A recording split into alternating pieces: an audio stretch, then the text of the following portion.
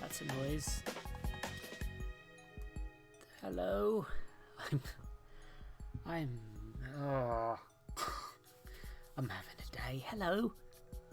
I've been busy. My past few days have been very busy. It feels like, at least. Maybe it's not. I don't know. It's me. I swear only one person followed the last stream, but it's claiming 3 people did. So thank you to those people if I didn't acknowledge you before. I'm a streamer. I'm a professional. Oh, come on. Right. I've also realised, oh dear. I've realised I didn't do any highlights from the past flipping streams, so I've just tried to get some of the ones that are quote unquote essential done before that ends. But I'm playing more Ape Out. This is still not Ape Escape. I'm definitely not listening to Ape Escape music right now. I've definitely not been. I'm definitely not making any jokes about Ape Escape right now. Anyway, I really wanted to play more Ape Out, so why am I doing it that way? Oh, bother. Where's the game capture? Oh yeah, and if the audio's gone wonky, I apologise. I was having a whole thing. I've accidentally created desktop audio 2. I don't know what that means. I don't know how I've managed it. But now I have 2 audio channels that goes to the stream by accident. I didn't intend to. I've just accidentally done that. But yeah, I felt like playing more. I feel like there's going to be 2 more sections of Ape Out that I'll be able to finish, and then I'll be able to move on to another of the several games that I really want to flip and play, because there's so many. There's so many. Also, I don't know.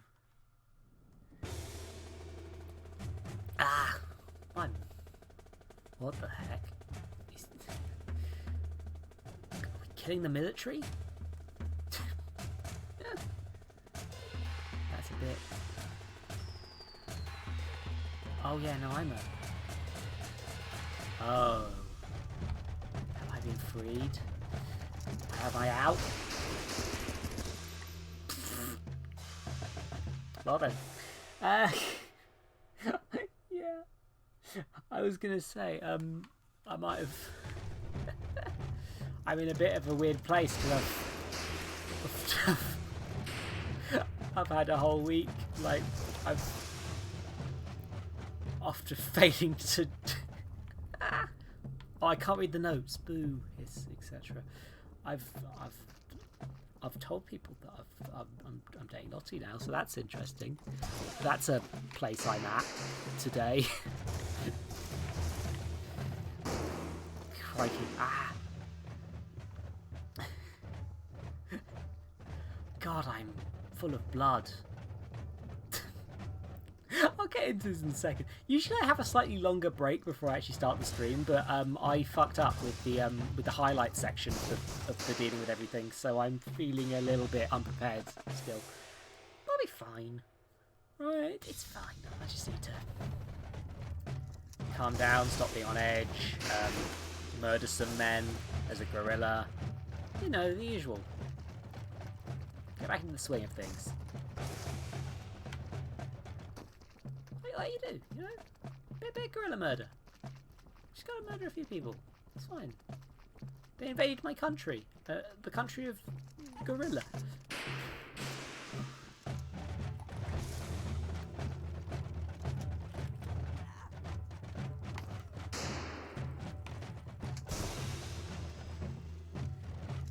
Welcome to my home country of gorilla land.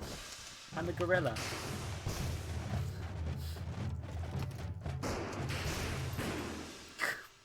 Yeah, this is much harder than the previous level was. I mean, I've also had practice, but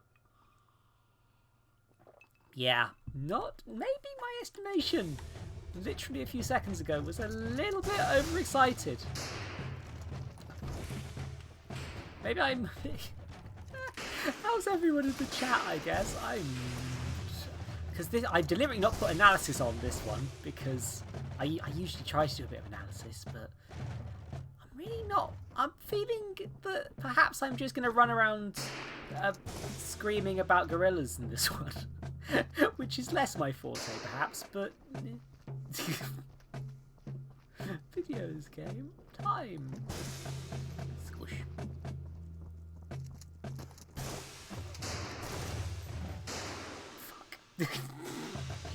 God, yeah, because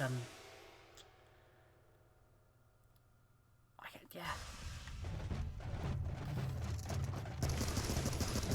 Where I'm at right now is I'm in a bit of a... I think I'm in a bit of a thing about things. Because, like, I'm doing a life. I'm having a day. I'm having emotions that I'm not sure how to deal with or know what they are right now. That's interesting. Not sure what emotion I'm having. I think I'm just a bit all over the place. New person I'm dating. I might be. Turns out that maybe I'm open to polyamory. I wasn't aware of that until recently. And if I'm not, that's going to be real awkward. But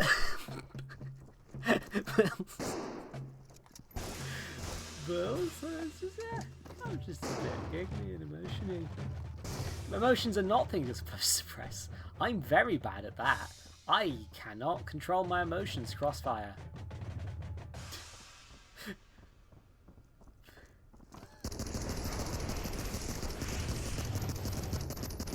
Oh, it's a pun. Crossfire. I get it.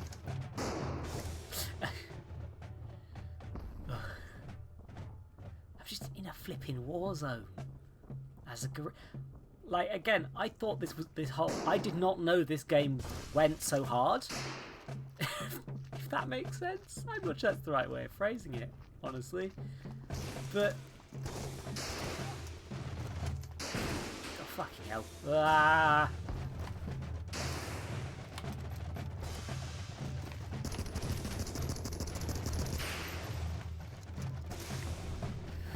Whew. Okay. I'm having a bit of a time with this one. Yeah.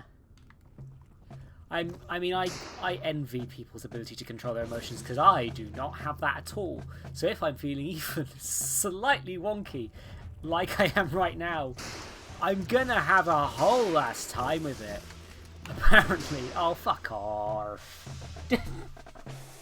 Yeah.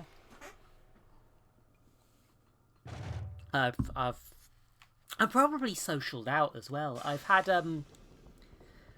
we've had people within the safety limitations visiting recently. So I've been socializing a lot more than I usually would. I've been leaving the house a lot more to do fun things more than I usually would within safety parameters. Be safe. There's a pandemic. But also, like, I usually stay at home all week just sitting in my room, so I've done. I'm a bit tuckered out, perhaps. That might be it. Again, it's just it's a weird hot emotion mess in my head right now, and that's kind of meaning that I'm not quite sure what emotion I'm feeling, but I might need to get back into the swing of streaming a bit. I definitely need to get back into the swing of playing this game, because crikey is it kind of hard. Don't you do that. Oh my god, I'm a flaming gorilla. Ah! Can you imagine just going into the jungle like, oh, I'm going to fight a war, and then getting charged by a flaming gorilla? Blooming heck. Oh, I should actually look at the map while it's open like this. There's a whole loop-de-loop around there. That's interesting. Not sure there's much... Is there a benefit in going back that way? I wonder. I feel like... Minerva, were you here for the last Ape Out? I think you were, but I don't want to be presuming. Oh, fuck, I can break crates. Yes! Take that, environment. And...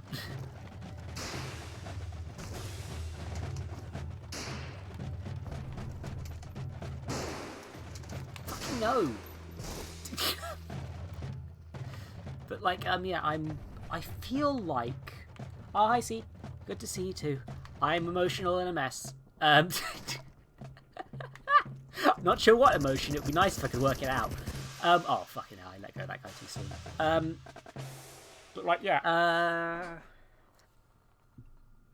I feel like I found a collectible, but I might be wrong. Oh, no, I was playing Killing Floor. An equally weird game to find a collectible in. But, still, yeah, I've been playing a lot of Killing Floor off camera as well. Like, cause it's the sort of game where you don't need to be on camera the whole time you're playing it, which is nice. Because I'm not going to grind the entire tutorial on camera, on stream. That seems a bit overkill somehow. I mean, it definitely is too much overkill. But at the same time, it's like, I'm not sure if I'm going to go back to it on stream today. I might. It depends what we're kind of in the mood for. But I want to play Killing Floor with people in future and I don't really have. I mean, I mean, my girlfriend plays it, but like, I don't really play online very often. Like, it's just not a thing I've really got around to. I should get in the habit of it now that I have people to actually play with. But more of the cute punk girl is definitely a plus, is the thing. But. and it's like I was gonna say it is technically full of a load of microtransactions and cosmetic DLC, but they've been quite generous in giving me stuff at this point. Of course they have, because it's the beginning of the flipping. Oh, come on, mate! No, you don't. Oh, that could have gone bad. Oh, come on, mate. Bye-bye!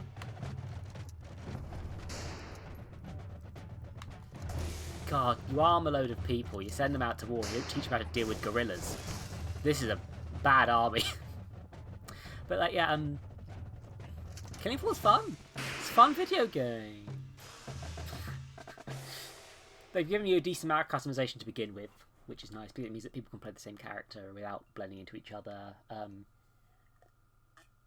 There's a lot of content. It's fun.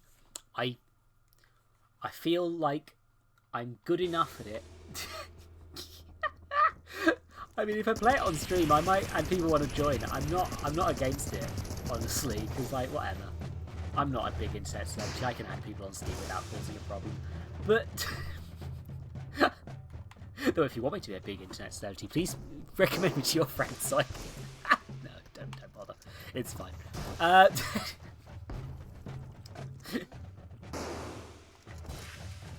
going to keep doing this as a hobby more than anything. Although I don't know.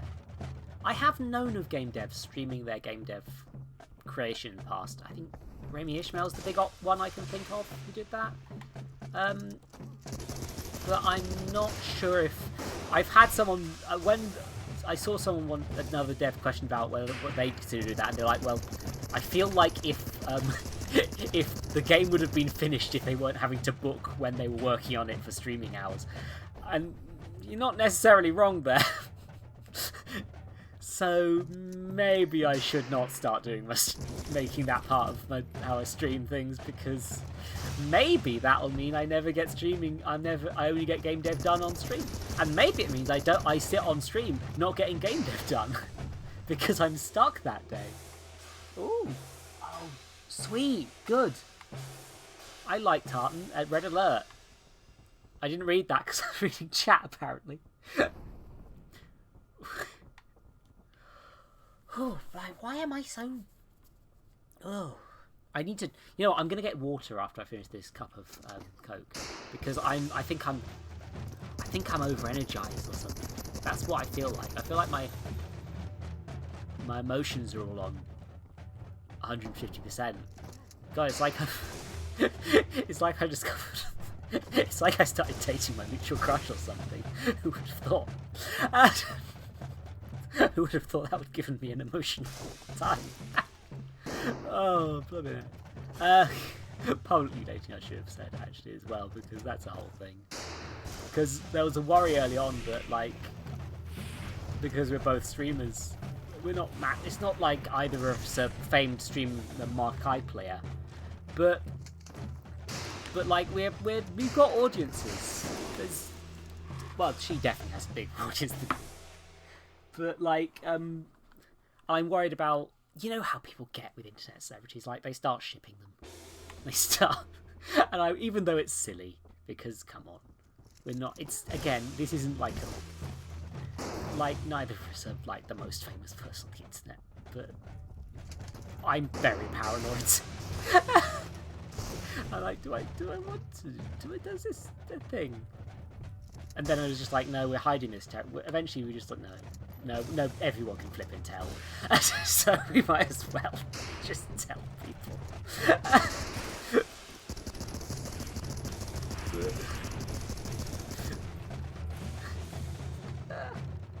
The audience is definitely crossover because I started when I started streaming, I was advertising in her Discord server, so and to be fair, I think like what Discord oh bloody hell.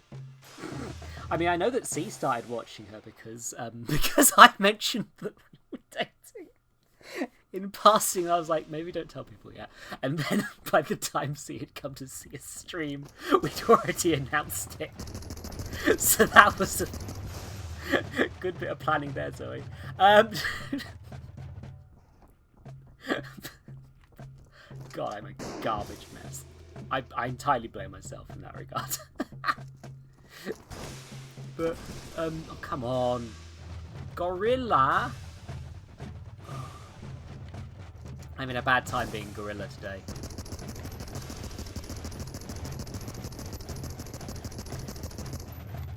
Yeah.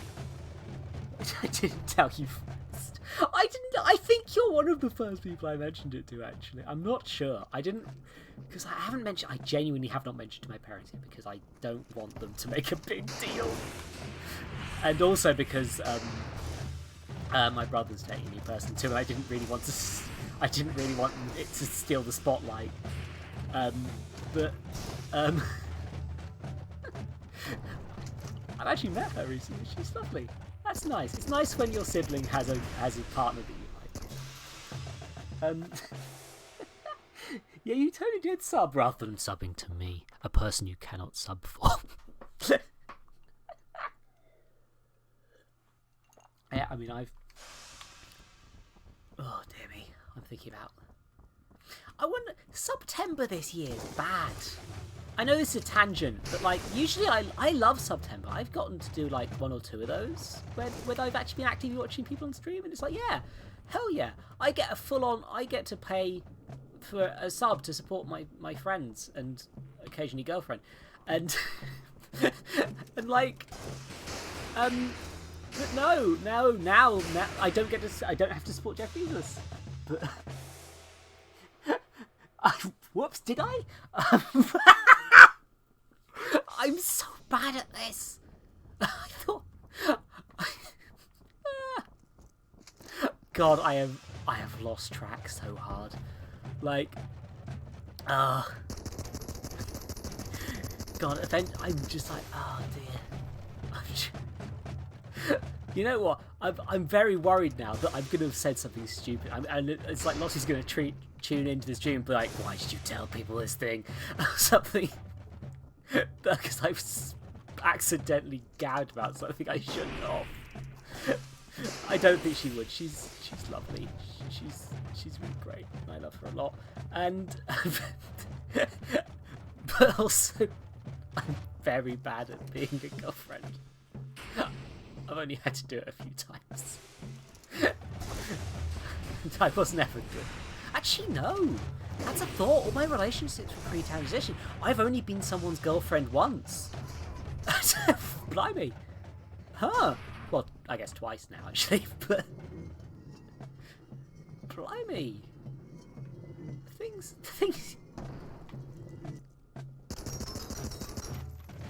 No. I should probably not make this entire stream about... Yeah, she's streaming at the moment. We both stream Wednesdays at 8, I believe. So, or I think she streams. No, she streams a lot earlier usually. She's not quite as fixed as me, but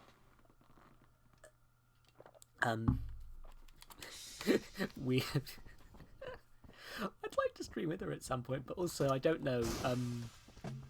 We've mostly talked. We've mostly done stuff via text chat thus far. I'm slightly worried that I'm not used to streaming with people. Especially, I'm not used to streaming with people when I'm on their stream and I'm the guest and I'm not sure the protocol yet. So, I'm not going to rush into that by any means, but that would be nice to do at some point.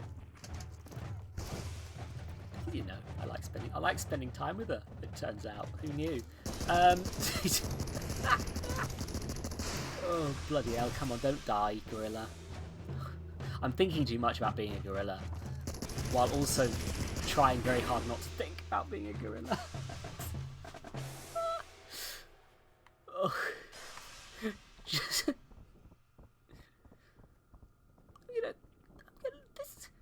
this gorilla, is that just the legs? Is this gorilla like dummy thick?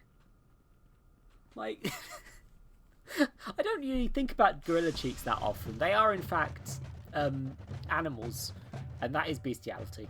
But it is just the leg, isn't it? Yeah, like, okay. I was wondering if that was a choice that had been made, but oh yeah, I figure it is just those mighty gorilla leg. Now, this gorilla is buff. This is the buff sort of gorilla.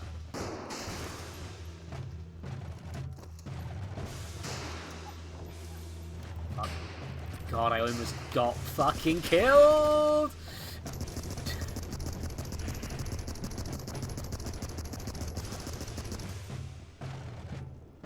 Whoop. Fuck.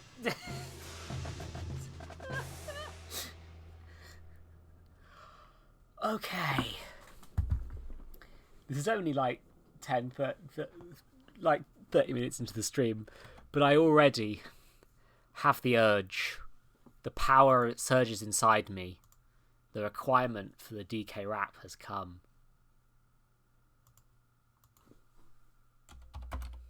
I should have opened this in advance. I fully planned on doing the DK rap every time I got stuck on this game. Here we go.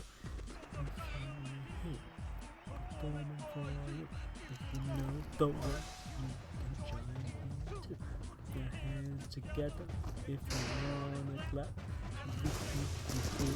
This move, get up. Good. Donkey Kong, he's the leader of the bunch. You know him well. He's finally back. Open the gun. Ow.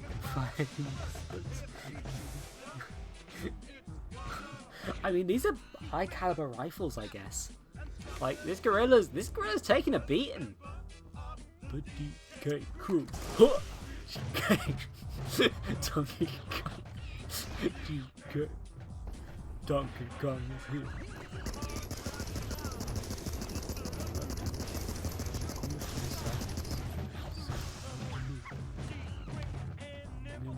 She wants to be. Yeah. Up trees.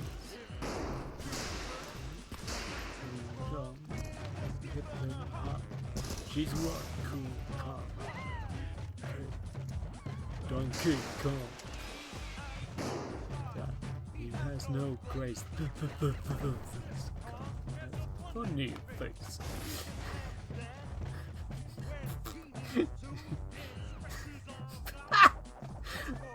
God. Just committing guerrilla war crimes here. Okay. Donkey Kong. DK. Donkey Kong is here. Fuck. That's probably the part. Oh god.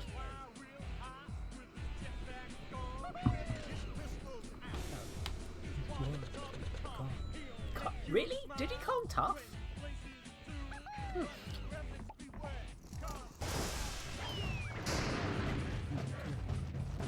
Donkey Kong.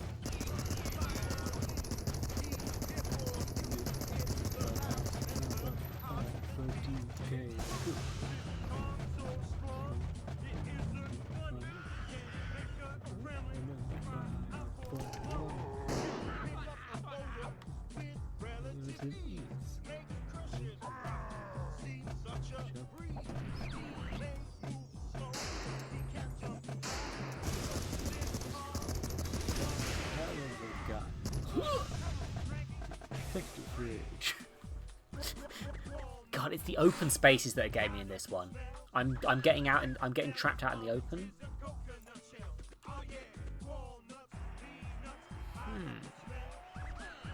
And I think things are exploding as I go through the level as well. Like they're actually in a war. So let's try actually. Let's try a different stratagem, perhaps. A different guerrilla stratagem. Fuck, man.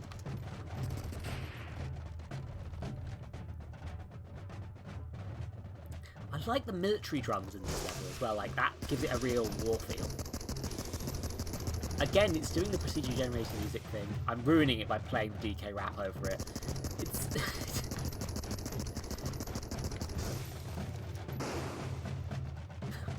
God. Oh no, I'm thinking about I'm Chunky, he's dead now. How do I explain that to an audience of 3 people?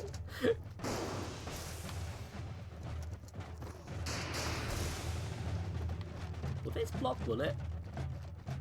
I do not think this torso will block bullet.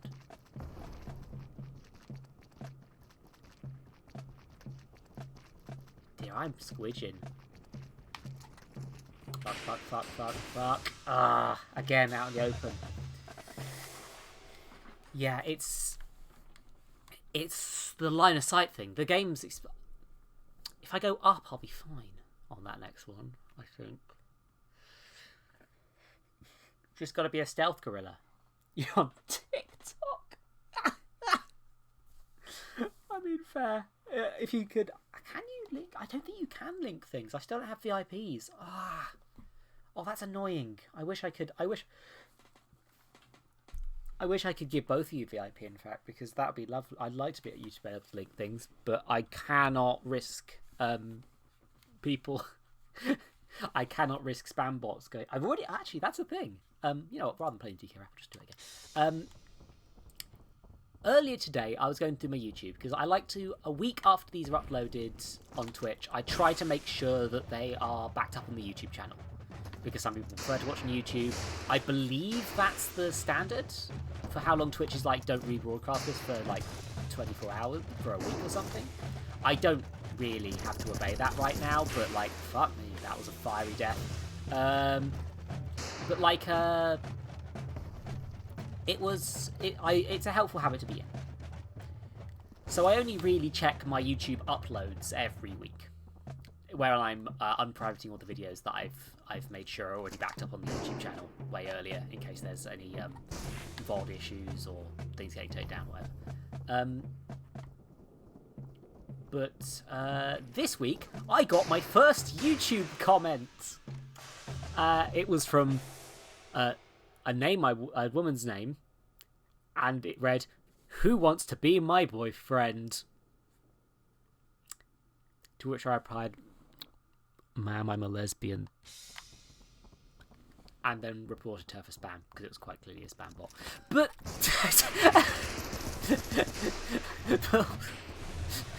so that's where I'm at in my YouTube backup career.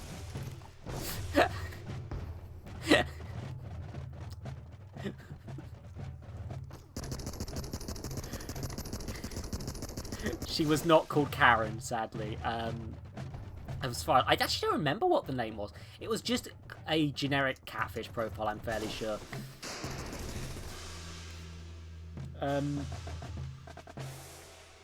Which is a shame, like, actually, it's like, I do not get many views on YouTube, and I shouldn't, because there are the archives of Twitch streams. Even much bigger Twitch streamers do not have many views on their archives. Like, I'm not expecting to have any level of popularity from those. They are there for the sake of having a backup, more than anything else.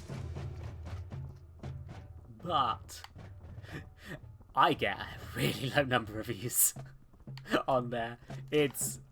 I think I get like 1 view per video, and usually it's me. So why this spam bot has decided I was the correct target for their scam, where they don't even lead with the link, is very mysterious to me. Like, if you're gonna try and catfish someone on YouTube, go on a big channel. Start with the hook. Don't leave it just at the hook. You need to put the line and the sinker in there. Nobody's gonna. I'm chastising a spam bot for not being better at their job. I'm sorry, that just dawned on me. It's linked in my Twitch description. Oh, Minerva, you do not have to subscribe to my YouTube channel at all. But it is linked in the description of this. I need to set up proper ones, because there's 2 ways to like edit your page on Twitch, and I'm not sure how to do the one where you do fancy images and it actually stands out. There should be a list of links to all the stuff I want linked, which is my Twitter, the YouTube backup, the donate link in case someone wants to, although I'm not really pushing for donations right now. The spreadsheet of all my games is on there, and I can't remember what else. There's like 5 things. Oh, my itch page. That's it. I forgot for a second that this was a mark that technically I'm sort of mentally categorizing this as advertising for my games. Play my games. And by games I mean game, because I still haven't finished the second one yet. But still, I really don't want to let all the fans who have played my good game down by uploading one of my like old RPG Maker garbage games, just for like to show how much I've improved more than anything. But also, I am oh bloody hell. Yeah, that should be all of them, because Twitter's good for having somewhere where I will definitely put updates on the streams. YouTube is... See, you too! Everyone's subscribing to my YouTube channel, thank you. But yeah, it's like the archive YouTube. It does... That is technically the YouTube I use to watch YouTube as well, because I'm not going to upload anything fancy anytime soon. But, and it does have some old projects unlisted on there, which you will not see, because, I'm embarrassed. Well, I say old project. Literally, I mean my film that I made for a film studies course. Clause. Oh dear. Let's. Oh, yeah. This might be a short stream if I keep going like this today. Yeah. I'm slightly worried by the fact... How many Paris Hilton videos were you watching, Minerva? Does Paris Hilton have a YouTube channel? I didn't know that. I'm trying not to be the... Again, Paris Hilton's one of those people who I think gets a lot more shit than she deserves, because she is a celebrity woman who acts ditzy. Like, I feel like that is her brand, but slowly going insane. Okay, I'm actually real curious. I try to be nicer to her than most people are, because I see it as a lot of, like, you know, sexism on somebody who really just is kind of inconsequential and doesn't matter more than that. The original influencer is a great way of putting it, Minerva. Like, if I don't like someone who's like a influencer type, I just don't pay attention to them. I don't particularly feel like it's my business to be angry about something I don't like existing. I'm surprised I'm surprised I haven't heard more from her, actually. I guess, oh no, wait, she's a woman over the age of 30 in Hollywood. That'll be why. DK rap time! Here we go. I'm not... Should I do this should I do the DK rap every time? I can't do the DK rap. I'm not famed Twitch streamer Wayne Radio TV.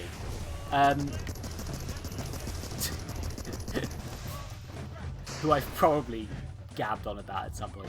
He's a shitpost icon in my opinion. I love his high concept stream stuff. One of his high concept stream things is to do the DK rap if donated 10,000 bits. He says he's going to change it as soon as he does the perfect DK rap, but it's not happened yet. He likes monkeys. It's on brand for him.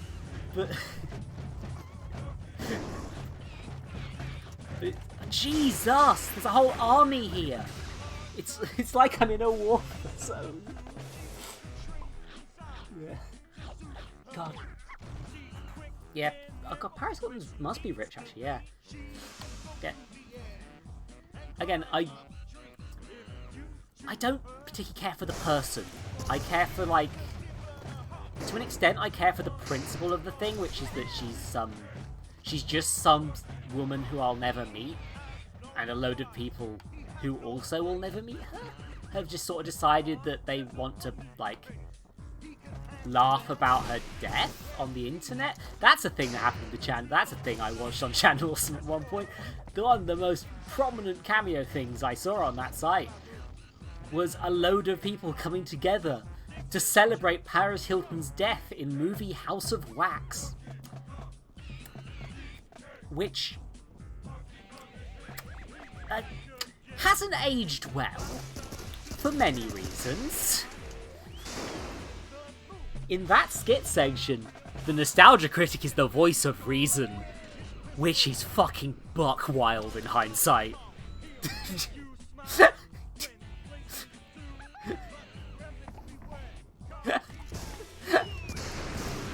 Fucking, there's a whole... This stage is like, this is supposed to be, don't fight them all. You're fighting a whole army. But I'm just fighting them all anyway.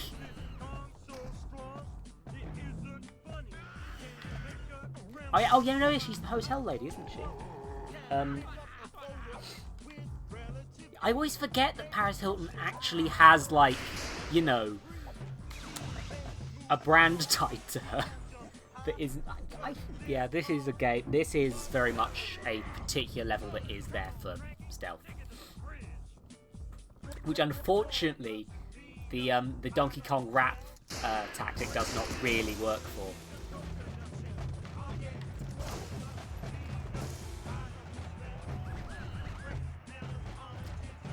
God, I'm a little bit weird and jiggly here.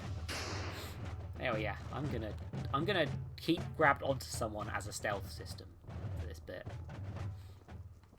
This is quite little line of sight. This bit. So there'll probably be an ideal route if it is a stealth section.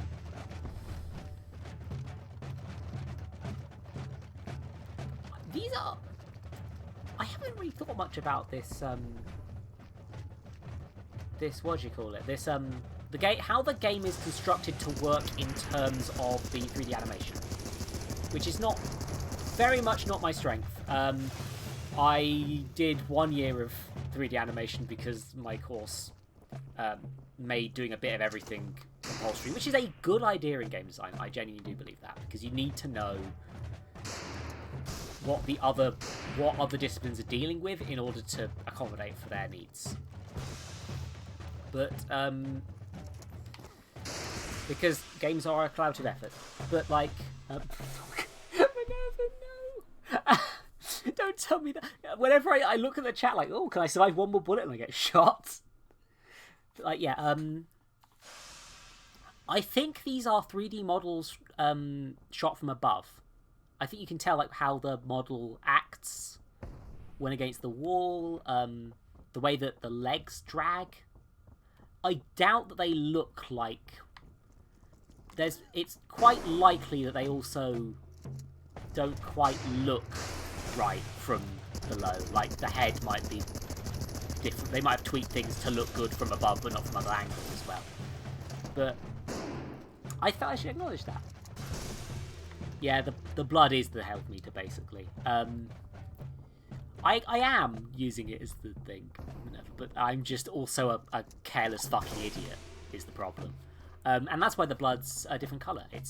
It indicates where you've been, it indicates your health, it indicates a load of good things, in theory, that I'm not paying attention to, because because I'm impatient. I want to go funny monkey.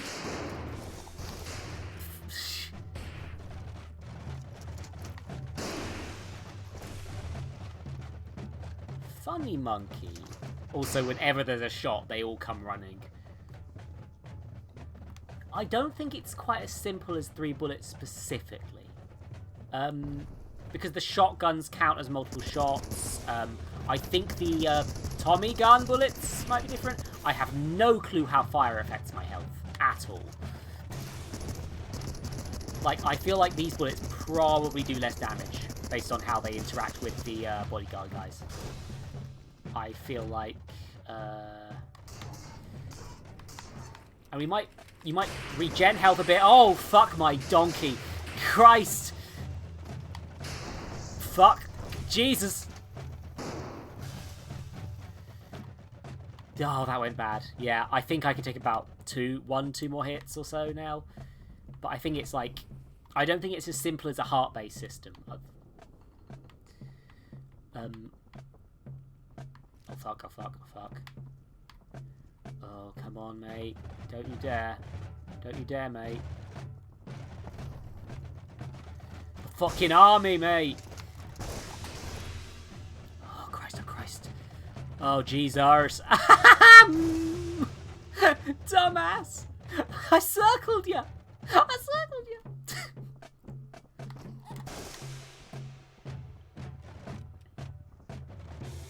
And I think these doors indicate a... Oh, and so thank goodness it gives you a break. Oh dear, I might not be able to do both of these on this stream. I want to get a bit more variety in these revisits as well, rather than just being one game, because I like playing a lot of games. I like having a variety. You know?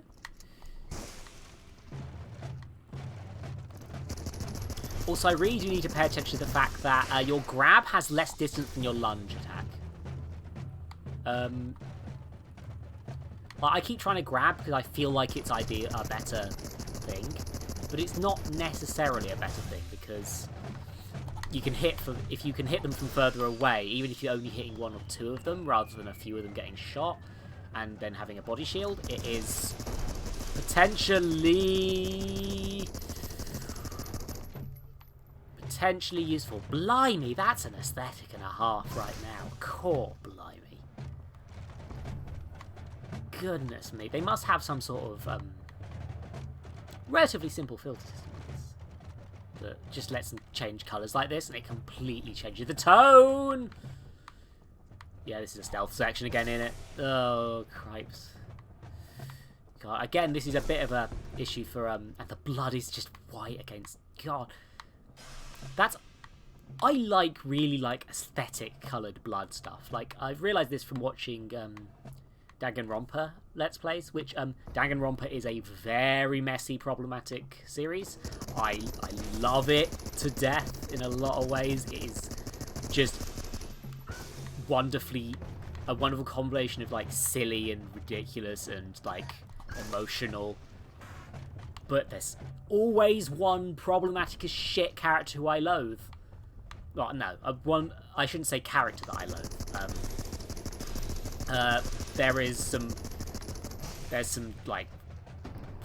There's always some stuff that I'm uncomfortable with in those games.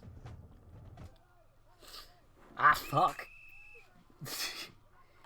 But I do love it, and one of the things that game does nice is in order to give you a little bit of desensitization, but not too much from the violence that occurs, all the blood is bright pinky purple. And it's a real distinctive aesthetic. Kind of like this is. And it means that you can detach enough from these anime characters dying that you're not... I mean, you can watch Let's Plays and people will still get really emotionally attached. Those games are good at making you feel sad about a character dying. And because they're also they're both a murder mystery and a dating sim, which is a batshit combination that works really well for making you have to spend time with people until you get to love them, due to forced proximity and stuff like that. I'm thinking my I don't know how many of my D&D characters I've mentioned on stream, because I don't think I've talked about it much. But C will remember my character, Dr. Dreadforsay, who was... she developed a lot from her initial start, but she was basically... I wanted to play a mad scientist. Specifically, I wanted to play Gundam Tanaka from Danganronpa 2. Because he's the best. I love him. He's a mad genius animal breeder. He is breeding hamsters. I love him so much. But what I realised quite quickly when playing a character who was him in... Oh, fuck. God, Flamethrower? God, this is just some Vietnam war crime shit, isn't it? Oh, fuck me. Oh, everything's on fire. Oh, Christ on a... giblets. But yeah, but yeah, initially when I was playing that character, number one, she was called Dreadface because I couldn't think of a better name. And the running joke is that somebody in the party said that the other name was a joke, and she thought that's actually genuinely better. I'm going to start using it now. Like that's that's canonically how she gets her name. But ah, fuck the gorillas. But like, oh yeah, no, actually, speaking of that, I ran a D&D campaign that was Danganronpa, but with the players able to be the murderers. It was very experimental, and I don't think everything in it worked. C was actually in that one. If you want to call out how bad it was, you can, because it went off the rails real fast. But it worked. But like, considering I was very much trying to use, what I would do now is I would use a different games rule set. I'd use like the Doctor Who role-playing game, or I'd use Fate. I'd use something else. I would not use Dungeons and Dragons for a murder game, because Dungeons and Dragons is designed for combat, not for murder mysteries. But murder mysteries and socializing, I should say, actually. I'm in the Vietnam War. I'm just infernating it up. Oh dear. Oh fuck me! Don't you know? But yeah, that campaign was it was always supposed to be highly experimental. I did put my players through more things. What I would change primarily is that I would tell the players that I was doing it, because back in that stage of my D&D playing games, I was always obsessed with there being like a surprise or a twist or like a cool thing that for people to discover further down the line. And I used that very poorly, in my opinion. Like, nowadays, I would definitely have briefed them exactly what we were doing, exactly where we were going with these things. I maybe would have let them create their characters. I wanted them to create characters that weren't designed for that situation, was why I did it initially. But what I'd probably do now is say I would brief them on it before the first session, rather than making that all the Danganronpa shit go down in the first session, because that put a lot. I think it put players under unnecessary stress. I think it because the idea often in Danganronpa, kind of the thing is that hope wins out against despair. That's the core theme. They say hope and despair all the fucking time. It's it's a bit repetitive, but it's like clearly a core theme. No, you don't. No, you don't. No, you do not. Fuck me. Ah, the fire. Ah. But, like, yeah, But, like, fuck. Oh, I just didn't realise that. Yeah, basically, I had to be the thing that caused... first of all, I retconned one of the NPCs into a sort of detective character, primarily because I realised that if the players got stuck, the mystery just did not get anywhere. And people were getting tired. And what I also did was... to be fair, that character, I deliberately picked the character that I didn't have much planned for at that point in the game. I had plans, but it wasn't like I didn't really know exactly what I was going to do with her yet. In fact, I never actually did figure out how her combat was going to work, because I did make sure there were boss fights because of D&D being a combat-based game. Like, I set it up so that the executions would be done by the players, because then I could put in cool boss fights as well as the rest of the stuff, and actually make use of D&D rather than entirely just using systems that could be used in any tabletop game. I think it was a mixed success rather than bad, really. But I don't think any of the players really did want to murder people until the very last session, where one player who I'm no longer friends with for completely separate reasons decided to go on a murder spree and kill everyone. Look, you weren't dumb. Like, in stuff like Phoenix Wright and the games, they are designed to make you feel smart by basically handing you most of the clues. Like, you can't, because it's a narrative game where you can't fail, the player is basically not allowed to fail, if that makes sense. Like, obviously there are places in these games where you can, quote-unquote, lose the trial or whatever, but those are always planned. The thing with D&D is the benefit of... You were playing a lawful good character, yeah. Yeah, it's TV Murder Mystery Log, that's a good way of putting it. Like, you need to get all the clues, and in a game where you're rolling to find the clues, either people have to miss what is potentially the vital clue that solves things. I have to put way more clues than are necessary in the hope that they find the solution to the problem regardless. Or I allow players to fail, and I think one of my favourite moments that just came from, like, the players in that session is the first trial. I've set it up so that, because I want them to be able to fail a trial, I've set it so it's more of a, like, if you kill someone, you become immune to murder and you have the potential to win the game sort of thing. Because the magic Monokuma that I had set up was, like, pretty... She was broken bullshit, honestly. Deliberately so. I gave her a very specific weakness that they could exploit in the final boss, but she was bullshit. She was deliberately there to basically trap the players in the thing, which the players did not respond to well. Again, should have told them I was doing that first.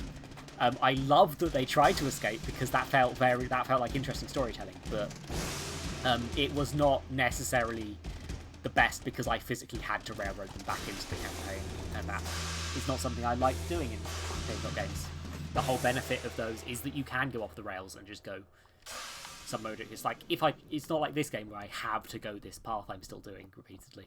It's like, in a tabletop game, you can just destroy everything. I'm not using stealth, am I? I've just realised that's why I'm having trouble with this.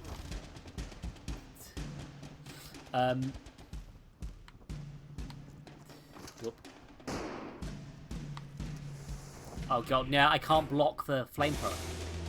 That's mechanically why these guys are here. It's so that you can't You can't easily block with a human shield against flamethrower people. They're better for grabbing, but they mean that other grabbings are...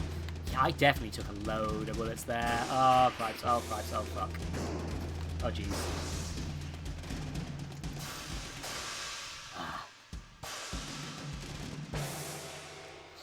Yeah, they seem similar to the bomb guys from the earlier one.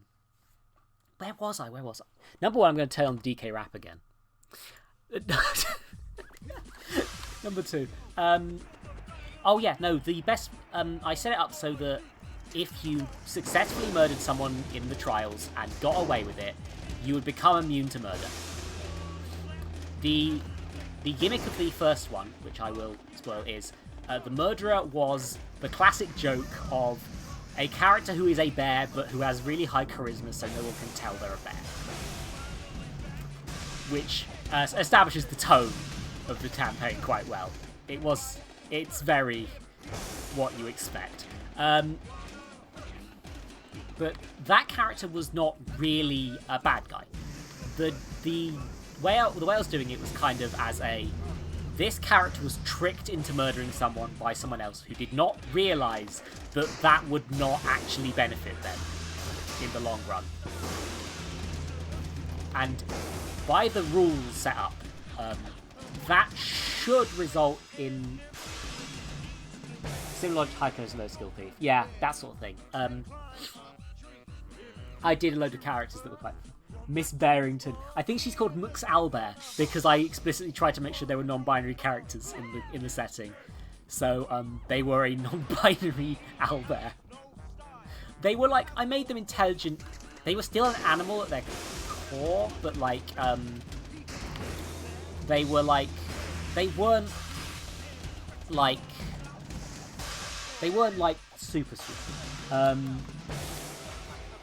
But like they were tricked by a sort of shitty politician type in order to doing it, who would realise they were an owlbear and was like, and set them up to basically murder somebody who was a stupid kid who was running the halls.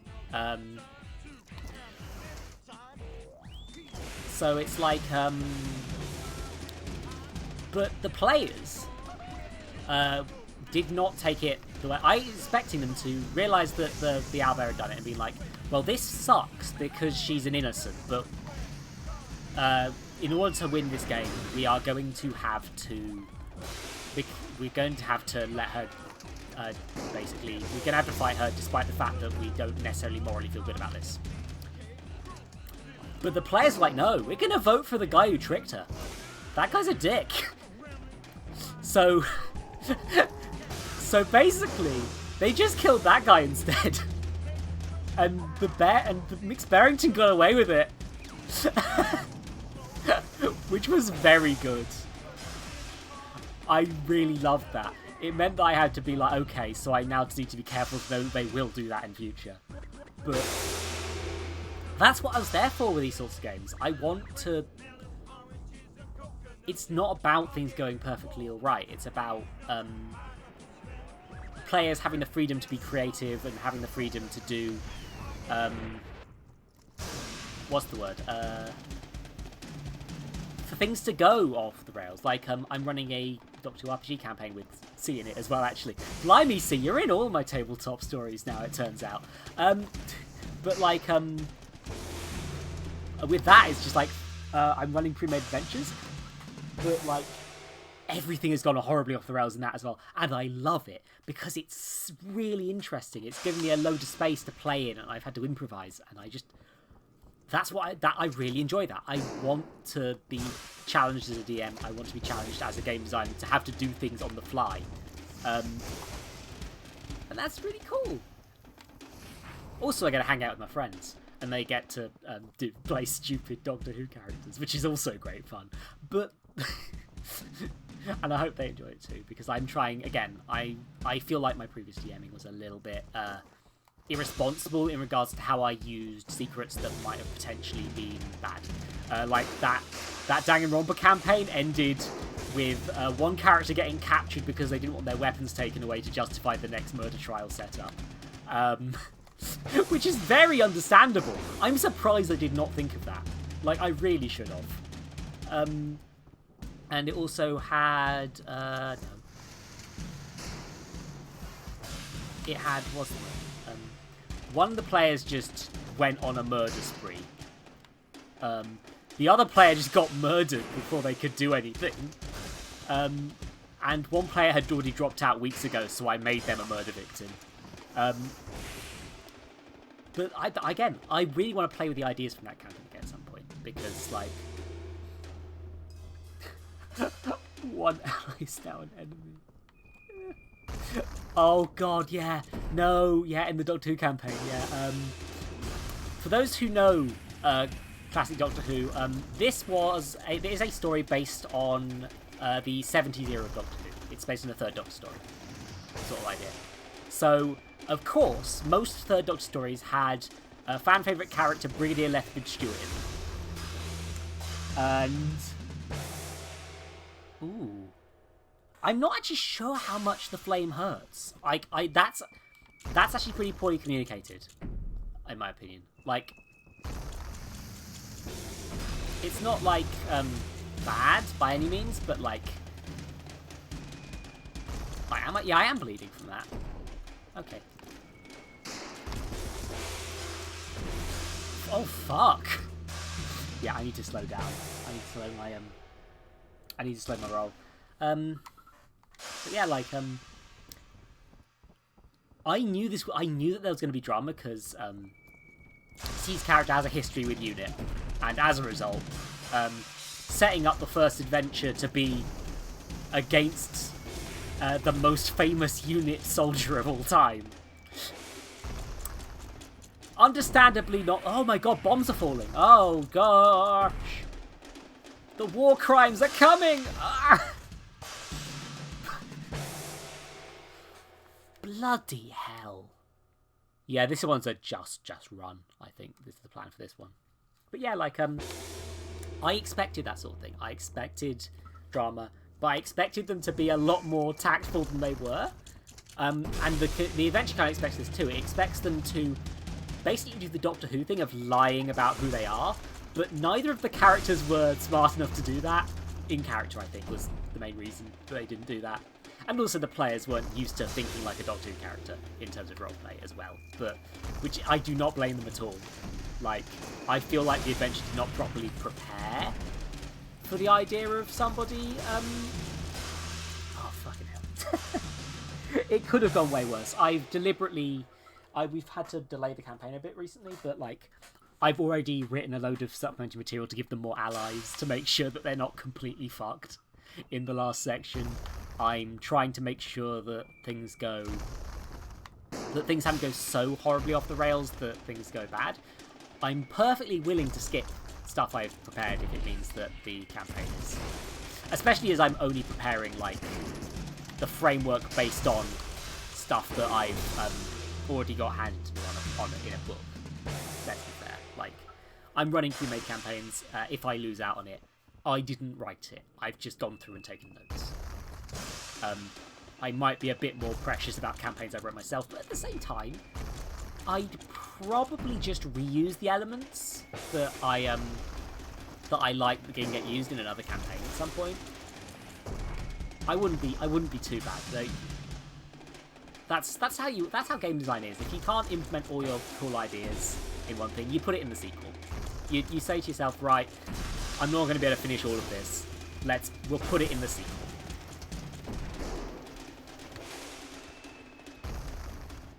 Bloody hell, this is a whole ass war zone, huh? Christ. I wasn't expecting the horrors of war. Gotta...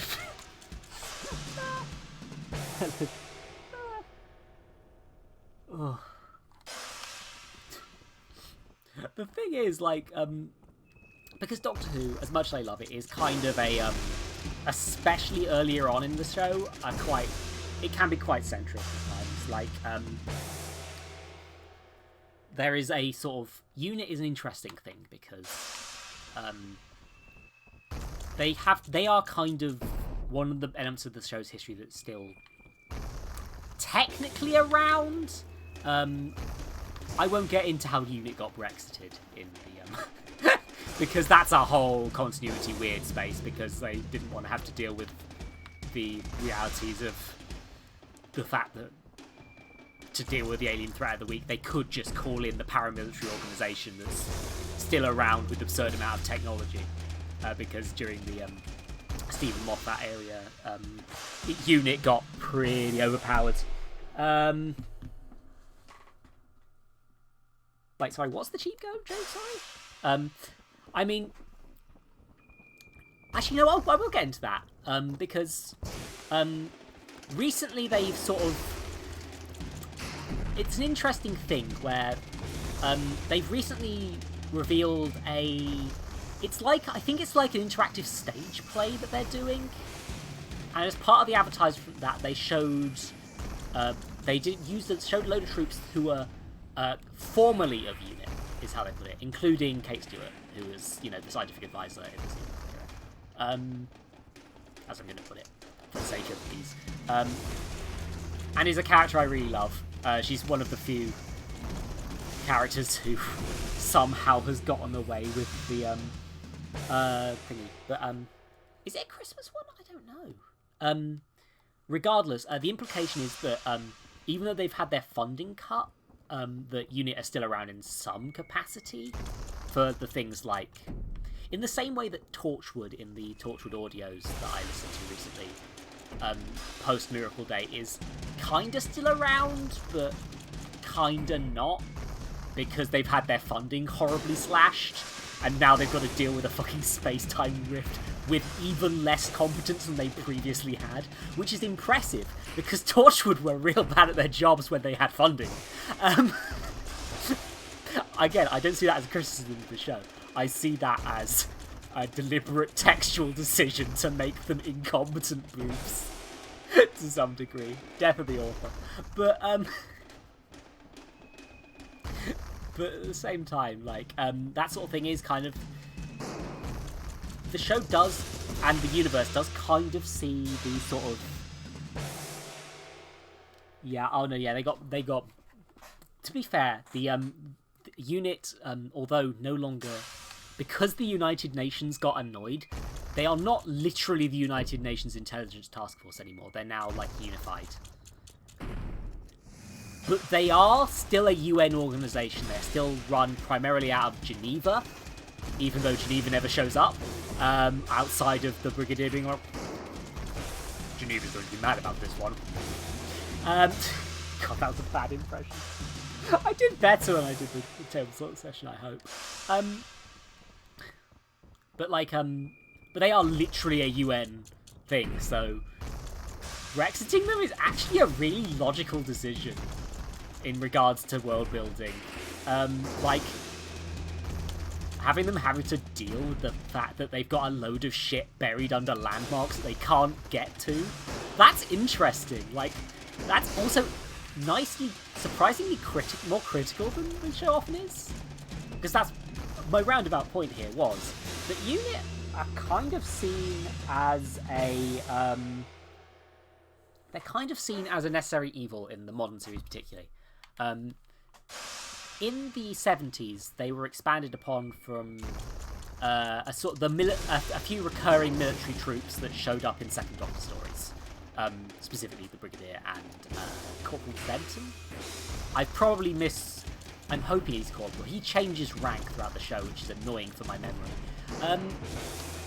But like, he's a sergeant at one point, I know that. But like, they show up a few times. And then when UNIT is, well, in the 70s they had funding cuts, basically. And they were like, the easiest way to keep doing this show on the cheap is to just make it so that the Doctor works for a paramilitary organisation that's sort of dealing with alien threats.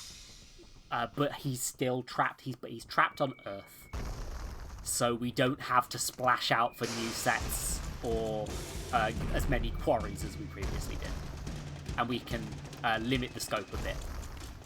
And that actually worked out quite well. Like, that era is really interesting because you have like a lot more recurring characters. You have this sort of feeling that it sort of reinforces the way the show is now. And eventually, the Doctor did get to travel again once the budget got high enough after the anniversary special came around. Oh, bloody hell.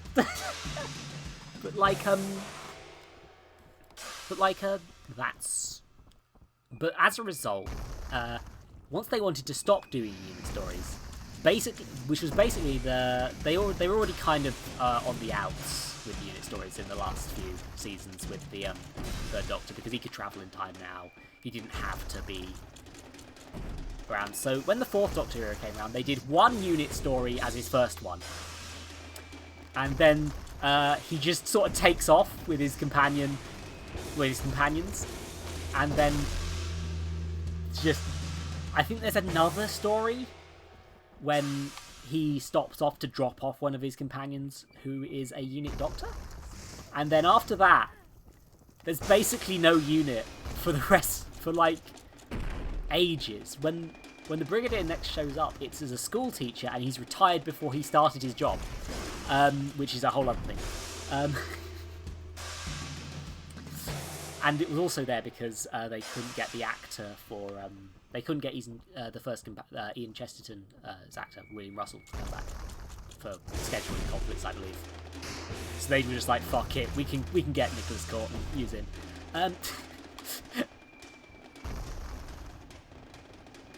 But like,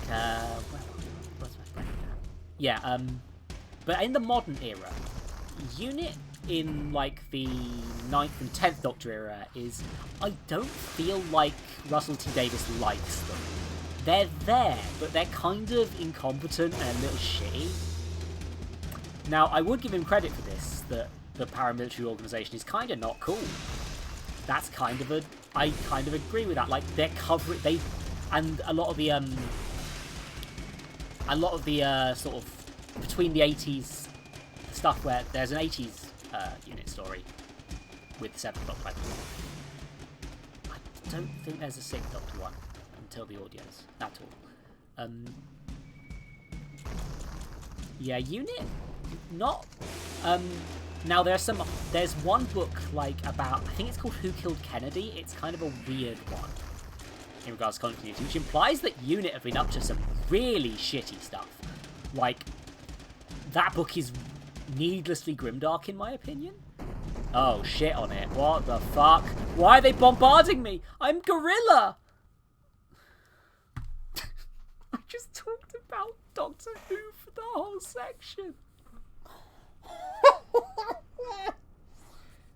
But yeah, in the modern era, unit are kind of portrayed as they're there, but they're not really like nice. They're just sort of another military branch. And it feels kind of like a bit it feels kind of bad because they're not like acknowledging that these people were technically heroes in the past series, and it's a bit of a bitter pill to swallow if they are your favourite. That's a cool thing that you like, which I understand is, of course, they're a military organisation that covers up things. It's quite a hard sell. Especially in modern times. But like, oh god, yeah, the fucking planet nuke. God damn, it's an interesting concept. It's also a big old yikes. But like, but also Russell T Davies era has a lot of Torchwood, and you get the feeling that especially after the Torchwood 1 finale, Russell Davies does seem to quite like Torchwood and they are way more incompetent and way less accountable than Unit ever were.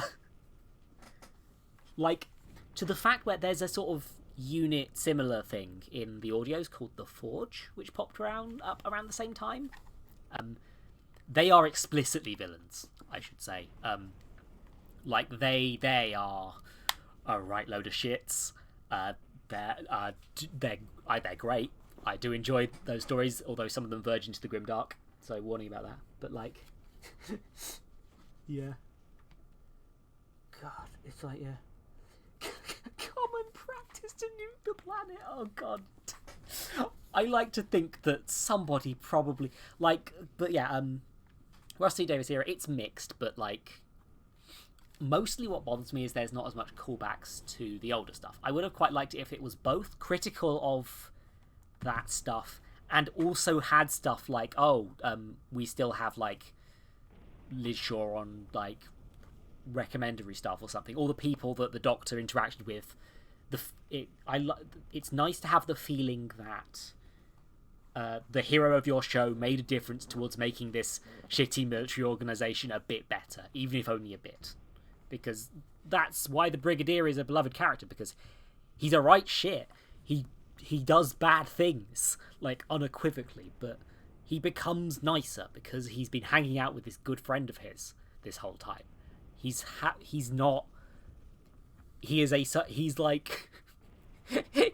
a quote-unquote good cop, even though he is still a cop. But he started off as a bad cop, so by comparison, he's beloved, and also he shows up loads of the time. Like, it's quite hard to not like a character when he shows up enough. But he only ever got one appearance in the modern stuff, and that was a Sarah Jane. Oh, fucking hell! I've been tranquilized. Don't you do this to me, you monsters! Oh, I'm being drug trafficked. Like, yeah.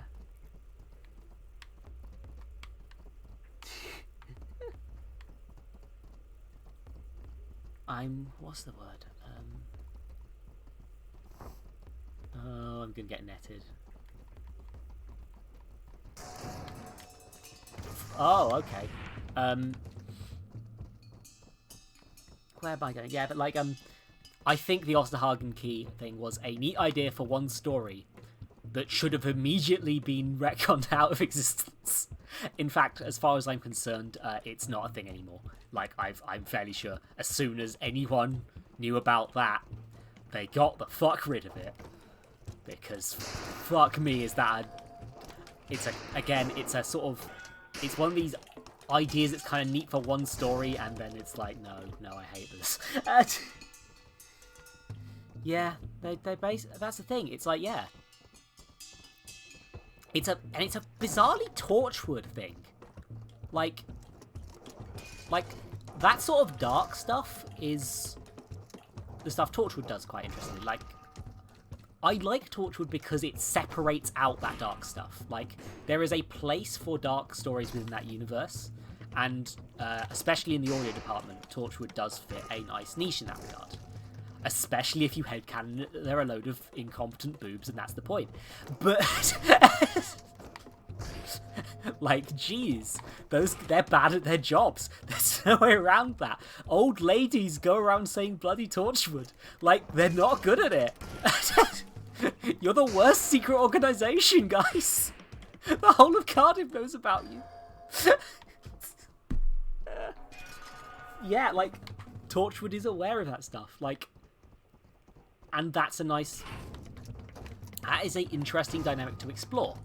And it means that you can put those dark stories in a Torchwood style thing. And then you can keep the Doctor Who stuff for a bit more of a general audience, which is nice. Like, it gives you a space to work in. Because this universe, part of the appeal of Doctor Who is that it is a lot of things to a lot of different people. And yeah, they do kind of do that, huh? God damn it, Torchwood.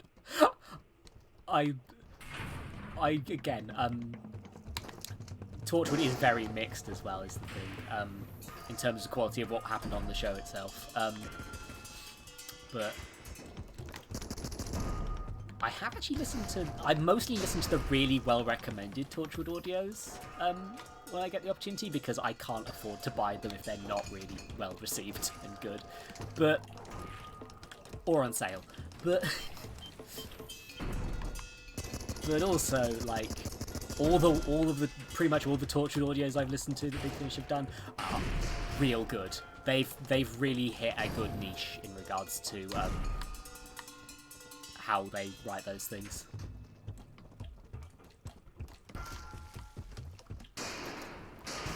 Sorry, I'm just gushing about things now. But unit, yeah. In the Stephen Moffat again, should I really be doing this? Ah, it's fine. This is a podcast. In the sort of unit got more fan servicey in the Stephen Moffat era, which is it's always been interesting to me that a load of people have been like, Stephen Moffat doesn't like the show as much. When it was on the air, I was like, oh, he doesn't like the show as much. He's not being as faithful. And yet he's piling in significantly more fan service than Russell T Davies was. Like, it was like that's not the problem with his writing. That's just not the problem. There are problems. That's not it.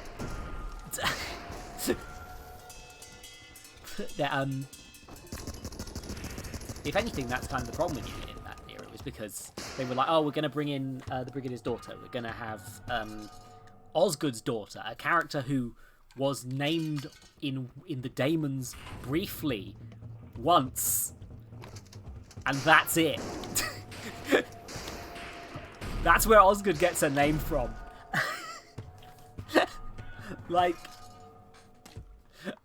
and I like it because, like, I like having recurring unit characters again, and I like the sort of that it's kind of got a that it feels like a legacy thing, but also it's not very critical of those unit. It's very face value. They very much take them as a necessary evil, as a given, rather than debating the question. It's just sort of like, it's a given that unit has to exist for this world to make sense and be safe. And that I don't quite agree with. Like, I think that they should exist in order to justify the world building of humans fucking forgetting about stuff all the time. Either that has to be an inert trait of humanity in the Doctor Who universe, or somebody is covering it up. Like, that you can't really have that both ways. Which was it itself kind of thing with the Russell T Davies era. Russell did not really care about he did not when Russell T Davies wrote stuff, I feel like his biggest flaw was that he did not think about the next season. He was very much writing in the moment, and that led to very good in the moment writing per season, in my opinion. But it caused real problems in regards to having to write the next season. And I do think that the Osterhagen Key is a good example of that, actually. Like, interesting for one story. How the frick do you deal with that as an ongoing issue? Same with the Valiant. Cool thing. Nice set piece for this one story. But now you have to have the Valiant in every later unit story. It's now just an established element in the universe that diverges it from the real world. Oh god, the whole Present of Earth thing was stupid as well. I want a good writer to do something cool with the idea of the Doctor being president of fucking Earth. But, like, come on. Come on.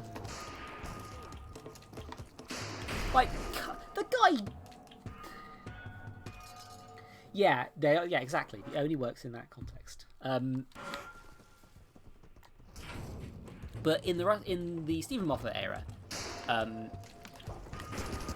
I actually talked to someone recently, and I do feel that even though there are kind of... I think Stephen Moffat's era is, in some ways, better planned out than Russell T Davies's. That doesn't make it necessarily better in all respects, but it is. But I do feel like Season 6 had a plan, and that... I feel like his plans often changed. Like, I believe it is on the record somewhere that River Song was going to be the wife of a future Doctor that was actually Dr. Moon in Science in the Library. That's a batshit thing to put in your story. That's the sort of thing that I would not like particularly. And I'm glad that that is not the actual identity of the song. But I do feel like once he was like, right, we're going to do something with River, there was a plan in place the whole time, even if it was a weird, messy plan. Like, and in season 6, spoilers for season 6 of Doctor Who, the first episode, the Doctor fucking dies. And it's a whole big thing. Oh no, he has to die. It's all, we're fixing this thing. How will he get out of this one? And of course, if you're a Doctor Who fan, you know the show's been going on for years. He's not going to die, regardless of how much Stephen Moffat claims it's going to be a real fucking death. There's gonna be an out.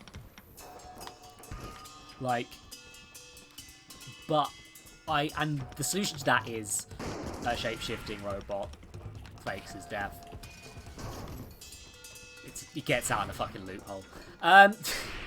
Which of course he was going to, it's Doctor Who. But the thing is, at the end of the first half of season 6, they established these things called gangers, which are shape-shifting body doubles. In fact, they also have the issue of they have a ganger imitate the Doctor. Like, that's a thing. There is a ganger Doctor. You never see him die on screen. So, clearly that's the solution, right? That's the body double you're going to use. Except they don't. They use the Tesseract Lecter, who is hastily added in the first episode of the second half of season 6. Like, they use gangers for stuff, but they don't use them for the obvious thing. I think what happened is that people realised that they were going to use gangers and were like, that's stupid. And Stephen Moffat looked on Reddit and was like, fuck, they're right, it does suck. I'm going to do a different sort of shapeshifter instead.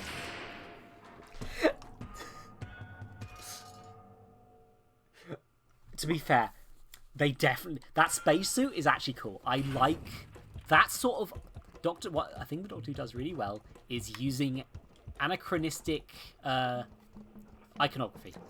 Like, the whole reason the TARDIS is a police box is because in the 60s those things were everywhere. They were a common sight. Maybe not necessarily ones that looked like the one that you see in the show, but they were around. They were a normal, mundane thing. And then in the first story, the last scene you get is just this barren, prehistoric wasteland with that spaceship in it. And it's like, that is a cool image. I 100% think that that image is, they have done that because that is a cool image. And then the police boxes became more associated with the show than with actual police boxes because they were going out of fashion around the time that the show started. But like, yeah, Moffat, yeah. I hate when people do that because of course, if people are guessing what your plot points are, it means you did a good job foreshadowing. My dude. And that doesn't lead to good storytelling. That is an issue with a lot of stories at that time, actually. It's not exclusive to him, and I don't want to be like... I don't want to say it's like a uniquely Stephen Moffat issue by any means. But it is a thing that does pervade, especially season 6, which I think is my least favourite in the... definitely the modern series. Possibly the entire show. Because... But even then, I do like episodes from that season. I think that it gives I think that the episode The God Complex is a better endpoint for Amy and Rory's character arcs than the actual ending they get. Like, and stuff like, but yeah, like, sorry, I've got to, oh, fucking hell. Yeah, I feel like I've seen Stephen Moffat talk in person, and he comes across very charismatic in person. Like, I definitely don't want to defend the guy, because I think he said some stuff I disagreed with in the past. He's the sort of person who does do some quite glib jokes that age very poorly. And but I don't want to attack him as a person by any means. But you see how he wins people over when you actually see him talk in person, because he sold the idea of sonic sunglasses to me, and that's kind of a hard sell. like bloomin' heck. That's kind of a silly idea. But he's like, okay. But and I wish he would. In some respects, I wish he would listen to criticism more. In other respects, I wish he would stick to his guns more. It's in regards to like people guessing. I wish he would stay with things when people guess the twist, and I wish he would change when he's about to do something bloody stupid. Like, for example, combining the character arcs of the Doctor doesn't know if he's a good person or not, and Clara but the audience is going to slowly learn to love him, and Clara needs to leave the Doctor because they're a toxic relationship in the same fucking season 8, series 8 even. God damn it, I'm yeah, I do think he needs someone to stop him. He needs... Oh, Lottie, hey! Hey, it's my girlfriend. Hello! You've caught me mid Doctor Who ramble. I'm very sorry. We're playing... Oh, Doc Strong! Oh, I love you too. Oh, you never brush. I can't, no, don't be nice to me on stream. Don't own me online. Oh, fuck me. But, oh god, I was talking about fucking Unit, like, 30 minutes ago. This was, oh jeez, rocket launchers! Yeah, this is Ape Out. It is not Ape Escape. The ape is in fact escaping. Thank you, whoever just followed. Slippery Mystic 6969. That's a name and a half. I've seen it somewhere before, but I cannot remember where. Jesus! Hi, everybody. I'm dating Lottie. I'm also being murdered. I'm Gorilla. Lottie, if you're feeling up to joining, the Discord is open. I'm not sure I've got the sound set up properly, but I will happily hang out and call if you want to. But I know that you tend to be burned out by the time you get out of your stream, so there's no pressure. But, like, yeah, I was talking about Doctor Who. I don't know if you're getting recognised. I don't know. For all I know, I met Slimy Cookies 420 and I've muddled you up. I don't know, I'm sorry. Somebody please claim the username Slimy Cookies 420 before it gets taken. Every time I get a raid, it sets me off. I love you, Lonnie. Thank you. Oh, Jesus. Hi, this is Ape Out. It's a game about escaping apes. Rather than talking about this wonderful game, which is real good fun, and about murdering people who traffic animals, I've been talking about Unit and Doctor Who with Minerva. So you've missed the thesis statement, which is that what is the thesis statement? I got to summarise. Unit started off as a budgetary requirement in the 70s. They then became a sort of recurring element in the show because fans liked them. Because they spent most of the 70s. Hell yeah, I threw a guy off a boat. Fuck it.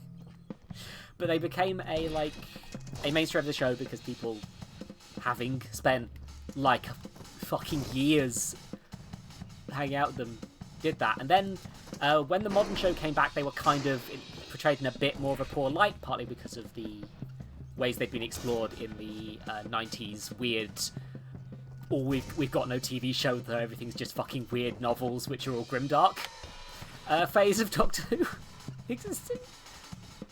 And oh wait a minute, am I getting off the I'm off the boat. Abandoned ship. I love this game. Oh, budgetary. Oh yeah, hi Panda. In the 70s, they couldn't afford to go to alien planets or past locations every episode, so they made the Doctor stranded on Earth via Time Lord bullshit. In fact, the first ever Time Lord bullshit, because Time Lords were never named until the last Second Doctor story, which established the new status quo, essentially. Well, was in the process of... Well, the last episode basically sets up the status quo and stuff. But basically, they added more recurring characters, and they... in regards to the unit soldiers, and they saved on budget by having every episode and for like several seasons be set in like either unit headquarters or a place in local modern day England. So that's how they got a stat. That's how unit exists. They were still officially part of the United Nations. The United Nations, when the modern series came back, wasn't happy with the paramilitary organisation covering up a load of alien invasions being associated with them. So they kind of stopped at that point. But, oh yeah, no, that they had several quarries, I will have you know. My favourite Doctor Who quarry is in The Hand of Fear, which is a bit of an underrated episode. It's unrated story. It's Sarah Jane's last story as well, which is probably the most notable thing about it. It also has a kind of vaguely transgender villain, which is kind of poorly aged. But let's not get into that. They're not explicitly transgender. They just changed gender halfway through for some reason. Thank you for following Slimy Cookies for 20. Whoever did that, I love you.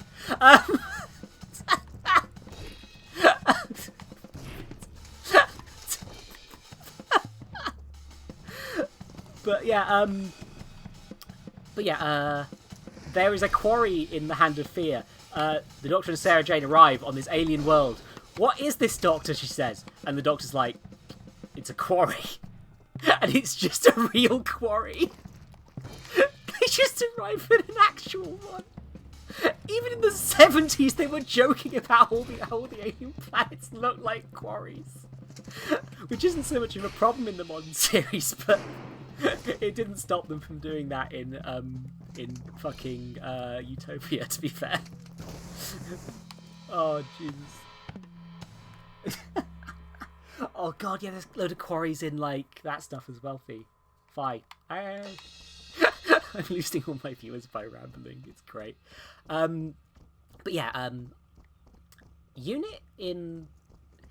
It's interesting how Unit is portrayed in the modern Doctor Who series, because Russell T Davies's stuff, it wasn't very fan-servicey. It was there because they wanted them to be... I think fans wanted to be acknowledged that they existed, but at the end of the day, they're kind of incompetent and shitty. The Doctor doesn't seem to like them very much, especially the Ninth Doctor, because he's got a whole thing about soldiers. But then in the Moffat era, it gets more fan servicey, but also less critical. Like they bring back the children of like Osgood is I said this already, but Osgood is named after a one-off soldier name that was shouted in the Daemons, which is a good story and you should watch it.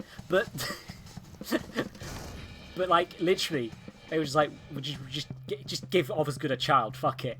He only appeared in one story. He operated the radio. He's got a daughter now. She's cool. and also like Kate Stewart is Popular's longest running supporting character, Brigadier Lethbridge Stewart's daughter, and she's also, they are great. Like they are interesting, good characters, which is impressive because they're women in the Stephen Moffat era. But also like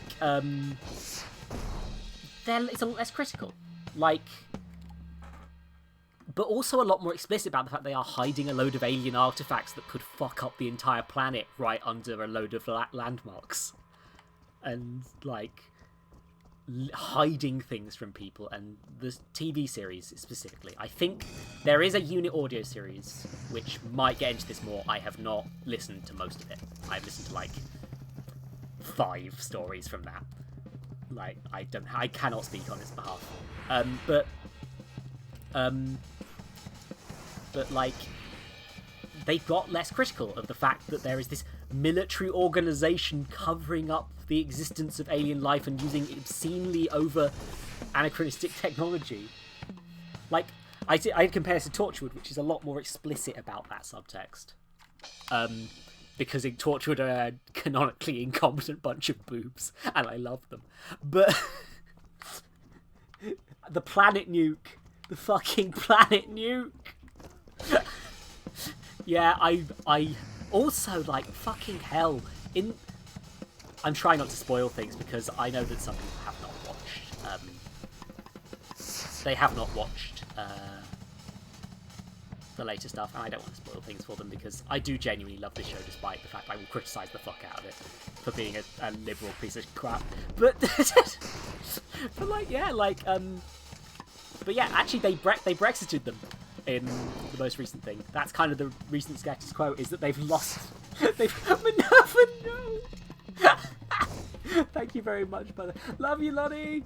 I will stop. God damn it. Oh, Christ. If you're messaging me, I can't see because I'm in a game, but I love you.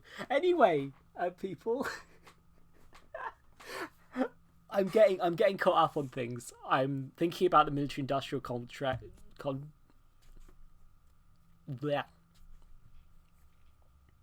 My point is, I want them to be more fan-servicey about Unit in Doctor Who, but I also want them to call them the fuck out on being a shady fucking organisation that seemingly is putting fucking retcon in the water supply, depending on who you ask.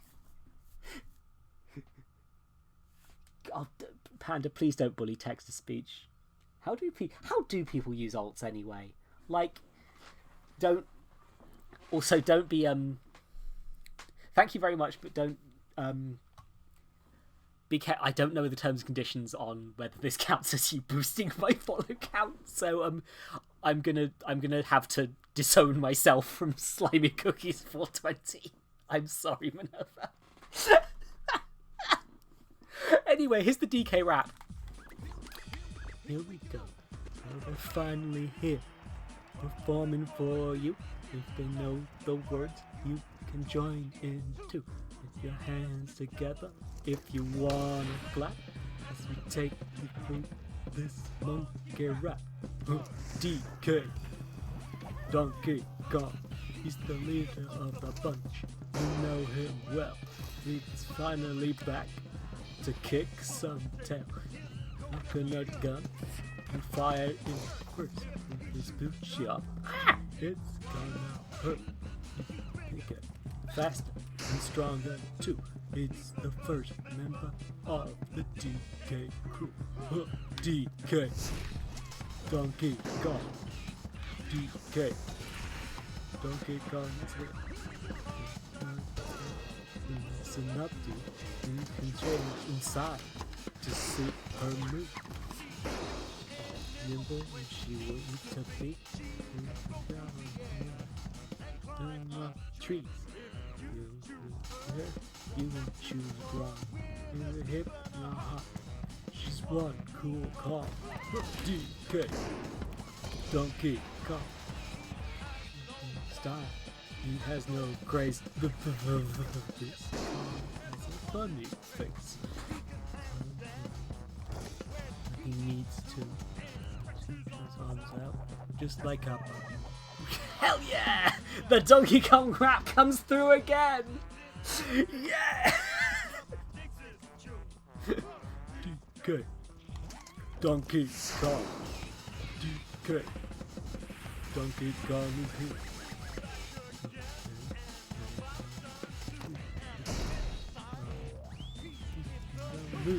What?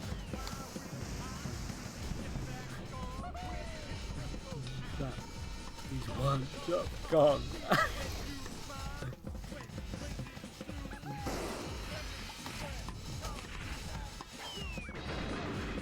DK, Donkey Kong. It's the last member of the DK crew. Funny fuck.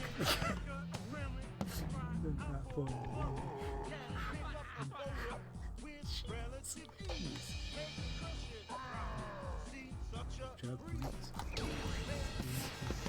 Fuck.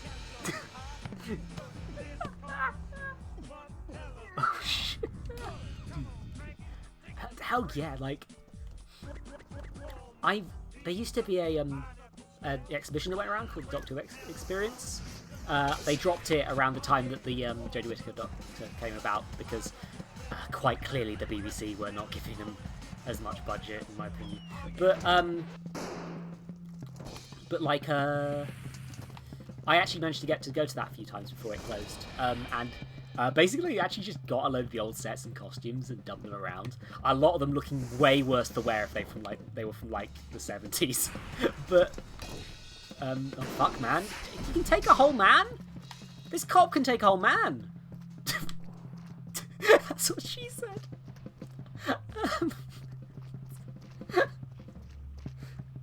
Oh. Yeah, I'm only doing the DK rap every so often because I probably should have muted the game when doing that, but like, fuck it, man. I'm literally just doing it because I want to.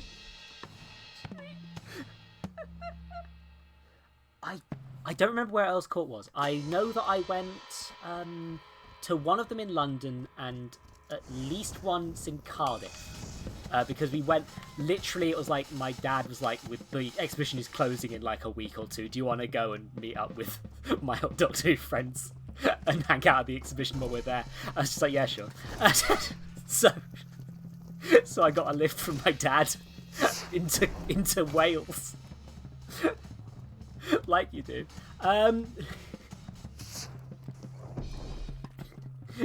But that was great. I got a necklace. I got a load of discounted stuff from the gift shop that was running out. I got a picture of myself staring into the eye of a Dalek because I did that once when I went there as a kid, and it was scarier when I was a kid. Believe it or not.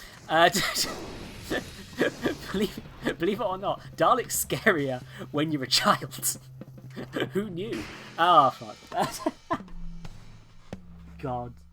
Yeah, they went through a few of them.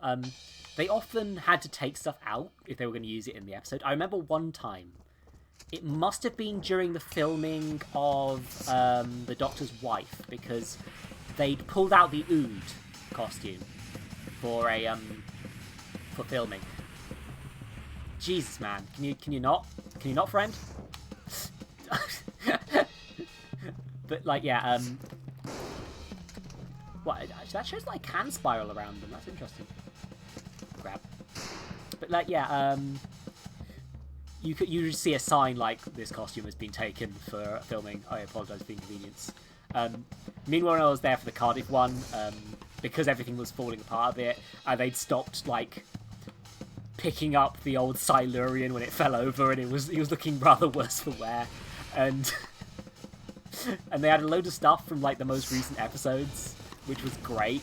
Like it was around the end of the Peter Capaldi stuff, so I got to see like those Mondasian Cybermen in real life, and it was great. I'm a nerd. And I wish they still did it, because like it's rad. It's rad getting to see behind the scenes of these things. I'm rambling because it's supposed to help me with the game, but it's not working. Let's turn back on. Okay, I said I'd turn off the bot. Oh no, I've no bloody options. There aren't. That's why I didn't mute it. The Cold Scar having a domestic is very funny, actually. They would. They flipping would. Those guys were not even the most effective Dalek cult after all the spin-off material. God, look into the flipping terribly named Exterminate from the comics are real rad. They just want to do a Time Lord story without using like traditional Daleks. They just made them like fucking weirdos, and it's great. Die, please. Thank you. Oh, I can take like one more hit now. If he shoots ya, it's gonna hurt. God. Oh yeah, God. I wish I remembered the actor who played Banner Cafalata. But like, yeah, like, it's really interesting how you don't get a scale for things. Like the Fisher King from was one of the ones that stuck in my mind for some reason. Like, it's that dude's fucking huge. Like, he looks big in the series, but fuck, man. He's a fucking giant ass guy.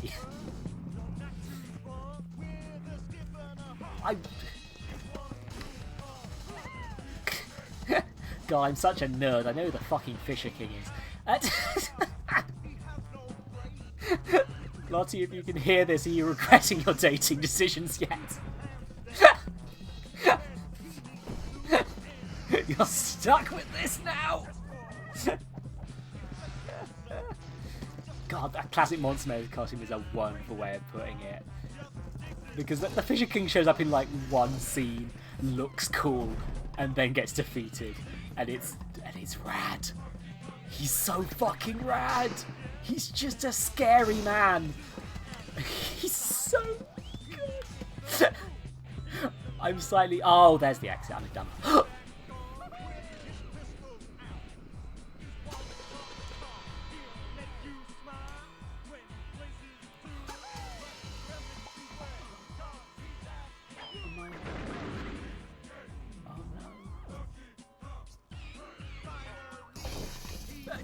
You fuckers can't contain me!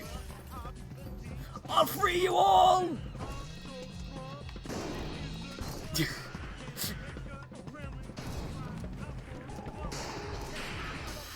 ape is escape!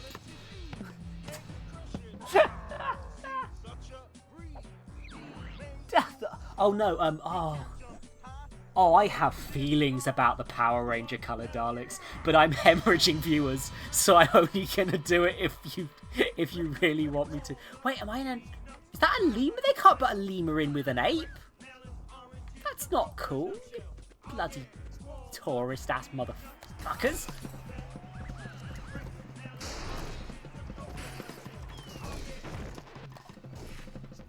You're free! Freedom, brothers! Reclaim the means of zoo for yourselves!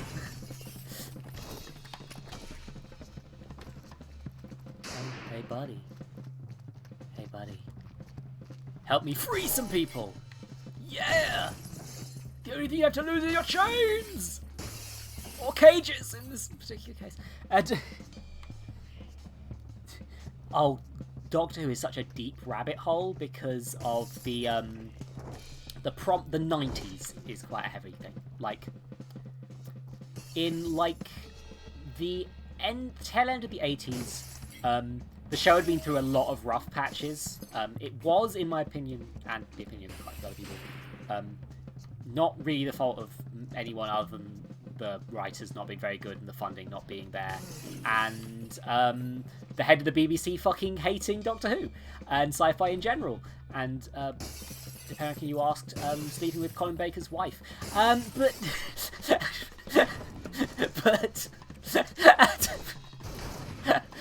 also like where was I? The Seventh Doctor stuff was going in a dark direction and an interesting direction that a lot of people were kind of enjoying.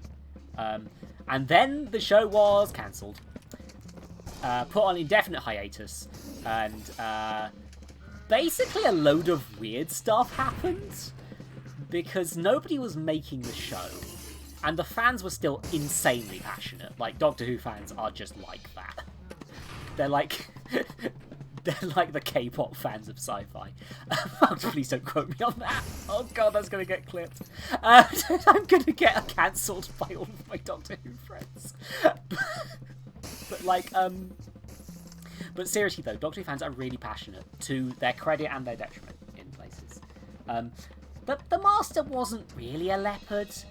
He got leopard eyes, but he's the fucking Master. The dude regularly dies with no explanation and just comes back completely unharmed. He's not one for staying dead.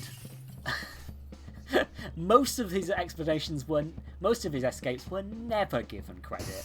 Nobody ever explained half of them, and if they did, it was in a spin-off book or an audio that nobody, that most people don't even know if it's canon or not. But during the 90s, I think Virgin Publishing got the oh hell yeah, my brothers, join me. But like it was Virgin Publishing, and they made a series of New Adventures, which started off as a sort of continuation, started making new companions, and basically going and expanding on the dark direction that the series was sort of planned to go in. And fucking hell, Nova, I need to stop. But like they did a lot of weird dark stuff. And I say weird dark stuff because this, even though Doctor Who was procedurally on a more mature path from the beginning, like in the 60s, it was explicitly a kid show that adults liked. Like, I love 60s Doctor Who so much in a lot of ways. It's a kid show. You should not deny this. But it's a show for children. One of the primary characters is a teenager for a reason, guys. But like, God, the carnage. But yeah, but it never got that mature. But because there were only adult fans around, they got to go into the dark territory. They got to have like the Doctor's companion being like, "You're a fucking manipulative piece of shit, dude. I'm not hanging out with you anymore. Fuck off." And the Doctor being like, "Yeah, no, you're kind of right. Hi, new person. Do you want to come with me?" And like, you got to see this interesting dark take on things, and you got to see cool stuff. And that was the status quo for ages. Like, you'd get Doctor Who stories where, like, Russell T Davies would write a really good story, which also included a gay sex scene. You're just like, yeah, sure, no, that makes sense. I've listened to the audio adaptation of that story, and they changed it to a kiss because, of course, they knew that the kids were going to watch it now. But like, it's a real good story, actually. Like, I'm not going to lie, that story slaps.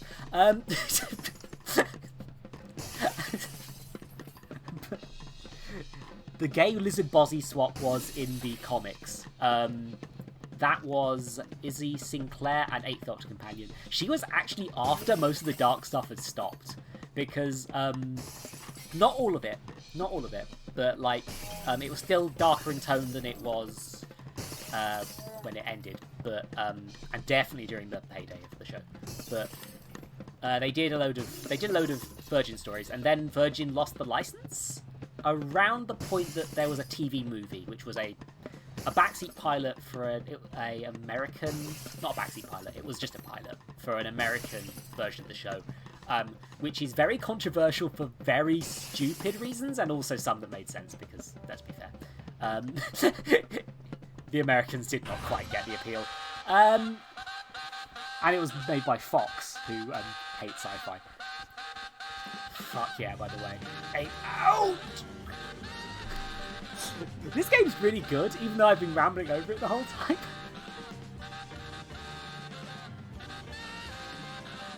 Oh no, I don't know about the scented tentacle, but I fully believe that happened. Oh god.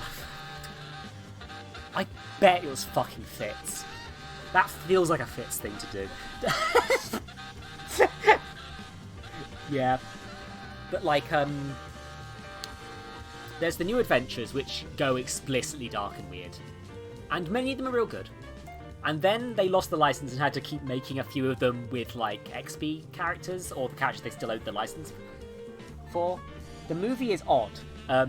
It starts with a master you've never seen before dying by weird-sounding Daleks, then continues to spend a bit too long with the 7th Doctor, which is a thing that Sylvester McCoy actually says he would not let them do that much if they'd done it before, but it was good they actually continued the continuity. There were talk about reboots that just skipped, like, the 5th to 7th Doctors entirely and just made it a sequel to the 4th Doctor, which is like, that's not kind, that's not cool, dude. But like, yeah, the Doctor dies in a gangland shooting, and then his new companion because she doesn't know Time Lord biology, kills him on the surgery table. And then they kiss, which was the most controversial thing in the movie, which is very funny in hindsight, because since then the Doctor, between like the Russell T Davies era and like the end of the Stephen Moffat stuff, the Doctor kisses every fucking companion, pretty much. It's ridiculous. But yeah, that movie has a lot of weird world-building differences. But it was okay. Like, it's not bad. Paul McGann's great. If given a chance to actually do some cool stuff, I think the companions introducing it could have been good. But like, yeah, I think Russell T Davies definitely realised that was a stupid thing to be mad about, and he wanted to explore the idea of romance in it. I mean, even the audios explored the idea of romance with the Doctor as well, with a companion and the Eighth Doctor when they got to do a bit of that stuff. But that's a whole other thing. And also I'm a bit biased in regards to those stories because I might know the director. Anyway, but like, yeah, the books, there was a line of BBC books after that as well, which generally allowed them to do Eighth Doctor stories and other stories from the older Doctors. So there's a ton of stuff. Those are less grimdark and edgy in places, but they're still darker than most things because they knew that like it was going to be read by adult fans. So you would get stories about like the morality of actual blood-sucking vampires. I read that book as a kid. Great read. And a load of and like going into fan theories about the Second Doctor having an additional era of the show that didn't really happen and stuff like that. Like, fans will go places, and then the audios kicked off because a load of people were making fan audio adventures, which is like, we've gone into enough conventions, we could probably get the actual actors in on this, and they did, and they are still going. Not necessarily entirely the same people, but those audios are still fucking going. They've made like 200. They're gonna make 275 of them, and that's not all inclusive. That's just one range. But and those ones got to be like weird and grimdark as well. There are also tortured ones. I do not know for sure about the time stasis bubble powered by feeding people into sustained colonial energy, but that's very in tone with the Torchwood audios I've listened to. They are ridiculously dark, and if you know you're getting into that, real good. But I've listened to, there's one called Corpse Day, which starts off as a buddy cop comedy with Owen and PC Andy, and ends as a fucking horror story, which actually kind of sickens me. Deliberately so. But I cannot recommend that story, but it's a fucking trip. Oh god, yeah, I didn't mention Bernie Summerfield because, but like, yeah, the Bernie Summerfield is very important in regards to that story. I'm just summarising because otherwise we will be here all day. But like, yeah, there's so much stuff. There's like multiple spin-offs. There's a load of tie-in books. There's straight to audio dramas by BBC Audiobooks. There was a series of full Owen rat face guy. Owen Harper was sexist shitbag Torchwood Doctor who slowly became nicer and nicer until he undied for a bit, then died again. Owen is a shithead and I love him. That sums up my opinion on the rat face guy. Not a fan of Pacific Rim, I take it, Panda. Oh god, actually that's a precious memory. I actually got to go to a convention, and it was just a year where all the Torchwood people showed up, and I got to see them all bump into each other, and they seem like genuine friends. It's really lovely. Like I saw. It's very fun to see. It's very fun to see two actors that you've seen on TV in the behind the scenes features actually muck around with a Kagul. It gives a real sense that they actually do like each other, and it's not just for the cameras. I have issues with things John Barrowman has said, but he does seem like a bundle of charisma. It's very hard to hate him. Anyway, that was Ape Out. I'm gonna go get a drink of water, but I'm not sure what I want to do next. I guess I'm okay. I'm gonna uninstall Ape Out so I don't keep playing it on stream because I want to finish that. I could do a vote while I go on break, actually. That'll probably work well. Oh, bottom text. Hell yeah, Lottie! Have you not seen bottom text before? Oh, God. I love you. You. I have just got a private message from Lottie which reads, Stimkey, love you, you're rid. I love you too, Lottie. You are also Reed. Oh, God. What did I do to deserve you? Oh, shit. Did Snackbo follow? Did Jacob follow? I didn't say thank you to Jacob. Oh, Jacob. Oh. Sorry. Whenever anyone's nice to me, it makes me... Oh dear. Where are we? Yes, I was going to. I'm going to put you in the tunnel quick. Screen capture. For new people, this is my games I've played on stream section before, basically. That's not all inclusive. I believe New Vegas should also be in there, actually. Yeah, New Vegas. Where's New Vegas not in it? I accidentally deleted the shortcut to New Vegas. That's why it's not in there. But like, yeah, I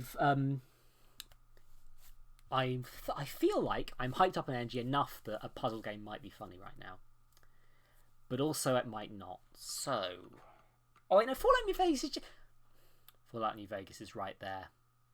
What the fuck am I talking about? Anyway, I can set up a vote quick. I'm going to quickly tweak this. My default, what should we play one? Let's do a vote between New Vegas.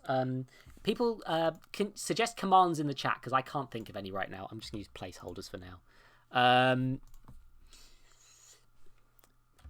The Sims Life Stories, which is... that's a whole thing. God. I feel like I'm not high enough for everything, even though I've never been high in my entire life.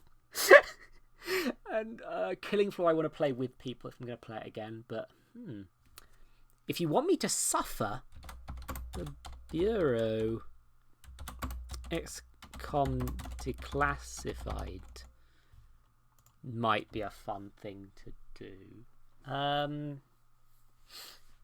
Anyway, I'm going to set this to go for... Let's give it a bit more than 5 minutes this time. Let's give it 7 minutes. It'll tell you if you voted. I'm going to leave the poll open while I go BRB. I wish I could add BRB text to just a screen capture. Wait, no, I can. What am I bloody talking about? I'm just going to quickly duplicate this and I'm going to add... Where's it gone? Why have you... Duplicate? Oh, it's not... I'm blind, clearly. God, buy me new eyes. Main screen capture with BRB text for polls.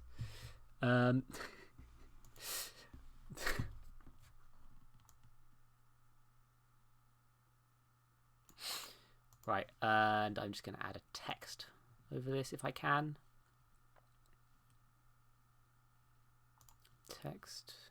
You get to see what I do in real time right now. BRB. Oh, God. Hey! If I can't find Comic Sans is here. Good. Yes. Best font.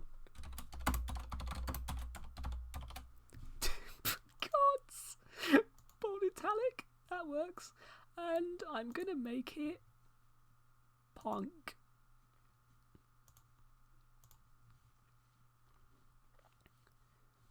we go. Just gonna quickly. Okay. There, you'll have 3 things to vote for. I'm gonna go get a quick drink, and I expect and hopefully it'll show the options on screen. Hopefully, so if I do that, poll updated, start poll. There. Come on, dude. Show the poll. Oh, it's Streamlab is a little wonky about this, but yeah, there we go, and that shows the votes on screen. Make sure that Streamlabs is not too big right now. And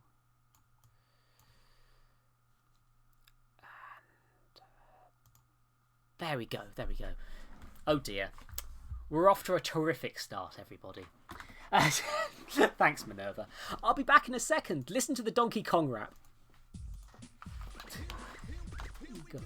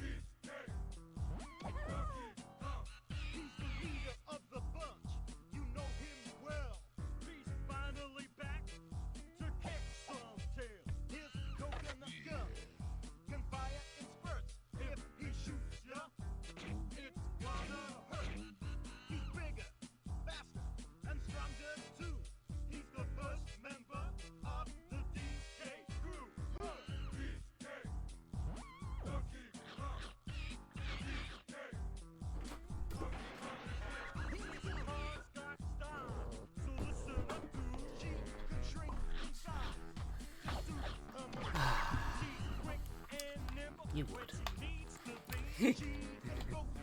Don't encourage her, Panda. From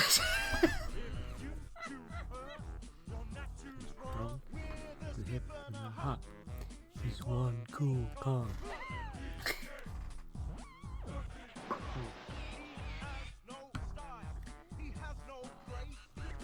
Okay. Funny face. He needs to.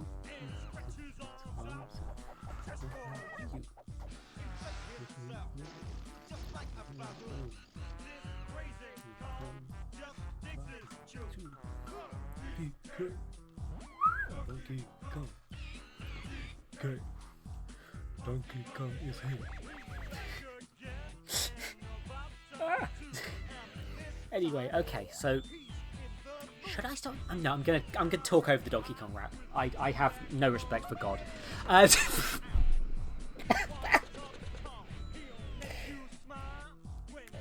That needs to be clipped now, doesn't it? God damn it. Anyway, for those in the chat who are not sure what these games are, I should probably clarify. Fallout New Vegas is a fun video game, which I decided to play with a randomizer. And by randomizer, I mean I roll dice to level up my character and to make all her stats. And the only thing I've chosen myself is the fact that she's a lesbian. And that she looks like a horrifying monstrosity. The Sims Life Stories is a weird, basically a Jinx bad rolls. Yeah.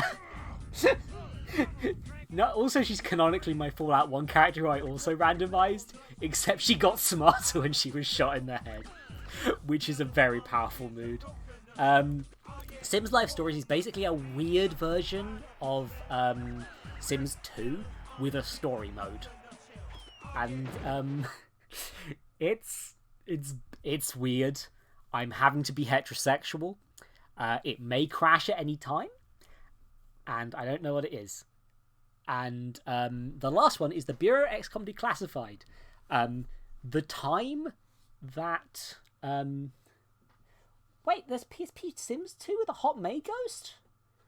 I that sounds way better than the Sims Life Stories, which is bad. Well, it's not bad. It's a stripped down version of The Sims 2 for laptops of the time. And the Bureau XCOM Declassified is an XCOM game that's a third-person shooter where you control 2 men who hang out with you. as well as the guy you're shooting with. And I found it thoroughly boring to the point where I had to quit. But I feel like if I return to it, the slightly more interesting stuff is about to happen. Like, a 1/5 in. Fuck. Wait, did you think it didn't come out? It did. Like, this was around the period that a lot of gamers were doing that sort of thing. I might own the version of Syndicate that was like that as well. Either that or I own the original Syndicate. I don't actually know. But, like... yeah, it's a third-person shooter. It's, thoroughly... I'm playing on the hardest difficulty, and I was finding it boringly easy. Bearing in mind that's me, that's a real low standard to beat. Yeah, no, it did. It totally came out. Anyway, unless you vote real quick, that's what we're playing, because we have 17 seconds to go, everybody. If you really want to not see that. Thank you, Lottie, I love you.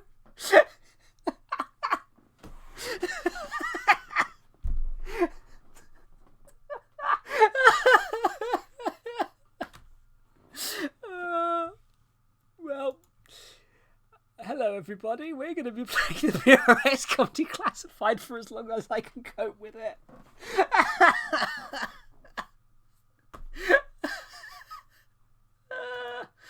Oh Jesus! Shoo. Okay. Swap it to window capture. There we go. Oh wait, sorry. It was supposed to be a different game. That would explain a lot, actually. But yeah, I'm gonna just do that. I'm gonna... If I get bored of it this time, this is the last time I will ever play the Bureau XCOM Declassified. I promise you that. But I don't know if I should change the stream. Stream info.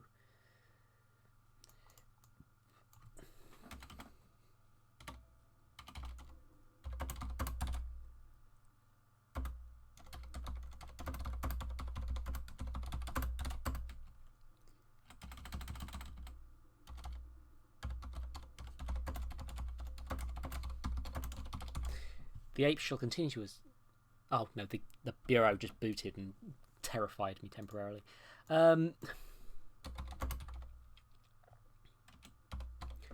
This would help if I could spell Bureau. Please. There we go. I just keep adding too many E's to the word. It's a weird word. It's probably French. That's probably why I'm having trouble with it. Anyway, there we go. I've changed it over. The game is pro nuke. I mean, I wouldn't say that, Minerva, but death of the author. I can't say it's not pro nuke. No, that's the wrong one. I'm on the wrong one. Sorry. I have like a bunch of different things set up, so I can just tab between them quickly. Right, and let's check.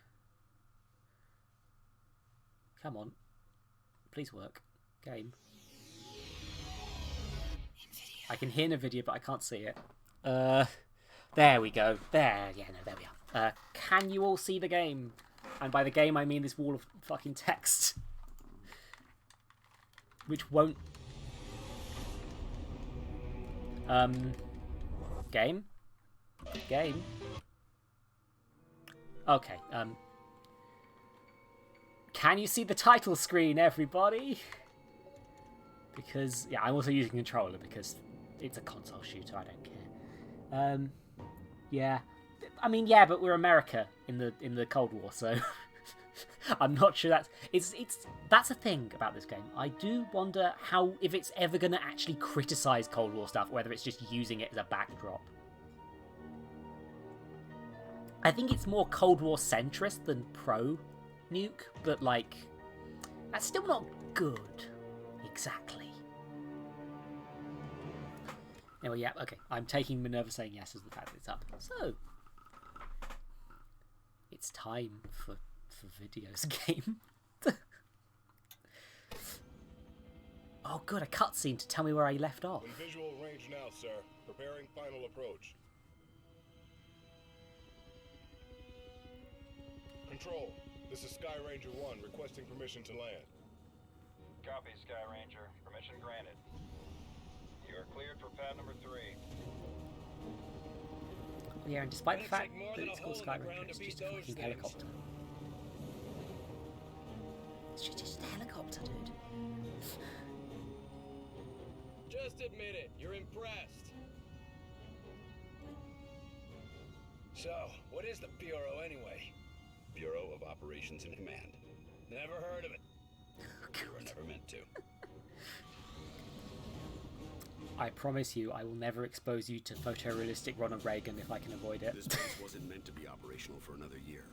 We've called in every operative we had earmarked for the project, but, well, let's just say that we'll be a bit understaffed. Have you not heard, Minerva? In the new Call of Duty game, Ronald Reagan will refer to you by they-them pronouns. He still commits war crimes, but he'll gender you correctly. At least this location is secure. And I intend for it to stay that way. I'll be giving a report to all staff at 0300. Report to the operations room at that time. I have a lot to prepare, Carter. Agent Weaver will show you around. Down I here, am in control of the camera, actually. No, let me... When Ivan put Sputnik up, the brass got scared. This project became top priority. Off the books, of course.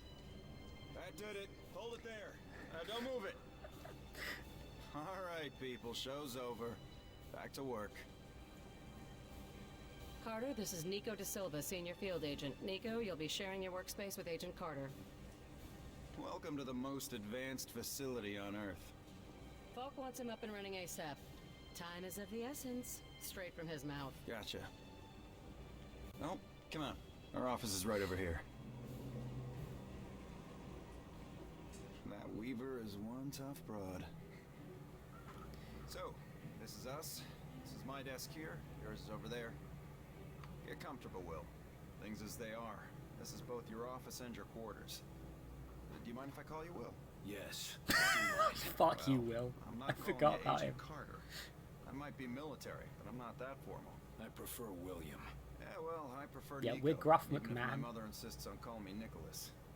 There are some things that are just beyond our control. I can see we'll be fast friends, you and I. Glad to hear it. My supply of friends got cut a bit short lately. That all, Da Silva? For now, sure. You have any questions, just ask. And one more thing. Yeah?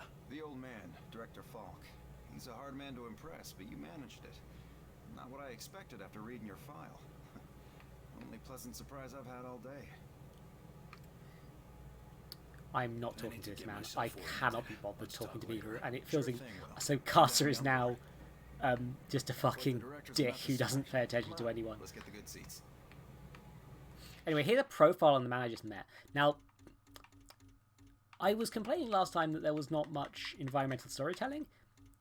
Like, it's very just telling you stuff rather than letting you work out neat things about people. Like, here it is. It's just like, this just tells you this guy's backstory. And this is one of the best examples of environmental storytelling in the game, subtle storytelling in the game that they do, and it's still garbage.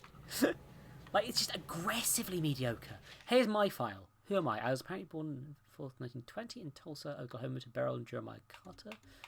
I did engineering. I'm widowed.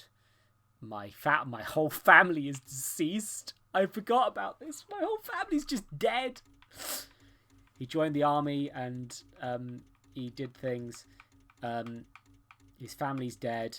He's got a drinking problem. God, of course he bloody does. He's aggressive and temperamental and defensive, but he gets the job done. God, he's the most generic fucking protagonist. Like, he's so boring. Like, I initially read this one, Nico's one, and I was like, it's really interesting that that my character is divorced. And then I realised that it was the wrong file, and that I'd accidentally made my character more protective. Oh, it's so bad. Oh yeah, and the hat. He's like 40 and boring, and I hate him.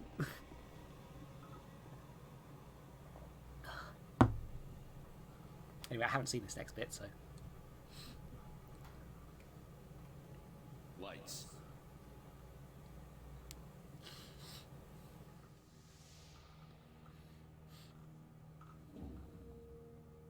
We are at war, and not the one we were expecting. Groom range, 2100 hours. Survivors, 6. In just a few minutes, our enemy managed to destroy the primary strategic command center. By 2130, Strategic Command itself ceased to exist. Our combined military forces have been routed. The comms have gone dark. The red phone will not be ringing. And that is why, as of now, I, Myron Falk, am assuming command of what's left of our nation's defenses. The Bureau was founded to coordinate resistance forces in the event of a complete and successful Soviet invasion. That mission remains the same, even if our enemy does not. We now face an opponent from beyond our world, whose identity is yet unknown. But make no mistake, this enemy has crippled us. They have technology decades beyond what we possess. We must make it our own. Their weapons will become our weapons. And when they do, we shall annihilate them. I give you new orders. Survive, adapt, win. Decades. Yeah, bit of ego there. To Xcom.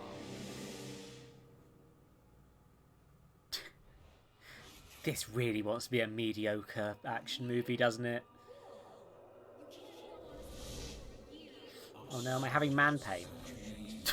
I'm sorry, I shouldn't be like that. Like, if this was a real person, I'd feel sympathy for him, but he's a boring fictional character. Like, this is so cliche. His whole family's dead. No, I can help them. No, it's almost like XCOM was supposed to be an organisation that was contemporary to when the original game was made or something, and not something that started in the flipping Will. 60s. Carter. Hey, Will, wake up. What? Jesus, Carter. How was it you look worse than before you went to sleep? Wait, I went to sleep? Leave me alone. I'm fine. It was just a dream. Yeah? It must have been a doozy. I'm torn between wanting to be in character for Carter, who I see as a giant dickbag, and wanting to be nice to this character who I actually have a mild liking of. Jesus.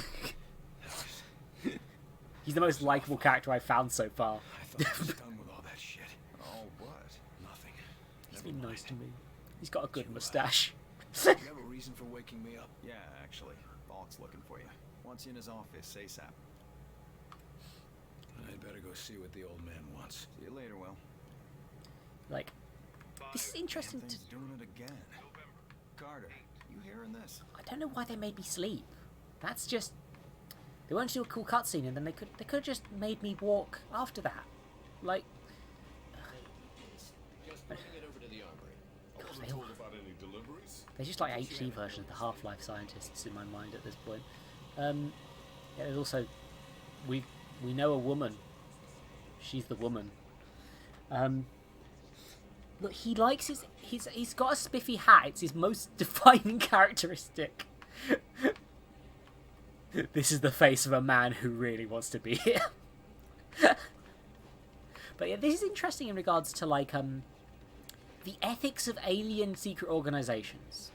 I was talking about this earlier with Unit and Doctor Who, but like that's not an unexplored trope in other things. Like, this is kind of what this is. Like, this idea of, like, people being quite accepting of, like, the idea that they're protecting us from technology we can't handle or whatever. Let's begin. We going on another wild goose chase, Director? Not this time, agents. Because I brought in an expert agent who I expect to turn the tide. Allow me to introduce your new senior agent, Miss Angela Weaver. Agent Weaver, please begin. Good evening, agents. Now, we have reason to believe our target is... Is this some kind of joke? I assure you, I do not joke about potential infiltration. Come on, miss. Get back to reception and leave the real work to us, okay? Agent Percy, watch your tone. Director,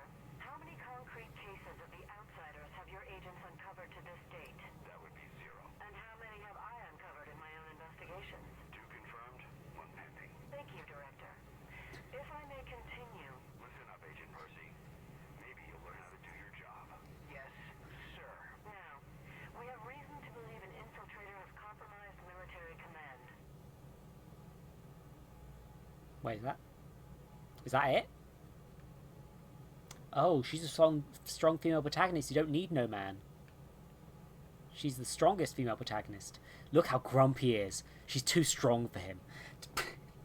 The hat does actually come off. I'm going to give them mild credit. I like that the hat comes off. I did. It's just his file paints a different picture. Alright, here's more things. We've installed close security. Recording options have been provided. There's surveillance. What this note tells me is that there's surveillance.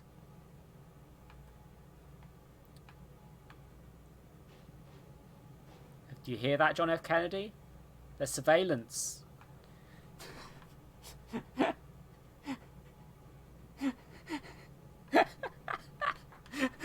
Hi, Mr. Kennedy. It's just a fucking actual picture of the dude. They didn't... He's so happy. Oh dear. But it's kind of interesting how in sci-fi, like, I get it because, like, particularly in a show like Doctor Who where there's a lot of continuity. Carter, good. No, I'm talking. Weaver is afraid you don't play well with others. I tend to see that as an asset. Wow, you're bad at your job. Anyway, just give me a sec. I'm going to listen to this tape recording over here. All signs show a pattern. Come over here, Carter. I'd like a word. Shh, I'm listening to tape. Excellent work as always, Falk. But I'm not sure what you're suggesting. These activities aren't from the Reds. They aren't from any known source on Earth. So we must examine alternative sources. You mean to say aliens? It's more likely than you think. We cannot afford to be caught off guard. Oh, okay, Myron. I think you've been working too hard. Take a little time off, maybe a vacation, and no, listen, this is too important to ignore.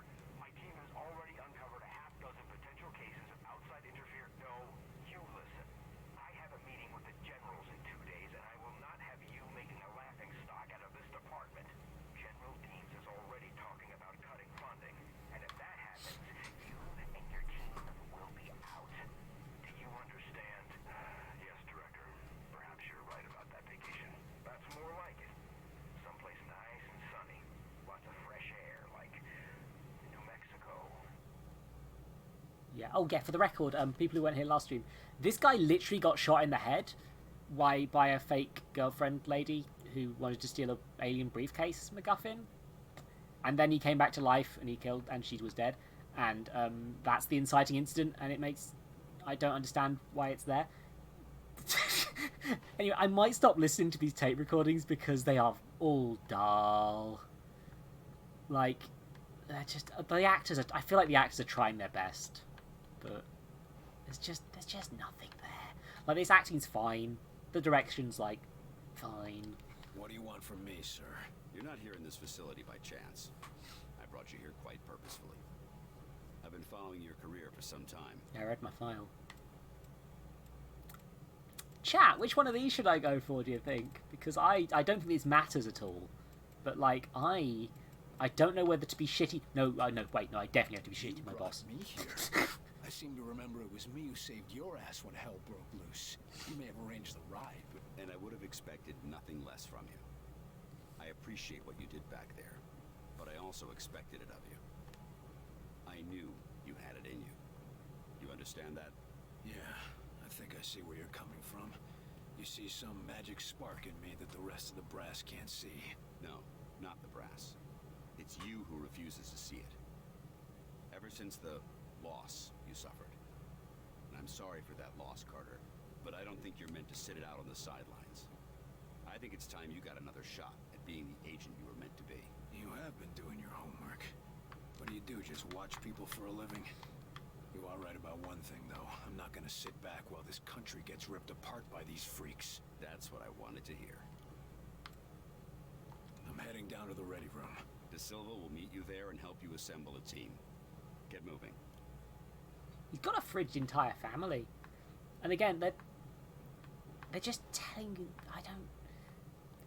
It's like, it's just aggressive. Like, they do these cool cutscenes where they're trying to use cinematic language, and they're not doing the best job of it. But like, these guys aren't like, they're not like a really fancy cinematography thing, but like they're trying. And they do the little conversations where they've got this whole thing, and it's just like shot, reverse shot, completely static. Just 2. Message repeats. 2 5 0. Better make a note of this and talk to one of the radio operators. 9 You probably ought to run that by Operator Chelsky. Message repeats. Might be important. 2 What? 5 where are you? November 8 9 2. Where is he? Ghost partner. Hi, Officer Chilksky. You the dispatcher? A little more than that, Agent Carter. I'm Chief Information Officer with the Bureau. Information officer, what does that mean? I oversee the dispatchers, but in addition to that, I also manage our public communications and keep our profile low. For now, my job is also keeping the public from knowing the scope of the threat. Oh, yeah. Now this is the thing where it's like the ethics of hiding aliens from people, which is an interesting question in sci-fi, which usually kind of has to stick on the no, it's fine to hide things from people side of things, because this happens in sci-fi and like things like Buffy, for example, like Supernatural, Monster Week style shows, because they want the show to be within the real. Yeah, she's totally just staring at this man's tits. My eyes are up here, ma'am. But like, now the thing is, the only that exists not really because it's intending to make a political message most of the time, but because they want those shows to be within a real world setting. Like Doctor Who, the reason that they don't go back and fix like horrible crimes in history is because the show has to stick with real history. If they change history too much, the show is no longer existing within a real history space. The audience can't relate to it as much. Now, there are definitely shows that do that sort of stuff. I've watched a bit of a show called Timeless, which plays with the idea of actually changing history being an option. That's kind of interesting. I meant to get back to that at some point. But like, if you were to go back and I'm trying not to use examples that I shouldn't as a white person, because a lot of history is about white people doing shitty things, and I don't particularly want to come across as defending that even slightly. But like, she has not blinked, has she? She's got a little flicker in her eyes, but she's not blinking. They're just sort of throbbing. Anyway, but the point is, the reason this is doing that is because they want it to be the real world. They want it to be like, oh, this is a secret world, like, that you know about but other people don't, so there's still a semblance of normality. But that comes with a lot of ethical... That does actually come with a political message, regardless of whether they want that to or not. It comes with the whole, like...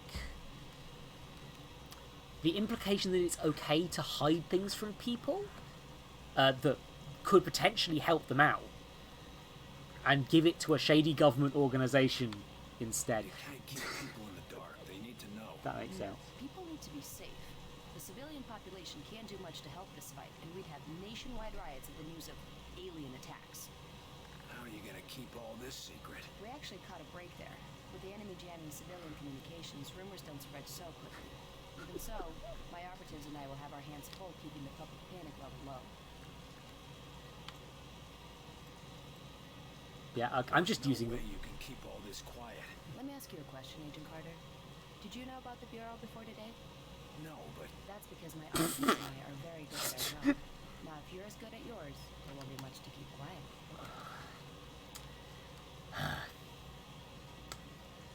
The reason I said that, I'm sorry for all the viewers who just left in a big hurry, but the reason that I said that beforehand is because I actually kind of appreciate they are at least giving you the option to at least tokenly challenge the idea that that's there. Like, but also it's a real gotcha, like, you didn't hear of our secret organisation, did you? Yeah, because before today, a squad of aliens hadn't destroyed an entire military base, ma'am.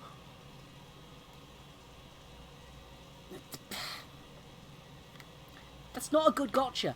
I heard a strange signal. Playing a strange broadcast. Any idea what it means? I heard. It's probably an automated weather station nearby, but I suppose it might be instructions for picking up a weaker signal. A clever broadcaster could bypass the worst of the jamming that way. It could be survivors. We could bring them in. It's worth checking out. I'll have Operator Hughes run the radio while you give us the data. First set the range to...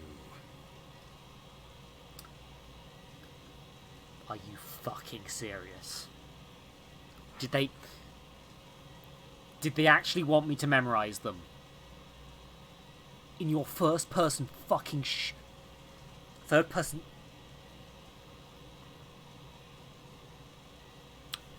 I'm uninstalling this game after the stream, I'm sorry. Set the range to 500. Now the direction? Set the direction west. And the frequency? Set the frequency to 892 megahertz. Checking ultra-high frequency. If you guys remember it, I'm gonna just... I've taken enough of your time. Yes, sir. Yeah, they kind of gotta like... Oh... Sorry. Why give me this note? It adds nothing.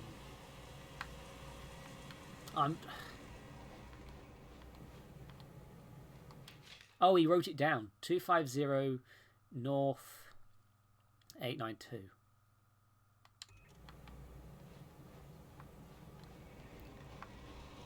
It's a puzzle. Yes, sir. Radio's been playing a... I heard. It could be survivors. It's worth checking. First set the... It's a puzzle, Set the range to- everybody. Now the direction? Set the direction north. And the frequency? Was it? Oh, I've forgotten in the past fucking 3 seconds. Was it 374 or was it 892?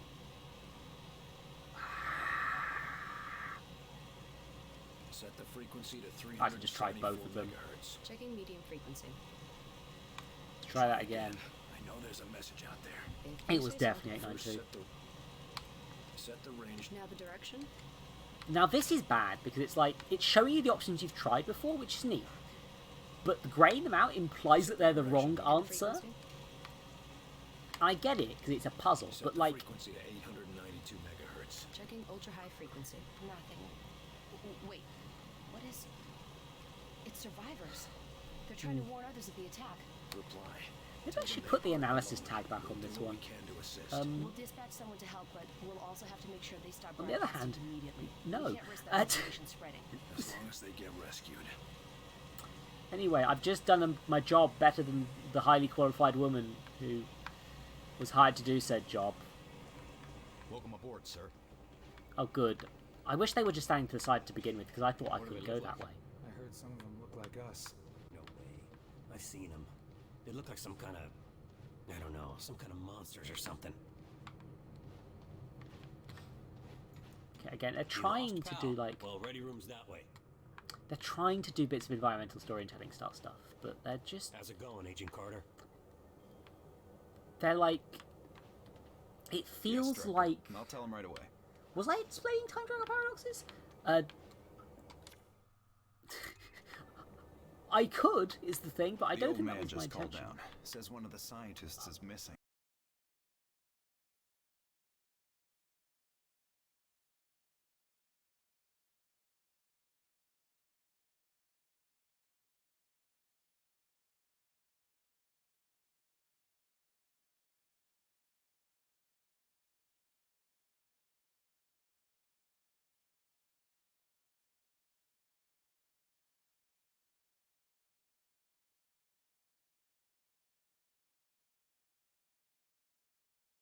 Government agency that have invented a time machine, and then somebody got access to it, went rogue, and is trying to change American history because of some political philosophy about hating America, I think it is. It's quite... Oh, did the stream die? Is the stream working? Let me just check. I'm going to lose chat for a second while I do this. Oh god, look at all these much better streamers you could be watching. What are you doing here? Oh, right, I'm going to open a preview window if it's dropping, because my internet is a tad fucky right now, and I don't want to particularly risk it going down anymore. Yeah. Oh, also, my I'm seeing 5 viewers on my actual stream, and I'm seeing 3 on my stream manager, which is interesting. No, now it's 5 again. Okay, weird. Yeah, no. I've got a preview, so I should be able to check if it goes down again, hopefully, but I might not notice. But yeah, time travel is a interesting story conceit. I'm gonna have a... Oh, Pete's sakes, just give me the standards. I don't care. It's a... Add. Oh, can I only have bloody 2 of them? Oh, for fuck's sakes. Right, but yeah, but like, where was I? Yeah, historical shows that want to keep up a feeling of being part of the real world. I'm going to call these secret world stories for the sake of simplicity, even though that can refer to things like Harry Potter as well, like where there's a secret magic world behind the scenes. The reason that's an appealing concept is because it feels like it could be real, right? Like, obviously most people don't believe it's true, but like there's an appeal to being like, I could go to Hogwarts, I could find a time machine or an alien world which is just beyond my own. And with Doctor Who in particular, it means that the companions can be more relatable. A lot of people really seem to miss the point of the fact that the companions are there to be audience surrogates.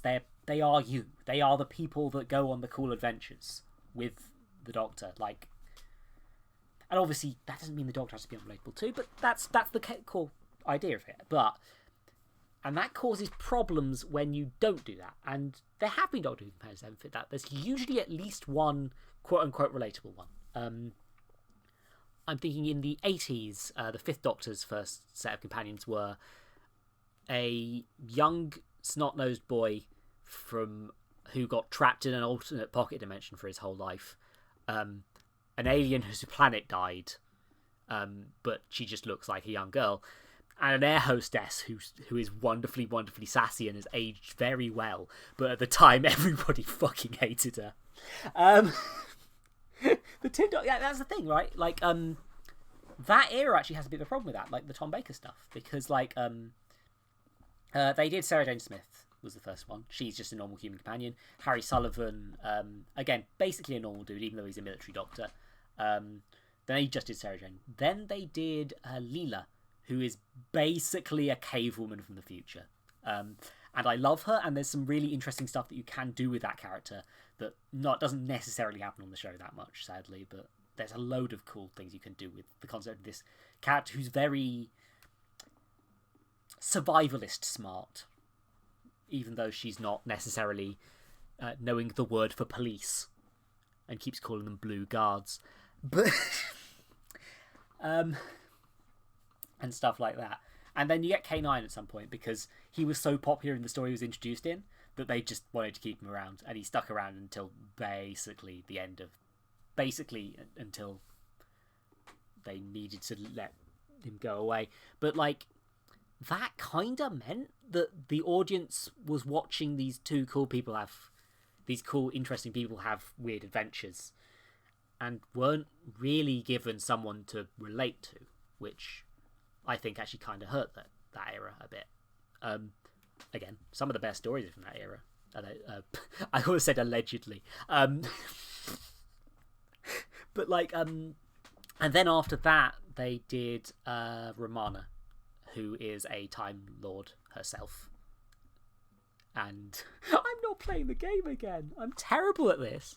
But like, yeah, and then you had a team of 3 smartasses all going around time and space, all being smartasses, and it's very fun. But they had to write in characters to be like the one who actually talks like a fucking human. Which is why City of Death's so good, because they just bring in this detective called Duggan, and he's just dealing with these 3 fucking loudmouth gits the whole story, and then he just snaps and punches the alien, and it's great. But like, yeah, like, people like that's why the current series has like 3 companions. They've tried very hard to give a lot of diversity to the people that are there to relate to in the show, and that's why there's so much representation. And that does kind of hurt the show in a way, because it means that those characters are a little bit thinner than they might otherwise be, and every story has to kind of find a place for them, and especially with the shorter seasons, that has caused some problems. But I think it's an admirable attempt, and I think it's and I love those characters, even though I wish they got fleshed out a bit more. Anyway, God, please, City of Death is, I think, literally written by Douglas Adams, because that was around the period of the show where he was the showrunner, and that they couldn't get writers, so they just had to get him to. So he just ghost wrote a load of stuff, and it's actually kind of a bad period of the show in a lot of ways. But there's occasionally just this Hitchhiker's Guide to the Galaxy style wit that really shines.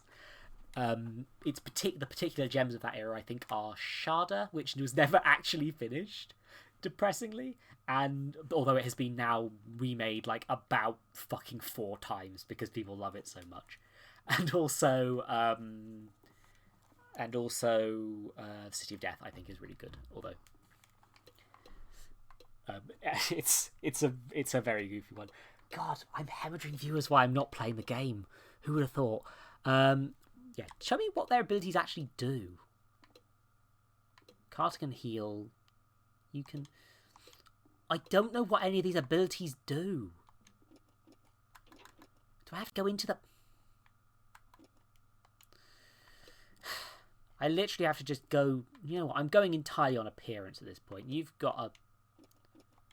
I like your suit. You're in my squad. Can I recruit new agents? I can't even use these ones. Flipping. Anyway, done, I guess. I have to close to... Carter, I chased the infiltrator to the morgue. There's no way out of there. Wait for me, Nils. Oh. I was going to pause the music. That's annoying. There's a picture of a university, everyone. Don't you love this? There are no women. It's the 60s. As long as I can, but we can't risk leaving him with those explosives. I'm on my way. Carter, head through the armory and take a left for the elevator. I'll send your team up to join you. They are making his voice really loud so you don't miss it. Anyway, can I... Wait, is there a sprint button? I can't remember. Let me out. Oh yeah, that's that button. I'm just mashing buttons to see if there's a sprint. Quick, excuse me. Oh, I see. Now that's kind of a cute way of concealing the fact that you couldn't go through that lift previously. I'll give him that. Invented in 1972. Oh no. Oh, I've disconnected from chat again. Sorry, give me a second while I'm in the lift, which is probably concealing a loading screen. I'm going to call that. There, back in the chat. I might have missed a message. I apologise. My internet is not very good. And... Oh, wait, no, it's not. He's just stood there like, when's this lift going to open? Game. The game has crashed.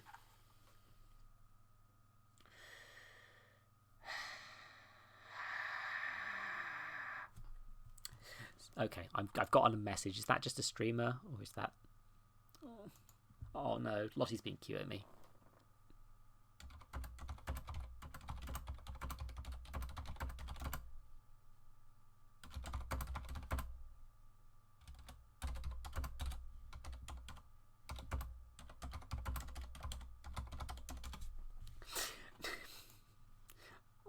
It's sorry. I'm having emotions. It's terrible. Let's try and reboot the Xcom Declassified. And if this is an old game, I shouldn't have any trouble running it. But I did have to drop the graphics settings when it crashed last time at the same spot again and again. So I might ditch this if this happens again and play something else for an hour before bed. Because, like,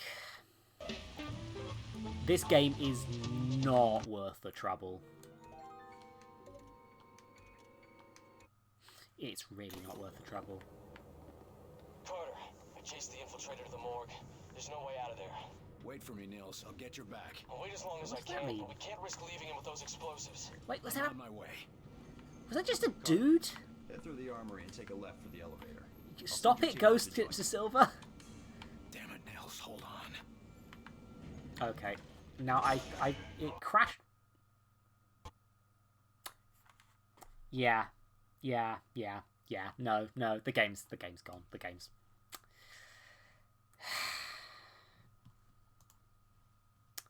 Let's just. Also, it's fucked up my screen brightness. My screen is just brighter now. That's weird. It might not be visible on your end, but okay. So let's just have a little bit of a you know, little bit of a bye.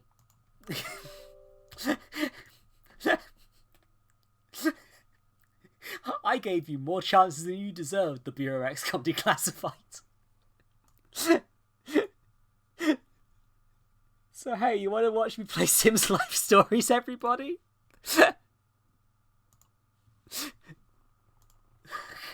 I have apparently dropped to 1 viewer. Oh god.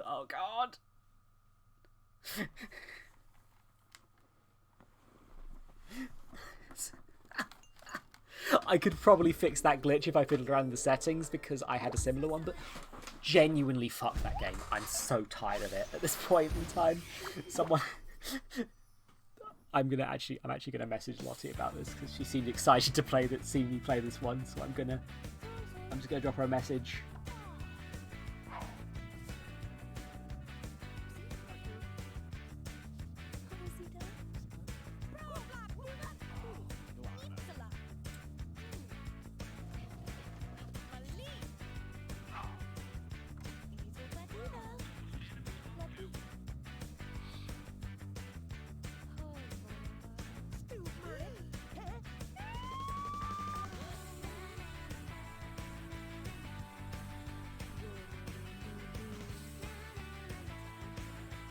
Thank goodness there's cutscenes here to give me time to message my girlfriend.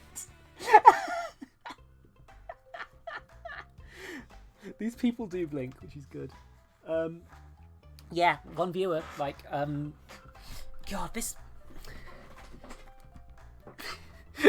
This is a... Okay, now here's the question, chat. Because I unlocked Vincent's story last time, I don't think I ever actually played it. There's also free play where I made a bunch of weirdos to test out the thing, but I'm not going to play that. That's going to be boring to watch. But yeah, we can either play as Riley Harlow, who appears to be in some sort of love triangle, a very heterosexual one, and then there's Vincent, who, despite being the wealthy CEO of Giganator Computing Networks, Vincent Moore has never been lucky in love. While on a business trip to SimCity, Vincent's overseen the finish of JCN's biggest project to date, the SimSat 9000 communication satellite. The launch was flawless, the hands have been shaken and the bonus are in the mail. Now Vincent eagerly returns to his modest mansion in Bettville to see his new girlfriend, Samantha Hayden. Wait a minute. S. Hayden. This is the same joke as Doom 2016. She's Satan. Samantha told Vincent she had a big surprise waiting for him when he got back. Perhaps Vincent's luck is changing. So yeah, I do not trust this to be a... Now, The Sims 1 had some anti-capitalist stuff, and that increasingly drained off as EA continued to EA all over it.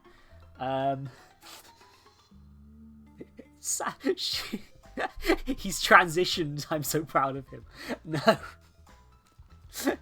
No, trans people don't exist in The Sims at this point in time. But yeah, Riley's story, basic love triangle. She's living in her aunt's house.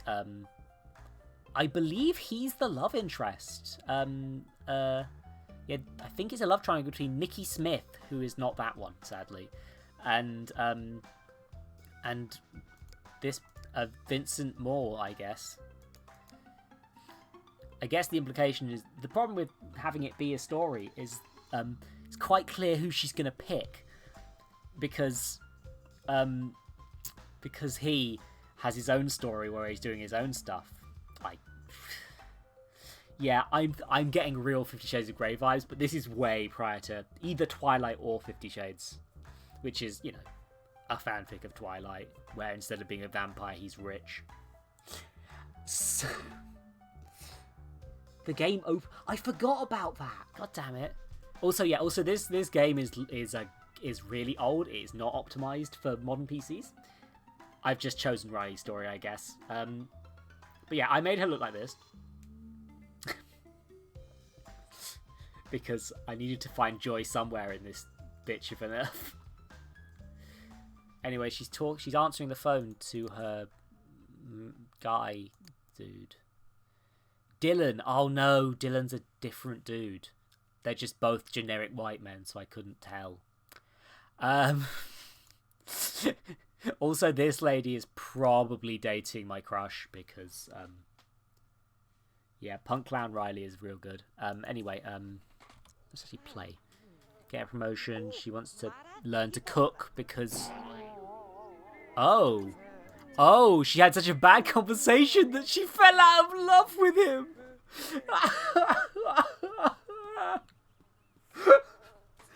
Yeah, the story aspect does not gel well with the aspects in regards to... Oh, sorry, my mouse is walking out. It doesn't gel well in regards to... Oh my god, that painting! She's trying her best. Why are you cooking, hon? Riley, why are you cooking? I didn't tell you to... Riley, it's not cook time, Riley. Yeah, we fixed the love triangle by him being a dirtbag idiot, I guess. Answer your phone, woman. Christ. Oh, it's the other love interest. Good, let's talk to him. He'll fix my social. Yeah, I'm gonna fast through this quite a lot because I'm interested in the story element more than the actual Sims element of this game. By a significant margin. Because that's the one unique function in this game, is that there's this story mode that's kind of weird and janky. And also it broke on me when I last did it. Yeah, read book? No, don't. Study cooking. Okay, yeah, you can do that in this one. I'm also a little wonky in regards to like the Sims 2 compared to Sims 4 dynamic. Because I'm more used to paprika. I get it now. I hope Dylan is prepared for a culinary tour de force. What time did you say he'd come by? Oh yeah, 8 p.m. Anyway, she knows how to cook now because she read a book. Let's paint. Continue your painting while we wait for a man to show up.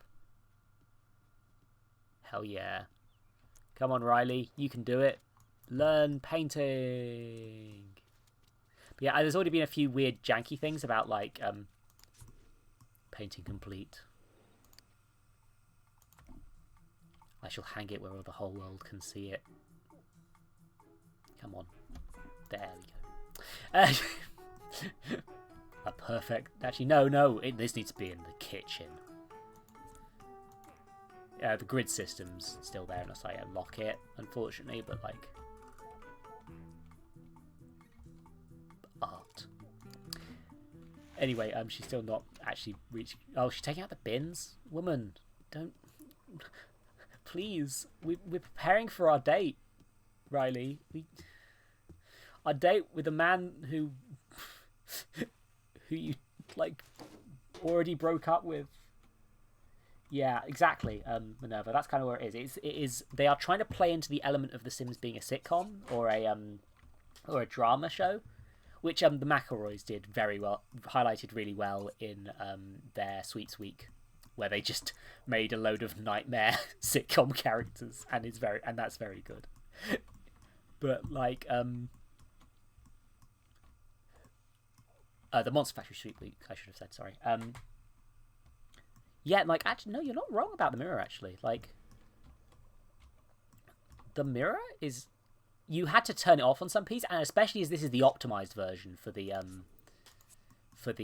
laptops. Like, oh, hi, friend. She sort of walks onto the porch and walks off again. Yeah. But yeah, like, the shadows I think are still fucked. Oh wait, no. Huh. Her shadow appears to be working now. Interesting. Yeah, the shadows were squares earlier. Oh. Oh. Oh, that's forward. Oh my. I'd forgotten how good of a kisser Dylan was. How about I give him a real romantic kiss? After all, it's been, what, 4 years since we dated? That's nothing. God damn it, Riley, we were free of him! We were free! We were free of this man! Let's see if it just works. Yeah, no, it totally does. Just... Please. Wow. That was nice. Something is bothering me, though. I mean, I'm not technically dating Mickey, but we are seeing each other. However, it's almost like I'm being compelled to continue on this date with Dylan. Maybe I shouldn't question it. Riley, hun, you might just be poly.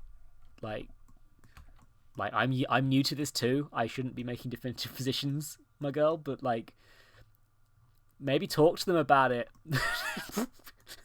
Discuss your feelings. Cook dinner. Actually, no, check foods. This is a thing about Sims 2 that I love. Like, there's a little bit of mundane chores to it.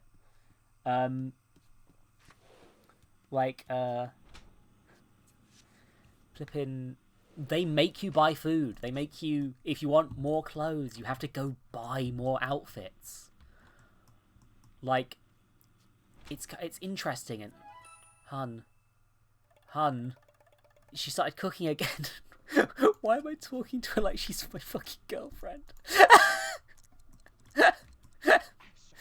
No, we're not cooking salad for your fucking date, dude. If you're gonna make me do this, we are having hamburger. Yeah,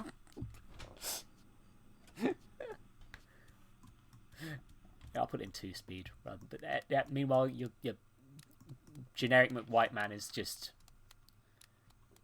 throwing darts in the background. I do think... Oh my goodness, my chemistry is bigger with him than it is with Mickey. That's interesting. Oh God, Han, don't put it on the... Riley. You made a whole fucking, like, goddamn... No, oh, the shadow's fucked up for him again. It's certain lighting that's not working with the shadows, by the looks of things. Like, see, Riley's shadow's working here, but it's not working in that room. That's interesting. Call to meal guests. Eat your fucking dinner, kid. But yeah, this game, for the record, there's no... Unless you have mods, Sims is not good about polyamory. Particularly, at least. Like, there's some stuff where you can kind of glitch around the fact that you're not actually able to be poly in Sims 4, or you can install a mod. But, like, in this one in particular, the romance one, it's just like, yeah, just cheat on all of your girlfriends and boyfriends. Just fuck it. Don't let them know. They'll never forgive you. And it's just like, fucking hell, dude. Just...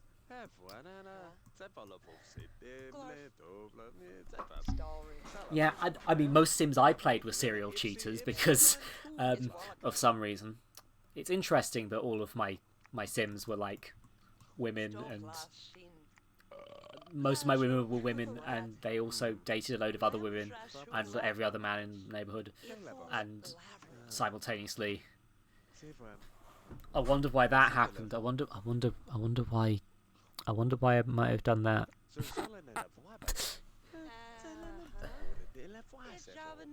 Okay. Anyway, don't waste the burger. Eat another one. This is it's hunger time, friend. I'm not wasting a single burg. Oh my goodness, dinner was excellent, if I do say so myself. I don't think I can get up. I'm so full. Dylan may need to carry me. Okay, so just a lame excuse to leap into his arms. Either way, I'm going for it. Riley, my girl. Anyway, yeah, for the record, where is it? Flirt? Charm, caress, hug? Hug, leap into arms. There we go. Sorry. Again, not used to the Sims 2 stuff. Quite, yeah. Here's the thing. Like, they just like, oh, he's an old boyfriend, an old flame. Like, they just jump straight back into this one, right? At least with Mickey, you had to actually build up the relationship. Right? Riley, I thought this the other day, and I was thinking of you. I'd like you to have it as a housewarming gift. Thank you. You've gifted me... Oh, wait, the rose from my date with the other love interest. Let's just pop that. Where can I pop it? Can I? There, I can put that there. Guilt-free mirror. Built to exciting specifications for next to in Persia. It's finally crafted masterpiece. Golden trim. Okay. So I've got a new mirror. That's let's put it somewhere where Riley can see her shame. There we go. But yeah, this one gives you little rewards for getting far in the story. It's interesting. It's one of the few unique features in the game, honestly. Oh, that's nice of him, but I think it's a little too soon for me to start having any serious feelings for Dylan again. I still need to find out what's going to happen with Mickey.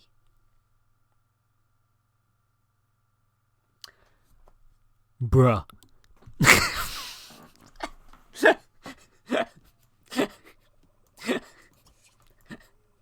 Also, Dylan, eat more. Eat more. We gotta eat all these burgers, Dylan. We gotta eat them all. It's a waste, Dylan. Gotta eat, Dylan. It's burger time. Oh, good. Chapter 4. Gods, yeah. I mean, again, it's sitcom drama. I get it, but it's also because I'm in control. It feels, but not in control simultaneously because I have to do the story. It's not quite hitting either itch. But clearly they added this because they wanted to justify the fact that they were making a Sims game that was stripped down and on laptops. For laptops. Which is why I bought this. Let's be completely honest. Like, I bought this because I wanted to play Sims 2 on laptops when my parents were using the family computer because it was, that long ago. Christ. I'm so old.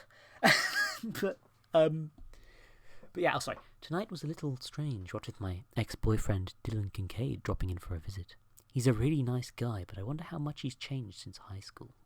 I need to cool it with him because I don't want to damage anything with Mickey on the... I was reading that! I didn't press anything! God damn it. Right, let's save before it crashes again. But yeah, she is... But yeah, like things like... for the record, graphic settings. There is one screen size and it is 800 by 600. This is the highest the graphics go. And also, windowed mode just fucks up the game. And there's a battery indicator for your laptop. It might be nice to revisit actual Sims 2 at some point. But like, hon, don't waste your food. Riley, don't have a bath. We've got to eat the burger, Riley. You wouldn't want to waste it, would you? You wouldn't want to waste the burger, Riley. Eat the burger, Riley.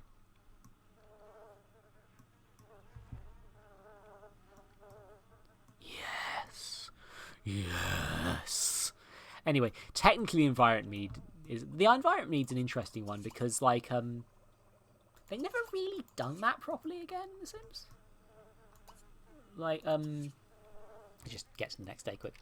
But like, I like this. It's like, oh, the decoration, it makes you feel good, and it's actually affected by like art in the surrounding area and whether there's a load of rotting plates everywhere. It's neat. It's like, oh shit, Riley, car, go. It's work, Riley. It's a work day. Riley. Riley. Anyway, yeah, but like I haven't got bills this whole time. I guess that's because of the story. It's a story mode, but oh yeah, and all the mouldy newspapers after a day. But yeah, like this is a really interesting artifact because like there are other games like oh god, the ringing. But like yeah, things like because I think. Sorry, I just saw a message from Lottie and she's a dork.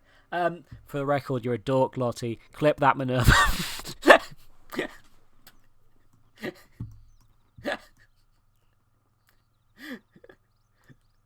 Yeah.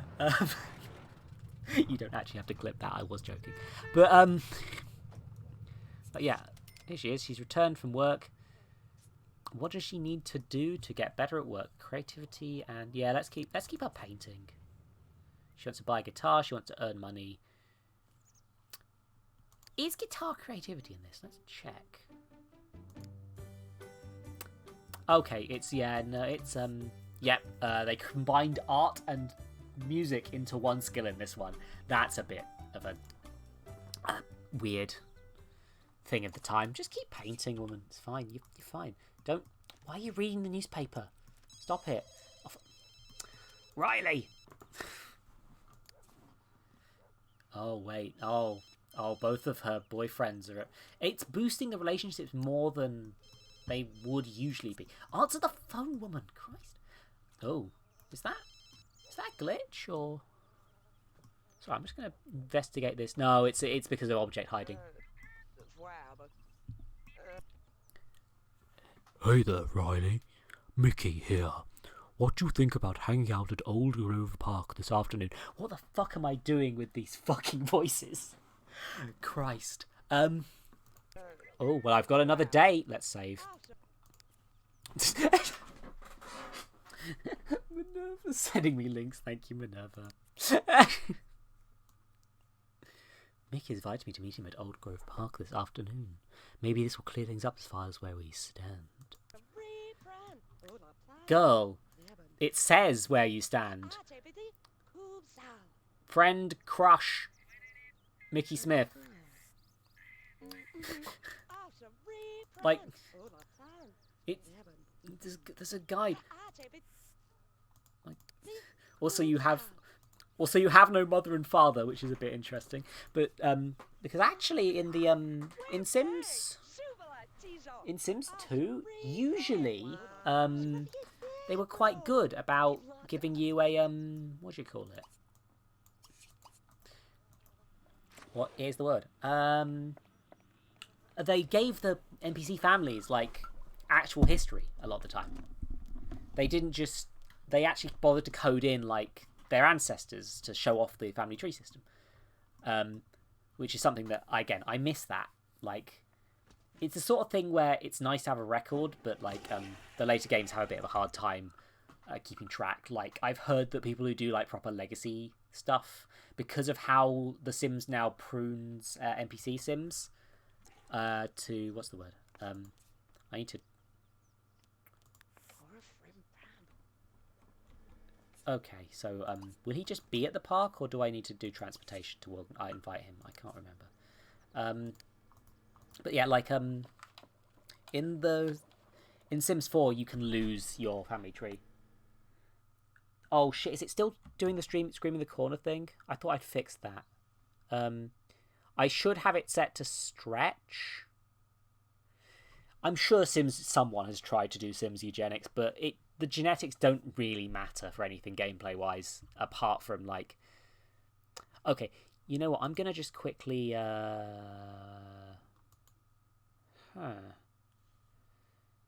need to look at the screen preview quickly. God damn it, this means I lose chat again. It's claiming I'm still streaming XCOM. Did I... I did not change the stream category. Dang it. Yeah, this one fucks with my screen resolution. unfortunately. It's not optimized at all. Edit stream info. Sims. I've just added Sims to the title.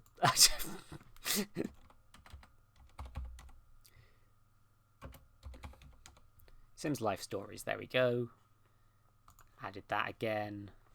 It claims I have one viewer, but both Minerva and Panda are talking, so clearly that's a load of shit. unless it's because Panda's coming on a raid and it's like, and like Twitch is being like, oh no, you can't do that. I can't do that. Ugh. Anyway, where's the preview? Where's the screen preview? The thing is, people suck. There's definitely somebody who's tried to set up like a Sims eugenics thing. But generally, Sims don't actually, like, it doesn't, the genetics are basically just appearance that gets passed on.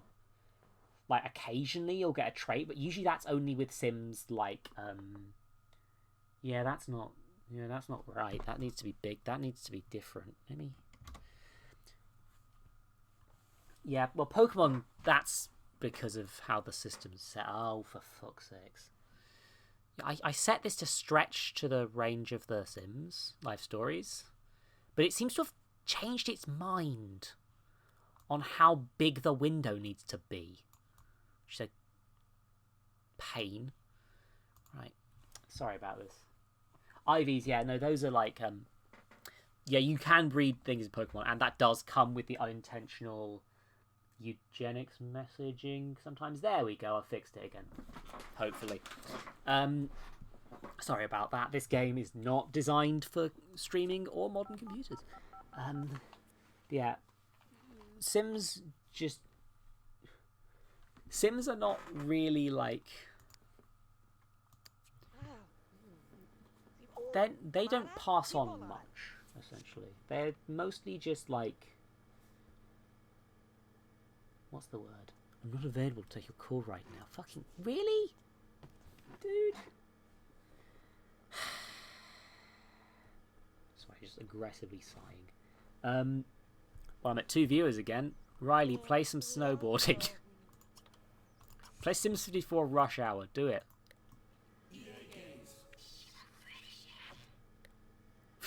I like the way that they even do the fucking EA logo thing. Just, it sounds like a fucking cryptid. Just, but like, yeah, Sims genetics, what's passed on in this game, if I remember correctly? I think personality might be passed on. Oh, Riley's fitness is gone because I fed her so much stuff. Interesting. Interests seem to be almost randomized. I do not remember how those work, and I don't care to. Oh, wait, she remembers kissing both of them for the first time? Even though she dated one of them in... Oh, it doesn't matter.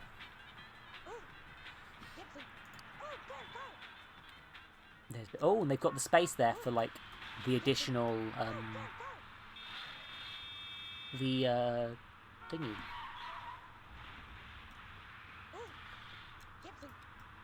I'm just sort of trying to work out all these fucking old PC gaming bars. God, Hunt, you really need to sleep. Actually, have a nap.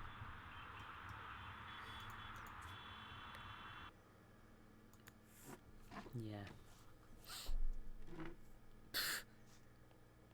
I don't go parts after me. Clear things up. So it's always the same for me, isn't it, guys? And really, God, I do not. Oh yeah, and also I think she's now fat. This is as fat as Sims 2 Sims get.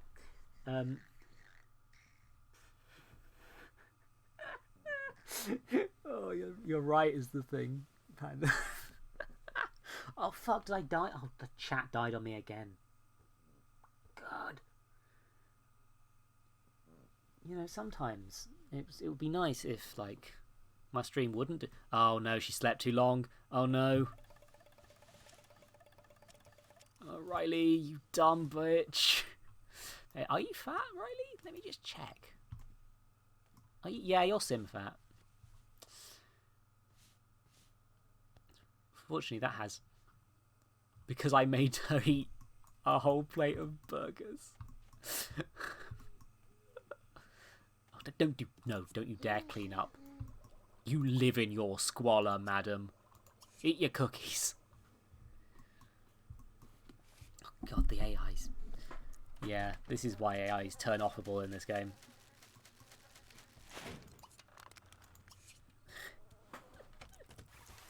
But yeah, like, I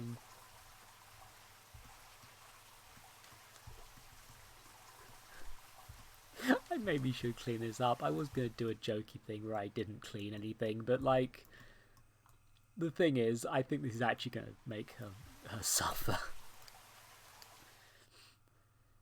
But, yeah, and also there's like, oh blimey, how many aspiration wars have I got to?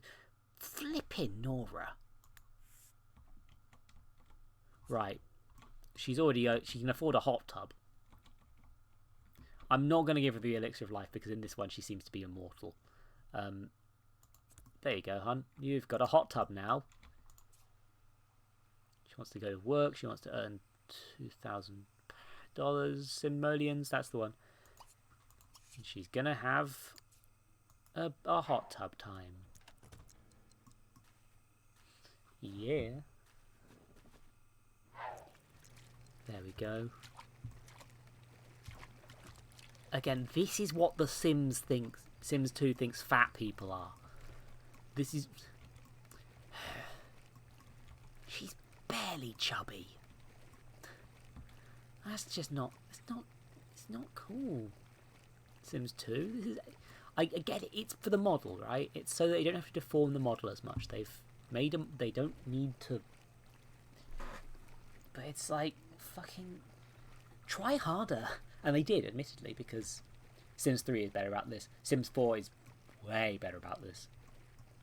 In terms of representation and body types. You can make some wacky stuff in that, and that's good, because it means you can make all the normal stuff as well. But, like... I forgot what this hot tub actually does. Love tub. I feel like it makes romance easier, but, it's just a hot tub. It's just a free hot tub. Is the thing. This is where she lives now, in the hot tub. Yeah, let's fast forward a bit. Have a nap in a bit as well. Have some fun, have a nap. Have a nap so you don't sleep through work. I'm just micromanaging her quick. Because otherwise, I'm trying to fix her sleep patterns. This is like me right now, literally just napping constantly rather than actually sleeping at the right time. Oh dear. Oh. Oh dear, the PC's broken. Yeah, like, again, like, yeah, look at, God, look at her. She looks like a normal human being. Fuck. I mean, I say normal human being. There is a small thing that's causing some interesting just there. But Riley, fix your PC. The newspaper won't be delivered since you have too many. Good. Am I finally free? Oh my god, no. I stopped her in the middle of taking the trash out and she's... Okay, at least she's doing... there she goes, having a panic attack because I made her environment too bad. Anyway. Yeah, working this is real hands-off. They did an expansion pack that made it a little bit more interesting. It was open for business. Yeah, you could run your own business. But every job is just go off, be good at skills, come back, pretty much. In Sims 2. And especially in this one where a lot of the jobs have probably been stripped out for laptop reasons. Which, again, I get it. Like, it's kind of fucking weird that they didn't just make Sims 2 run better. Oh, hey, Joe. You've missed a lot, but it's you're back. The Sims is here again, and I'm... oh. And this, again, I'm kind of repeating things, so I don't think Panda was here for the last one. I'm trying to... Oh, good, she's gotten a promotion. And now to go to the park, I guess? Come on. Oh my god, are they cockroaches? Son of a bitch. Oh no. Oh, you could get bugs in this one. Look at this. Actual consequences for my actions. Terrible.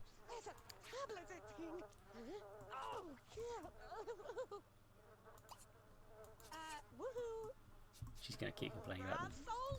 Yeah, I'm going to have to clean this up. I was going to keep doing it as a joke, but I forgot there are actual consequences for my actions in this one.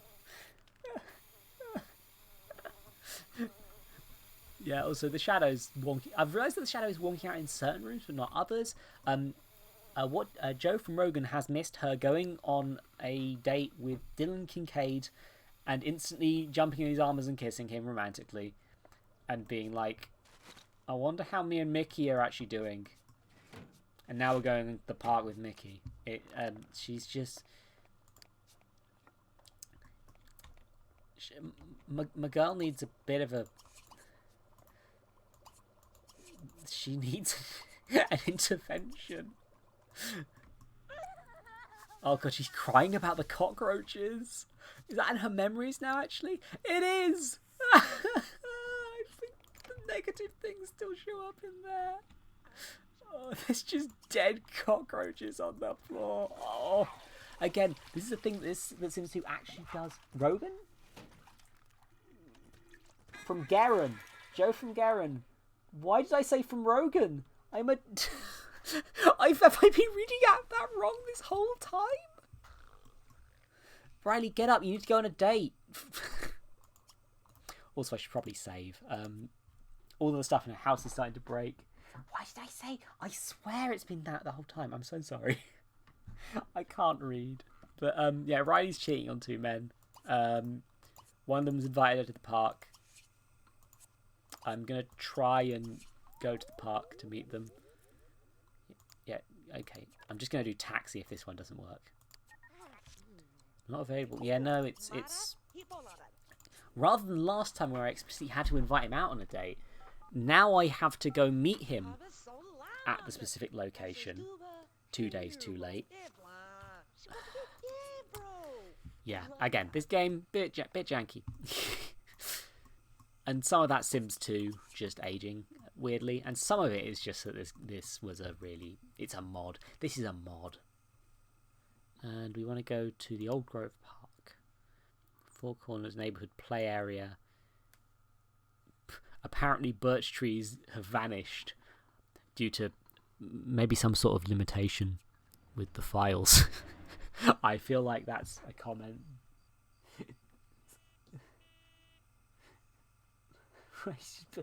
I wish you could build a polykill in this. Oh god, yeah, Joe. I don't know if you've I'm not sure if you're in. I think you're one of my people who isn't also in. The application has crashed. The application will now terminate. Well then. I was going to say, I've got a girlfriend. Hooray. I might be polyamorous. Hooray. I'm not trying to deal with this. Hooray. Okay, apparently Steam was still open. So let's try and just start this whole thing again quick. You get a few chances. I'm interested in where this... We are not playing... I've uninstalled the Bureau. There is no... there were no survivors of the Bureau. I mean, here's the thing. If this crashes again, and there's not much time, I will do what I always do when things go to hell, and I'll just play Mr. Mayor again. I'll go to bed. Because fuck it, man. Everything's crashing.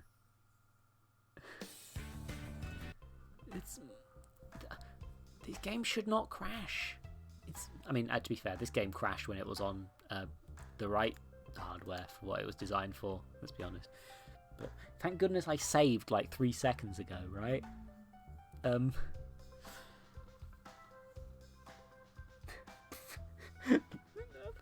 I'm making no promises, Minerva. Anyway, at least this time I know that I just need to call a taxi. Come on, Riley. I really hope that this isn't a recurring glitch, because there's nothing I can do.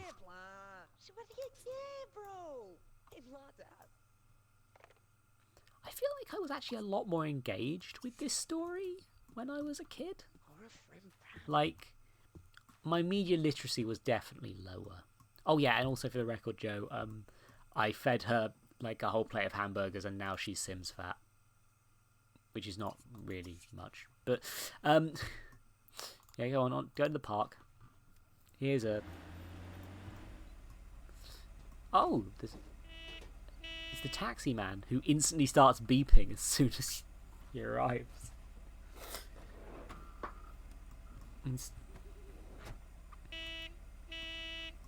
I'm in the car, mate.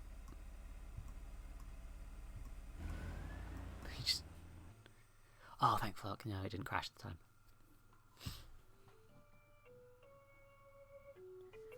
Sims 2 music is really good, though. I'm not actually hearing much of it, but, like... Earn money, reach high creativity... You know what, I should... It looks like Mickey isn't here yet at 9 o'clock. That's okay. Give me some time to think about this little situation I have on my hands.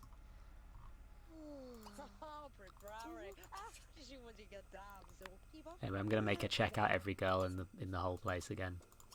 Someday she will realise that she's bi. Someday. Oh, did she find someone hot? Oh. So you're Riley, right? Nice to meet you. I'm Ashley Sinclair. I work at the bank with Dylan Kincaid. You know him, right? Jim, just don't shut up about you at work. He's very fond of your aunt as well. Tell her hi for me when you see her. Anyway, it's nice to finally meet you. Is she hot? Apparently not.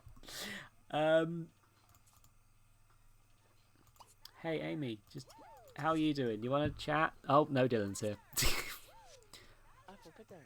Hey, Riley. Sorry I'm late. What's it? Oh yeah, this is Are you hungry? I bought some hot dogs and hamburgers for grinning. I had a bit of a phobia about girls. Bad childhood accident, you know. Would you mind? Fucking. That's a very Sims thing to say, actually. That's one of my favourite lines that's shown up so far. Meanwhile, everyone else is on the fucking swings. Also, he definitely bought these, and Sims can't just summon them from nowhere. Cheating and feed. Don't you call me out, Minerva. If I was into feederism, I'm not going to finish that sentence, actually.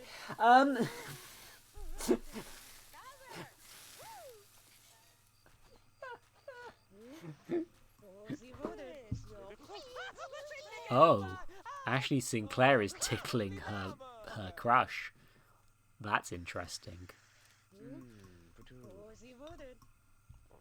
Is she gonna make food for everyone in the park?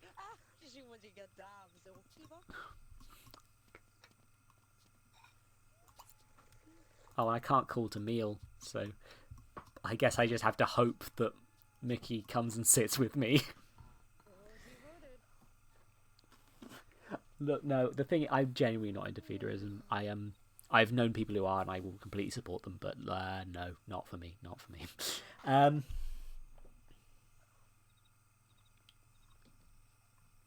Yeah. I'll say thank you for the congratulations, Joe. She's very good, and I love her a lot, and I'm bad at being complimented by people. So,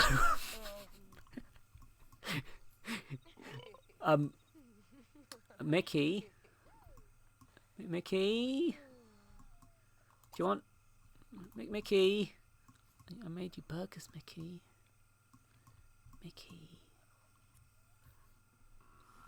That settles it. Mickey is the guy I want.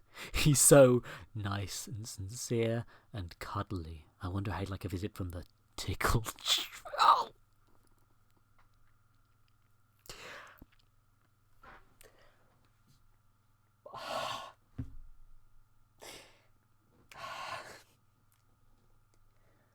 This fucking game, man.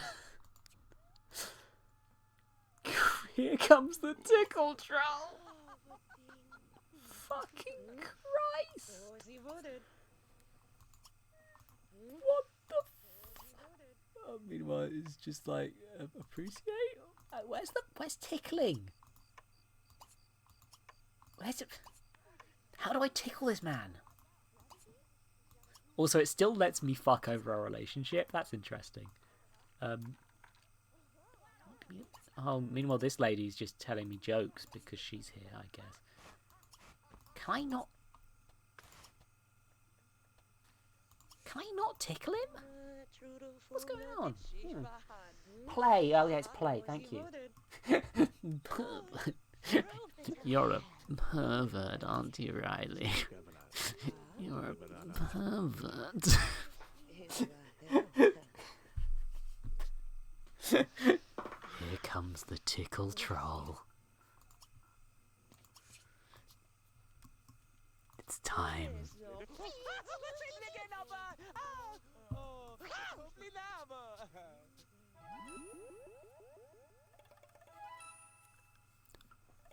Enough of these childish games.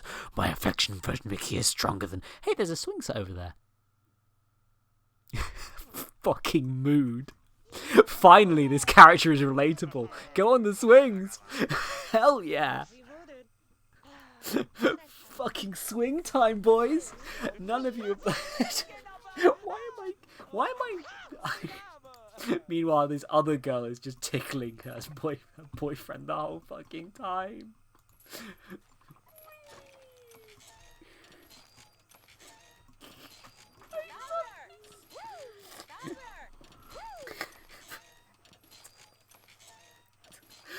I'm fucking broken. This game.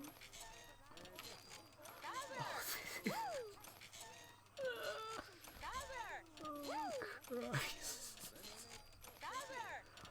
God, I love streaming this. I would not be doing this ridiculous nonsense if it was not for this. What is the swing set of love? Oh, wait, we... Together? Can I... Oh, do I have to ask him to join me? Call over? Does that work? How does it? Oh, I guess that works, sure. What? Oh, she's falling asleep. Here's the thing. This is the best thing that's happened in the game so far. Oh. Riley, I don't know how to ask you this, so I'm just going to come out with it. Would you be my girlfriend? This is fantastic. I hoped it would happen, but not this soon. Now that I'm his girlfriend, I hope Mickey doesn't think I'm too aggressive if I try for a little make-out session with him. Making out in public? Sure. Oh, God. Yeah, do it. Come on, we got to build up to this one. Anyway, I guess. Is our relationship? It's still just labelled as crush, interestingly. Is this going to actually boost our relationship once they stop chatting? Or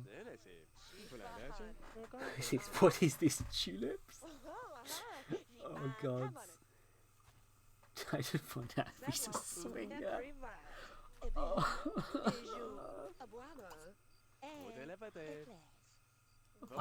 They're still chatting. Why are you... Oh, thank you for following Velis. Oh, is that Cassie? I think that's Cassie's username. Blimey, you've come in really late if that is you. But... Welcome to heterosexual hell, Cassie. There's a love triangle going on and I'm trapped with these people. Oh, wait, is it easier? I think, if I remember correctly, it's easier to make out on benches than it is to make out off benches.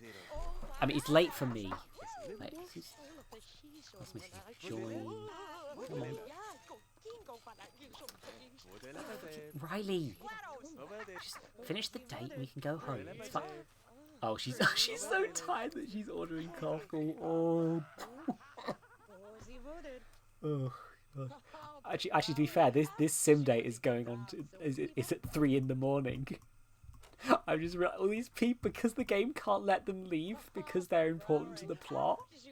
So all these people are just in a park at 3 a.m.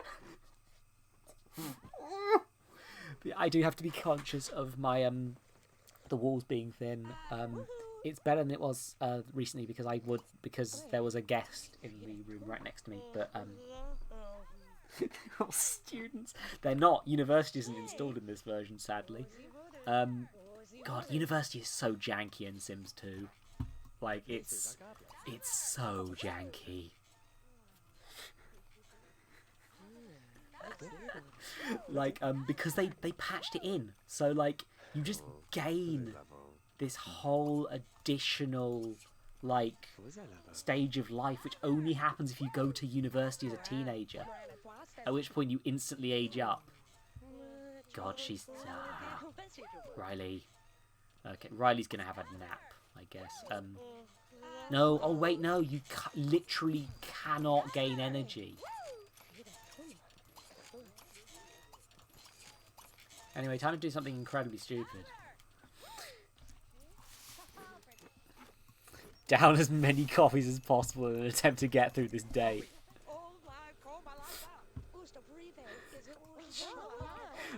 Wait, he's playing. Why is he? Smooch? That one? That's I'd like to smooch, girls.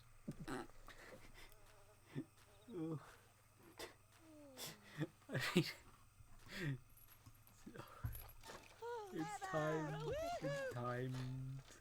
The problem is, if you leave midway through the date, it resets your progress on it and reverts to the last save file. Oh God, he's just like, God, that lady's hot. Oh, I'm right here, man. Michael. You get a bad mood if you don't go to university. Yeah, like that shouldn't be true of everyone, is the problem with that. Like some Sims won't, like real people, will not do well at university, and some people will. Anyway, I've got to wash my hands several hundred times to stop myself from fucking having bad hygiene. And then I'm going to try and make out with this man again. I just need to make out with a man. Yeah.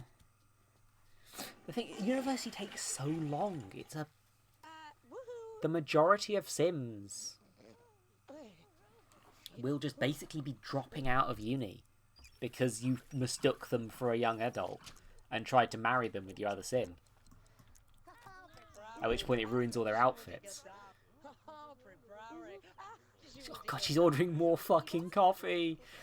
Christ. It's 7 a.m. Yeah, like you don't want most Sims to go to uni because it means that you miss out on all the teenager stuff, and you don't want to. And it takes forever, and you can't have them live with most of the other Sims. Fortunately, in Sims 3 and 4, they were smart enough to make it a separate life stage to begin with. Oh God, I forgot also how kind of vaguely sexual assaulty some of the romance options in this are. Like, I'm sure somebody really enjoys being, without warning, pinched on the cheek, but that's just a default romantic option in this game. I don't think work exists while she's at this lot. Oh God, she's gonna miss work. Yeah, again, this game is a. They got rid of a lot of the teething issues as time went on with Sims. Here's the thing: I've tried to make out with every other girl. The game will not progress. We're locked into this universe where I've got to keep making out with this man. I'm sorry, Cassie.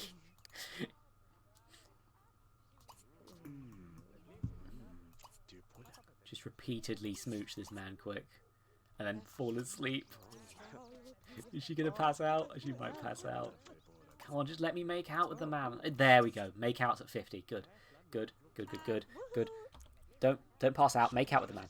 I like you have this painting, Riley. It's been inspiration to me for a long time. Now I have a new inspiration. It's you.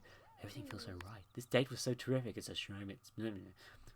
Today was probably the best so far in Four Corners.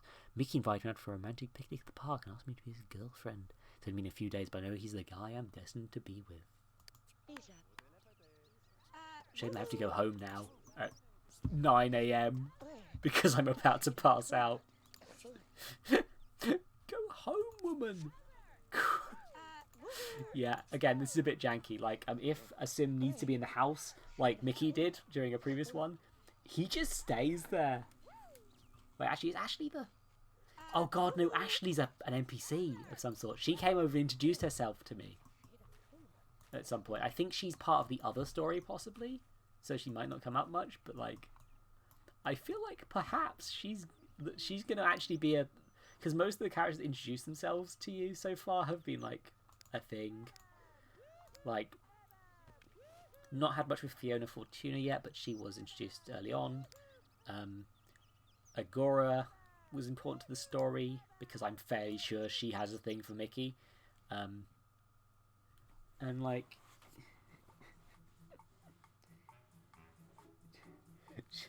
I'm not... What does mutual mean in this context, Minerva? Oh wow, this is going in my diary. Mickey's my boyfriend. Oh yeah, also I made her look like this. That's... Oh. Nap time. Oh yeah, and by the way, for those just joining, this is... I made her fat by making her eat burgers, and this is as fat as Sims get in Sims 2. I like to remind people of that because fuck that. Oh, wake up, woman. Please have a... God damn it. Have spaghetti. You need to have a spaghetti. And now you're going to have a bath, a bubble bath, because you...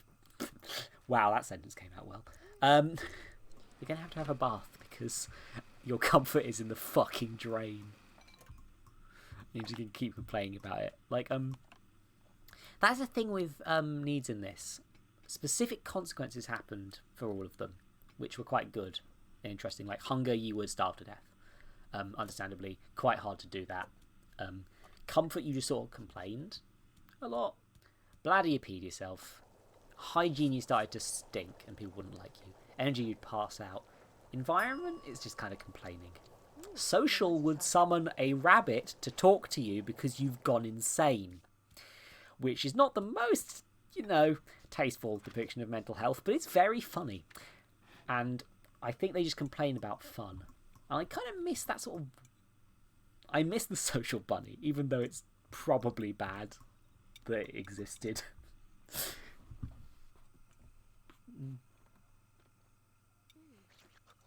Yeah, sadly, it is not that Mickey Smith, who is very good, and I love him, and he deserves better. But like most characters in Doctor Who that weren't white, to be honest. But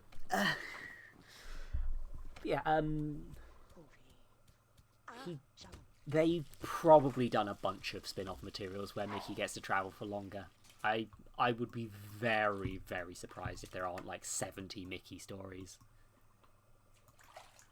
in the background. I don't think there's many audios of him because Noel Clarke's quite... he got into directing. He's a relatively... I don't know how much he's doing right now, but he seemed like a relatively busy guy. Oh god, I forgot about the therapist with the fucking hypno thing. What was with that? Oh, but the thing is, I'm never going to see him in this one because there's no fears, so I can't. Oh god, her mouth. Why is her mouth moving so much? Oh, she's thinking, what? Who's that? Riley, wake up and pee. You gotta pee before work, Riley. Good. Right. It's smart enough to have... Oh. Everything feels so right. I hope nothing happens to change how things are. Save. Yeah. Oh, blimey, yeah. Noel's getting around. Good on him. Yeah, so he's probably not gonna appear in any spin-off material actually acting as himself anytime soon, but he has appeared in some of the comics briefly. As I remember, the Titan comics specifically. Although the Titan Doctor Who comics tend to focus on new characters, the Ninth Doctor, due to the limitations on that period, did a section of Rose and Captain Jack Harkness. And Ninth Doctor. Crikey, yeah. I mean, honestly, I respect him. He took like Doctor Who got big after he was doing it, or during when he was doing it, to be fair. But like, it was kind of just a bit TV role. Like, I don't think most people expected Doctor Who to get that big. He was probably just like, oh, just another acting gig, whatever. And he's got this whole fucking massive career out of it. It's great. And he actually did do some audio dramas with the people who do the Doctor Who ones, but they were a spin-off Dalek Empire thing. He's okay in them. I don't think his voice acting is his strongest suite. He's better at acting as an actor rather than as a voice actor. But they're pretty damn good stories still. Like, he does pretty good. Anyway, yep, I've just earned money. Get a promotion, reach creativity, eat spaghetti. Go on. Oh yeah, I'm making her paint. She's made a wonderful masterpiece already. It's painting time. Uh-oh. I could barely walk to the front door this morning without losing my breath.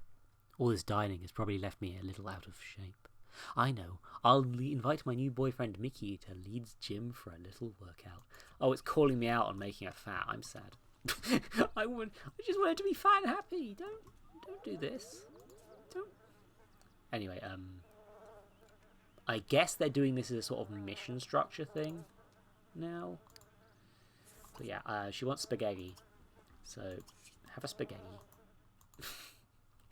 I'm trying to keep an eye on the time so I don't get too late. But wait, what got booed? Is it? I'm not I'm having a real time following chat today. Oh shit! No. Eat, woman. Oh god, she can't go to the gym like this. Also, she keeps not flushing the fucking toilet. What are you? Jesus. Yeah, I know. Again, this Sims game, not so good on that front, in my opinion. It's like, oh, I've gained 3 pounds. I'm fat now. I have to work out.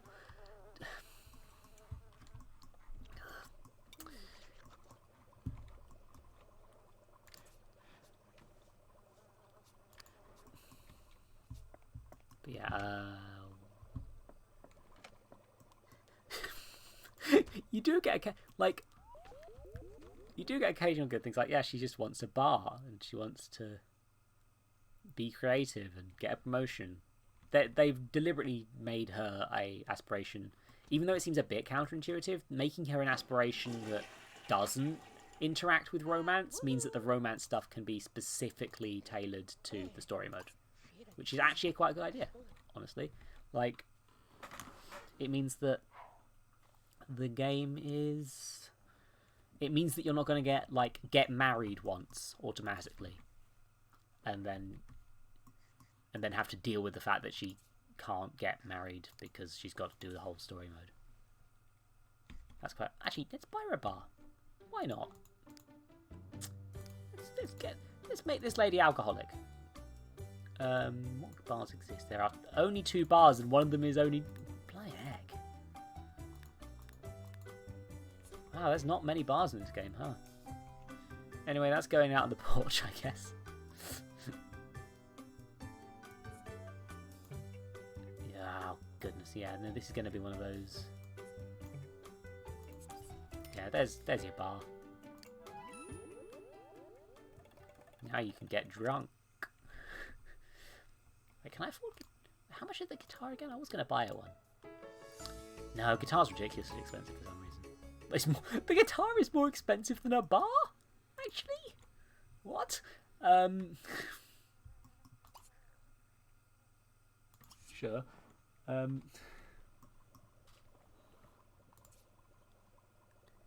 God, she is very... I want to go to work and I want to get a promotion. It's me, Riley, the most interesting woman in the world.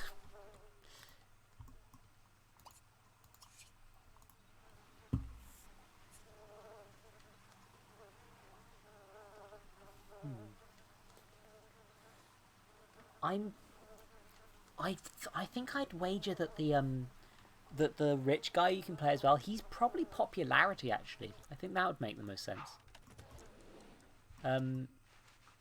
Although it's kind of like, the thing is, fortune I believe does, at least in some Sims games, tailor to the amount of money you have to some degree.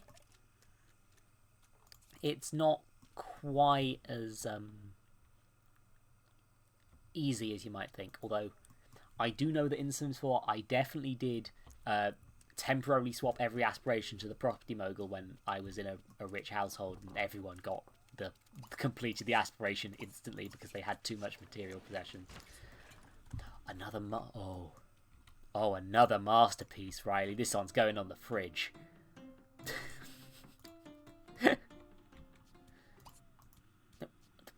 Riley. Sure. Have an omelette. Fucking sure. I'm very worried this is going to crash again. Again, she's not getting newspapers because she's got too many of them. Have a nap. I'm going to save because I'm worried that anytime you leave the lot, it's going to crash the game. But yeah, I was considering playing him today, but then I was like, I want to see how Riley's terrible love triangle ends. I know that his is also going to be a love triangle, let's be honest. It's not... What are you... Nap, woman! You've got work, haven't... Riley, I sworn to John. Fucking...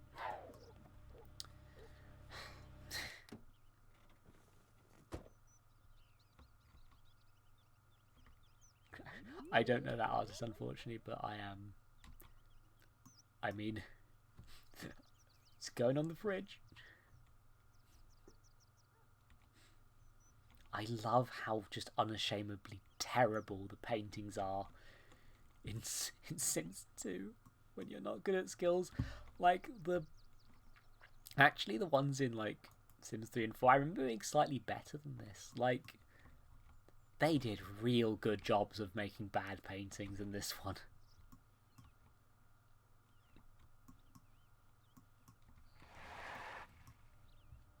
I like that. I like when she's been promoted. Hooray!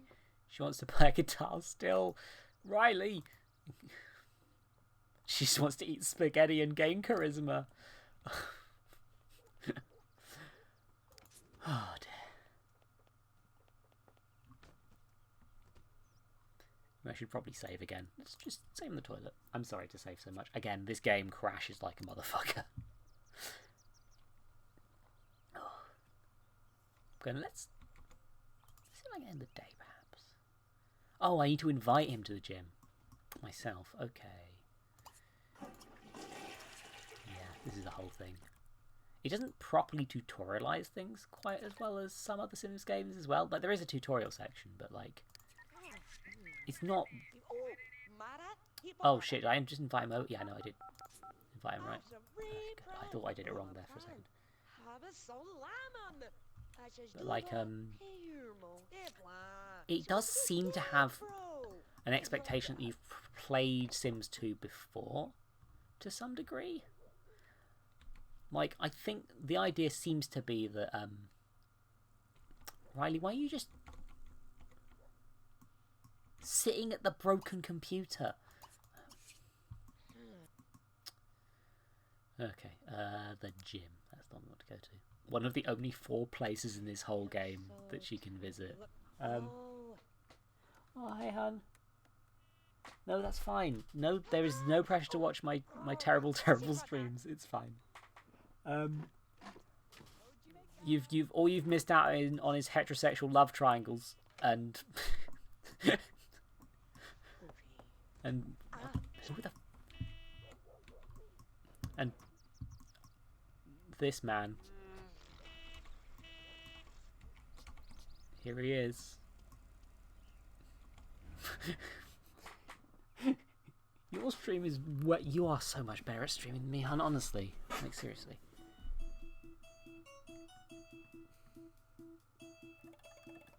Number 1, you do it more than me. Number 2, I'm playing Sims Life Stories.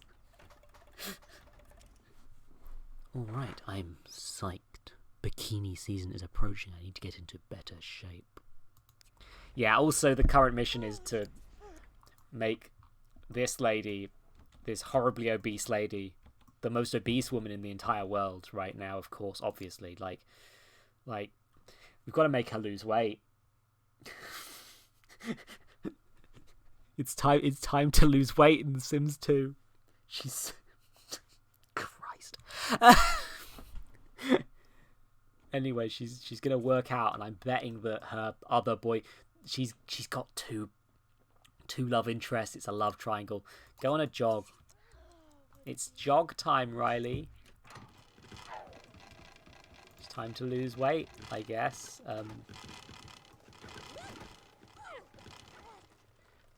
Oh, I think a dip in the hot tub will do me and all those around me with some sensitive noses some good. Now, don't... Hot tubs aren't... Use the showers, right? Hot tubs are not for bathing in. They're for relaxing. Looking good. Riley has gained a point of body skill in the Fearless Flying 4000 treadmill. Anyway, I guess she stinks. Good. Right. Time to ruin the hot tub for everyone.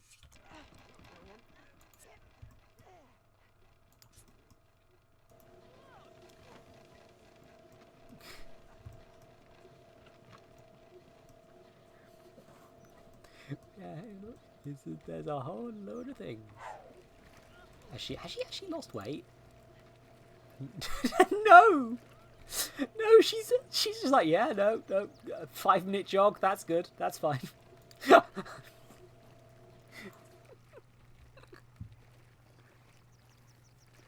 we go.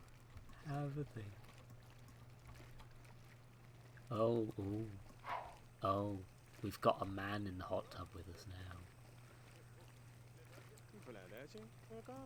He likes world peace, I guess. Oh no. What is Dylan doing here? Who could have seen this coming? Please don't come over. Please don't come over. He's gonna come the fuck over. There he goes. Hi, Dylan. Oh no. Oh no. The love triangle. He just leaves. Hey there, Riley. I want to tell you I had a great time with you the other night. How about I come over tonight for the second course? Riley, what is this guy talking about? What does he mean by you had a great time with you? How about you head on home, buddy? This doesn't concern you. Fucking amazing!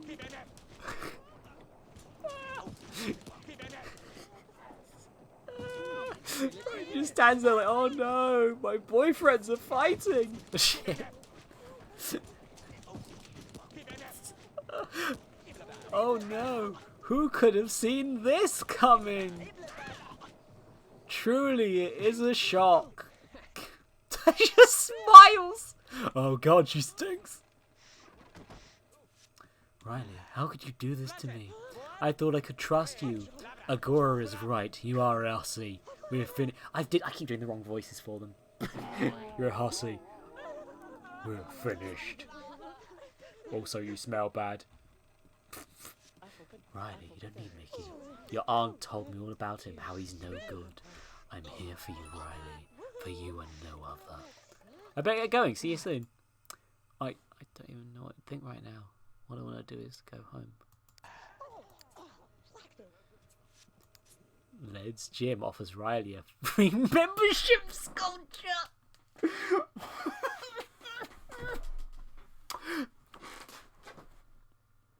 Sob.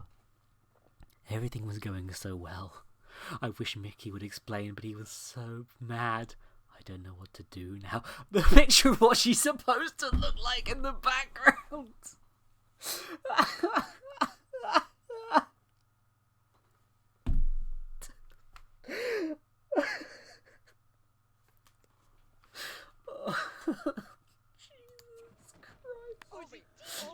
Alright, meanwhile here's a girl who's just telling me a joke for fun.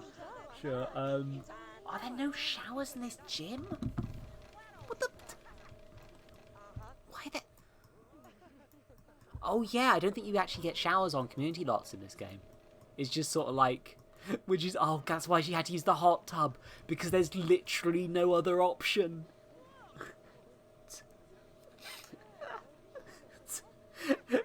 Anyway, I guess time... I should probably... Can I say... No, you can't save in a community lot in this one.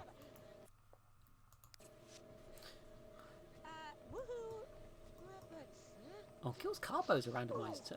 She's like, oh no, I stink. Hey, check this girl out. Is she hot? No, she's not.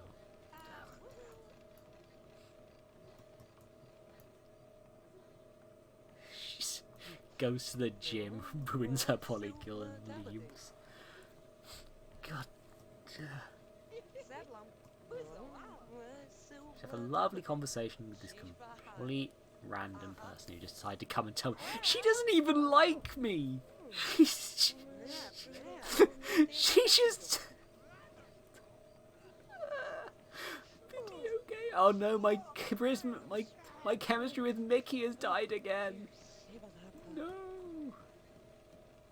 Yeah, no, I'm not saying that. No, I meant in Sims 2 rather than in general. But like, that is a bit terrifying when you're you know. In Sims 3, everywhere was kind of... Because there was no separation, really, you could save anywhere. In Sims 4, I think you can save a community lot, but I'm not actually sure. I mean, the thing is, in Sims 4, you don't die so easily on community lots, so it's probably a bit better. Community lots are kind of a bit... Because they've deliberately made it so that on community lots you can't have, like... What the fuck is this man doing? I think this outing is over. She's gone home. She's going to have a shower. What in the world? How did Dylan get inside? Well, I can use the company after what happened with Mickey. Oh, gee, okay. Oh, it's going to get juicy, lads. I really need to break the habit of use. I started calling people lads as like an ironic joke about about how people use guys as like a group thing, even though it's like technically still a gendered thing. But like then I got trapped in the habit of it, and now I just call people lads. It's so bad. Okay. Oh. Here he comes for a friendly hug with my stink body. Oh, Riley, hi. I just wanted to tell you that I meant what I said at the gym. Since we went our separate ways back in high school, a day hasn't gone by without me thinking of you. Only you. I know I just got out of a relationship with Dylan, but Dylan says he's here for me. Your relationship lasted one day. And that's what I need right now. I can't help that I'm charming.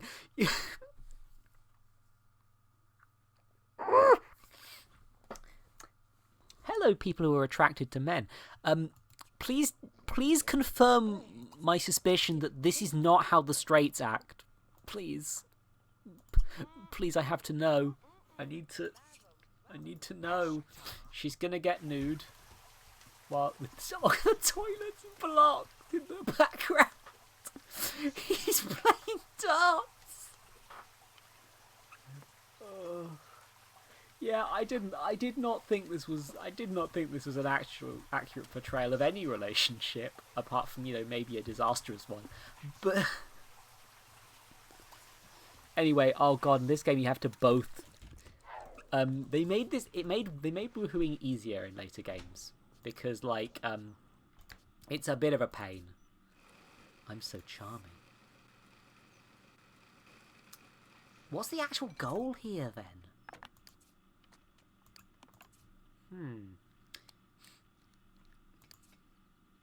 Well, number one, I've arrived back at the time that I left the house, so I've not slept. Did any of you... Wait a minute. Propose? Oh, okay, thank God. I thought the game was gonna be like proposed marriage. Like, fuck. I mean, usually you don't... Look, I'm gonna have a quick snack. I'm just a bit... Thing is, he's gonna stay the night anyway, because that's how the game works. He's just in the hot tub. Hey, buddy. Yeah, eat. Answer your phone. Oh, I missed the phone. Dang it. This is why you don't fast forward through everything, but I'm gonna anyway. Anyway, go hang out with the man in the hot tub. The sexy, sexy hot tub that I bought you for free.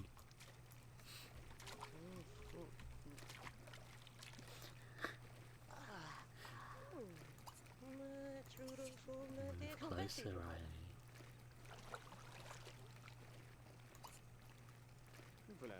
What if you did a quick cuddle? There could be nothing wrong with this decision. Nothing could possibly go wrong. Just the precious relationship between a juggalo and a white... I don't know what to call him even. Like, he's just... I don't even have a grasp of his personality. He's just a guy. Give him a massage, Riley. You can't help being charming.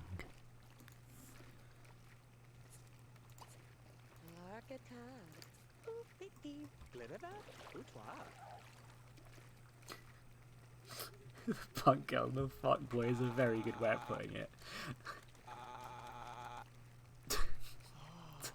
God, the sound effect. Having some fun in the hot tub, everyone. It's time.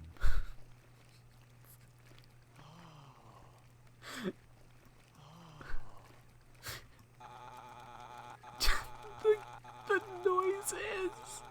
I can't. Have some chips, my girl, and have a sleep.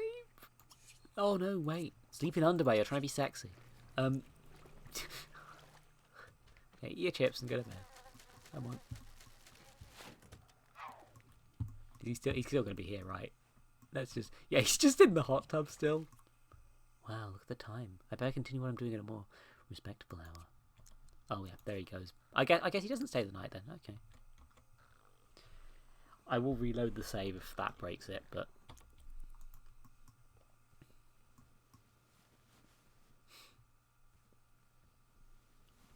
Yeah, I remember that I did somehow break the mission structure when I was playing this, like, blind, initially.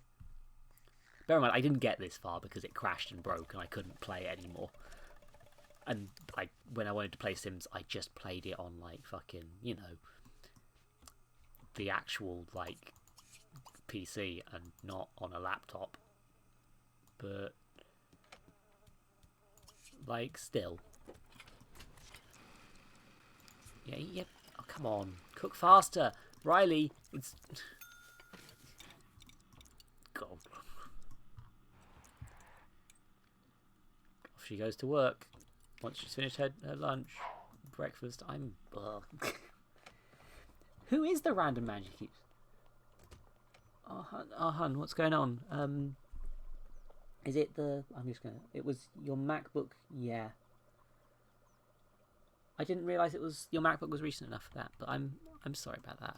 If you want to, I was gonna say join the call, but like actually it's like fucking late, and I'm probably not going to be keeping doing this for too much longer. I just want to make bad decisions,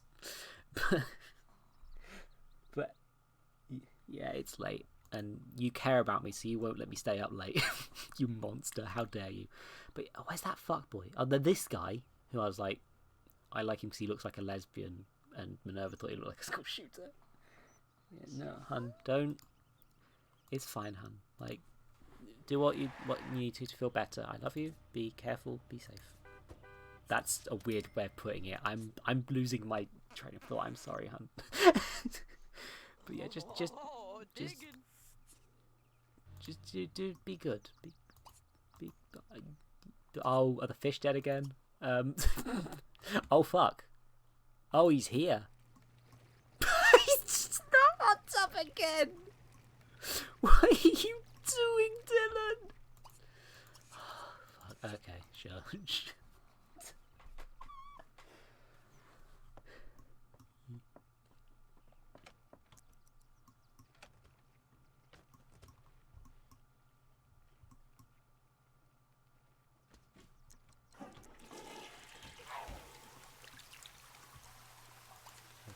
Can I give him a Can I give him a smooch? I don't want to give the man the smooch, but I'm gonna. Wait, I thought she was also wearing swimwear for a second. That was interesting. Give him the smooch. The smooch.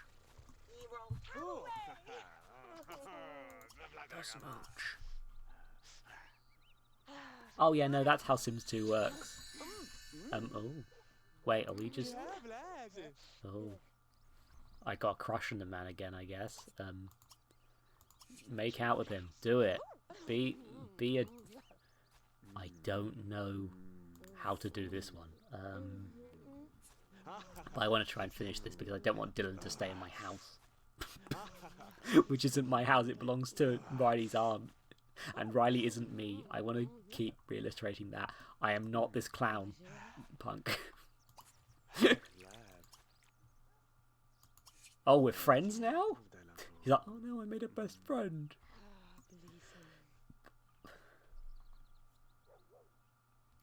I probably should fix the house, but the story hasn't told me to yet. So I'm just gonna make out with the man repeatedly.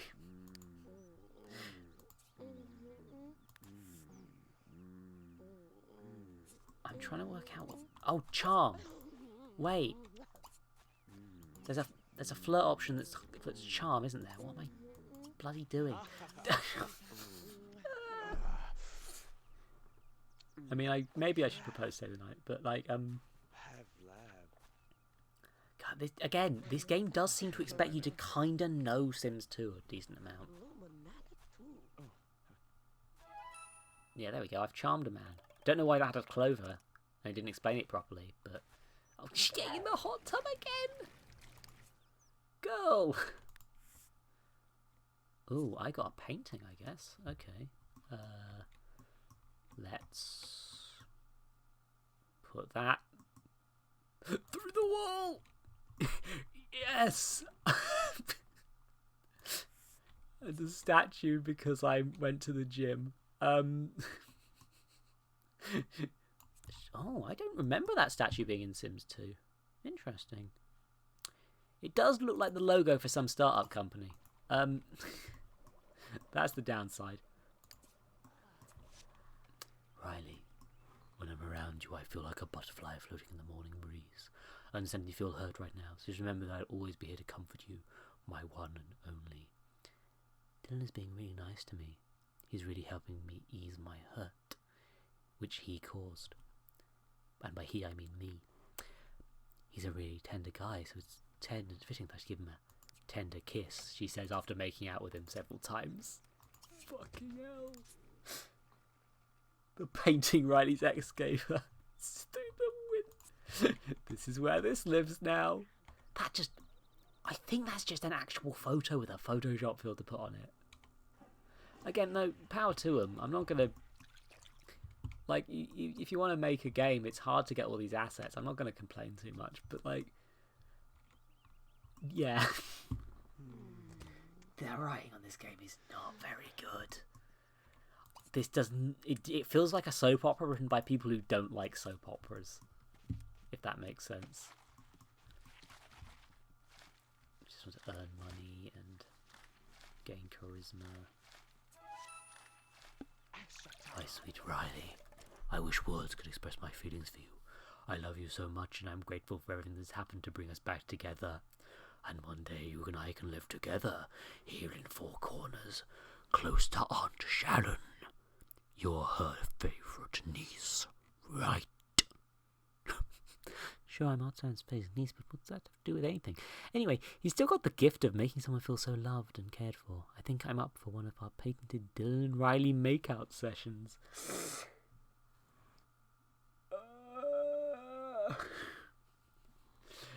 I mean, I don't know, because it's hard to write romantic dialogue without being cringy. Like, I feel like some stuff I've sent to my girlfriend, if read on television, would probably get booed. But but at the same time, this is not good. This ain't good. Also, there are red flags all over this. This is not very good. But I'm transfixed by how weird this game is. It's thoroughly bizarre. It's just like, anyway, I've made out with a man instantly after I broke up with a man. Dylan is very nice and sweet. He has less to convince me he's not the same immature boy he was in high school. Riley, I brought you a special. I like it how it fast forwards these actions to make them finish quicker. Riley, I have to get going. I just received a call from work. I need to take care of some things. I'll see you soon. Dylan is very nice and sweet, but he's yet to convince me he's not the same immature boy he was in high school. Besides, I can't get over Mickey Smith. I feel so bad about what happened. I just hope with time he can forgive me. Anyway, here's a rug. Why? I can't build the house because it's my aunt's house. So what are they expecting me to do with all these rugs? Oh, whatever. It's fine. Like, I've already got enough aspiration points to buy another hot tub.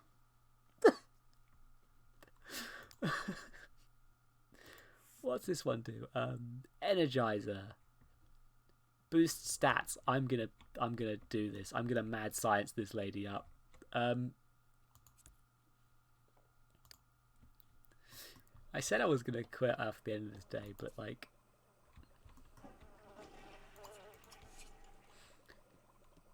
I'm not sure it's gonna.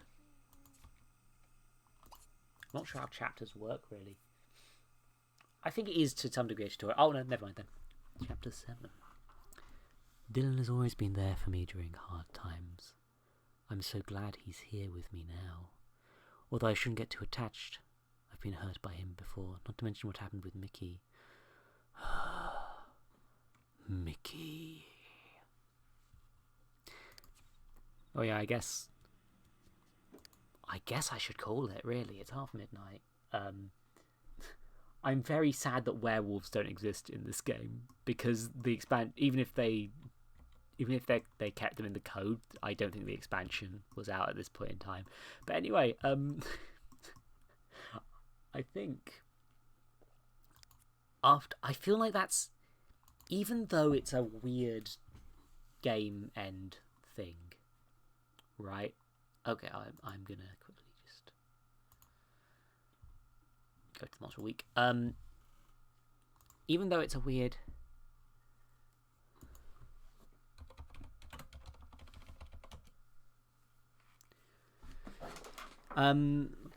What's it called?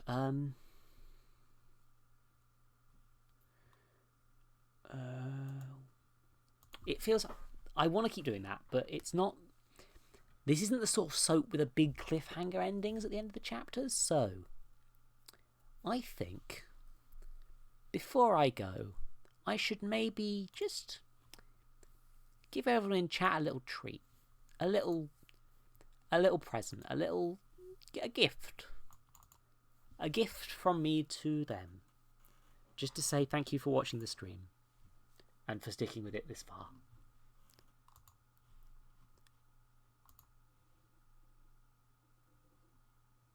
Please load.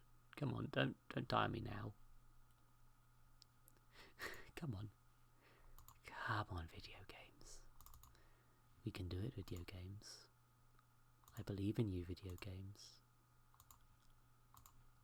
There we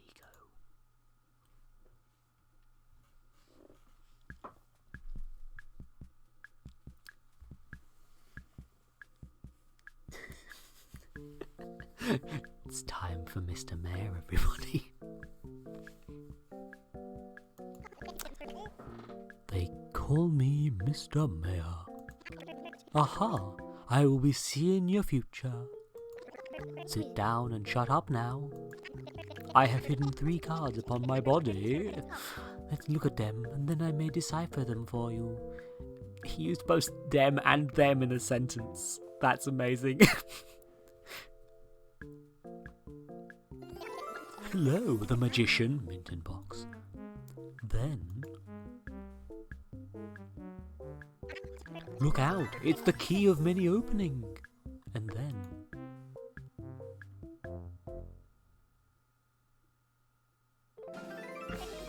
how are you, the Macer of Truth?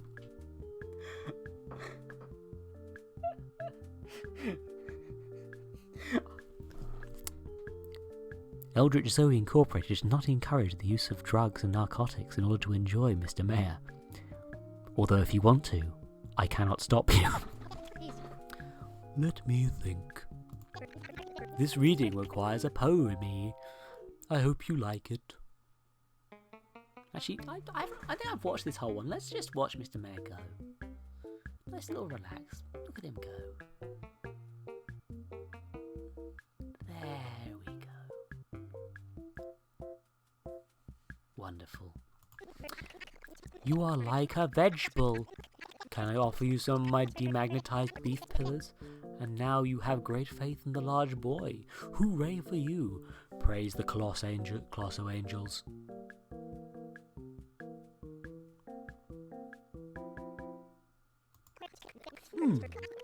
That makes me think of something that happened when I was young. The year was 2256. I was most sleepy, for reasons that will come obvious.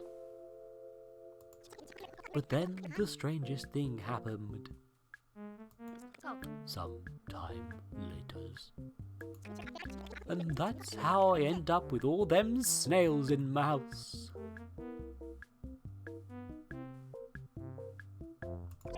However, it wasn't exactly unexpected.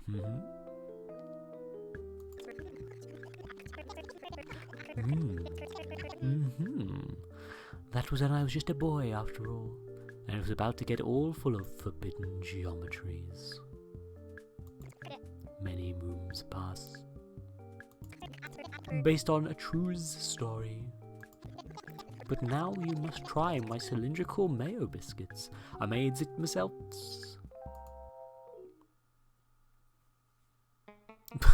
Reasons will become always percent, but then the strangest thing happened percent, sometimes later percent, and now then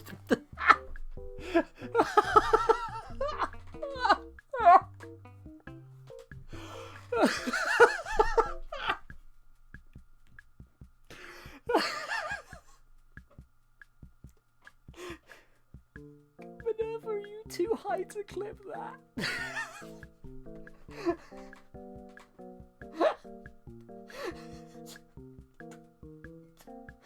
I'm not encouraging it, but I very much appreciate it. Oh,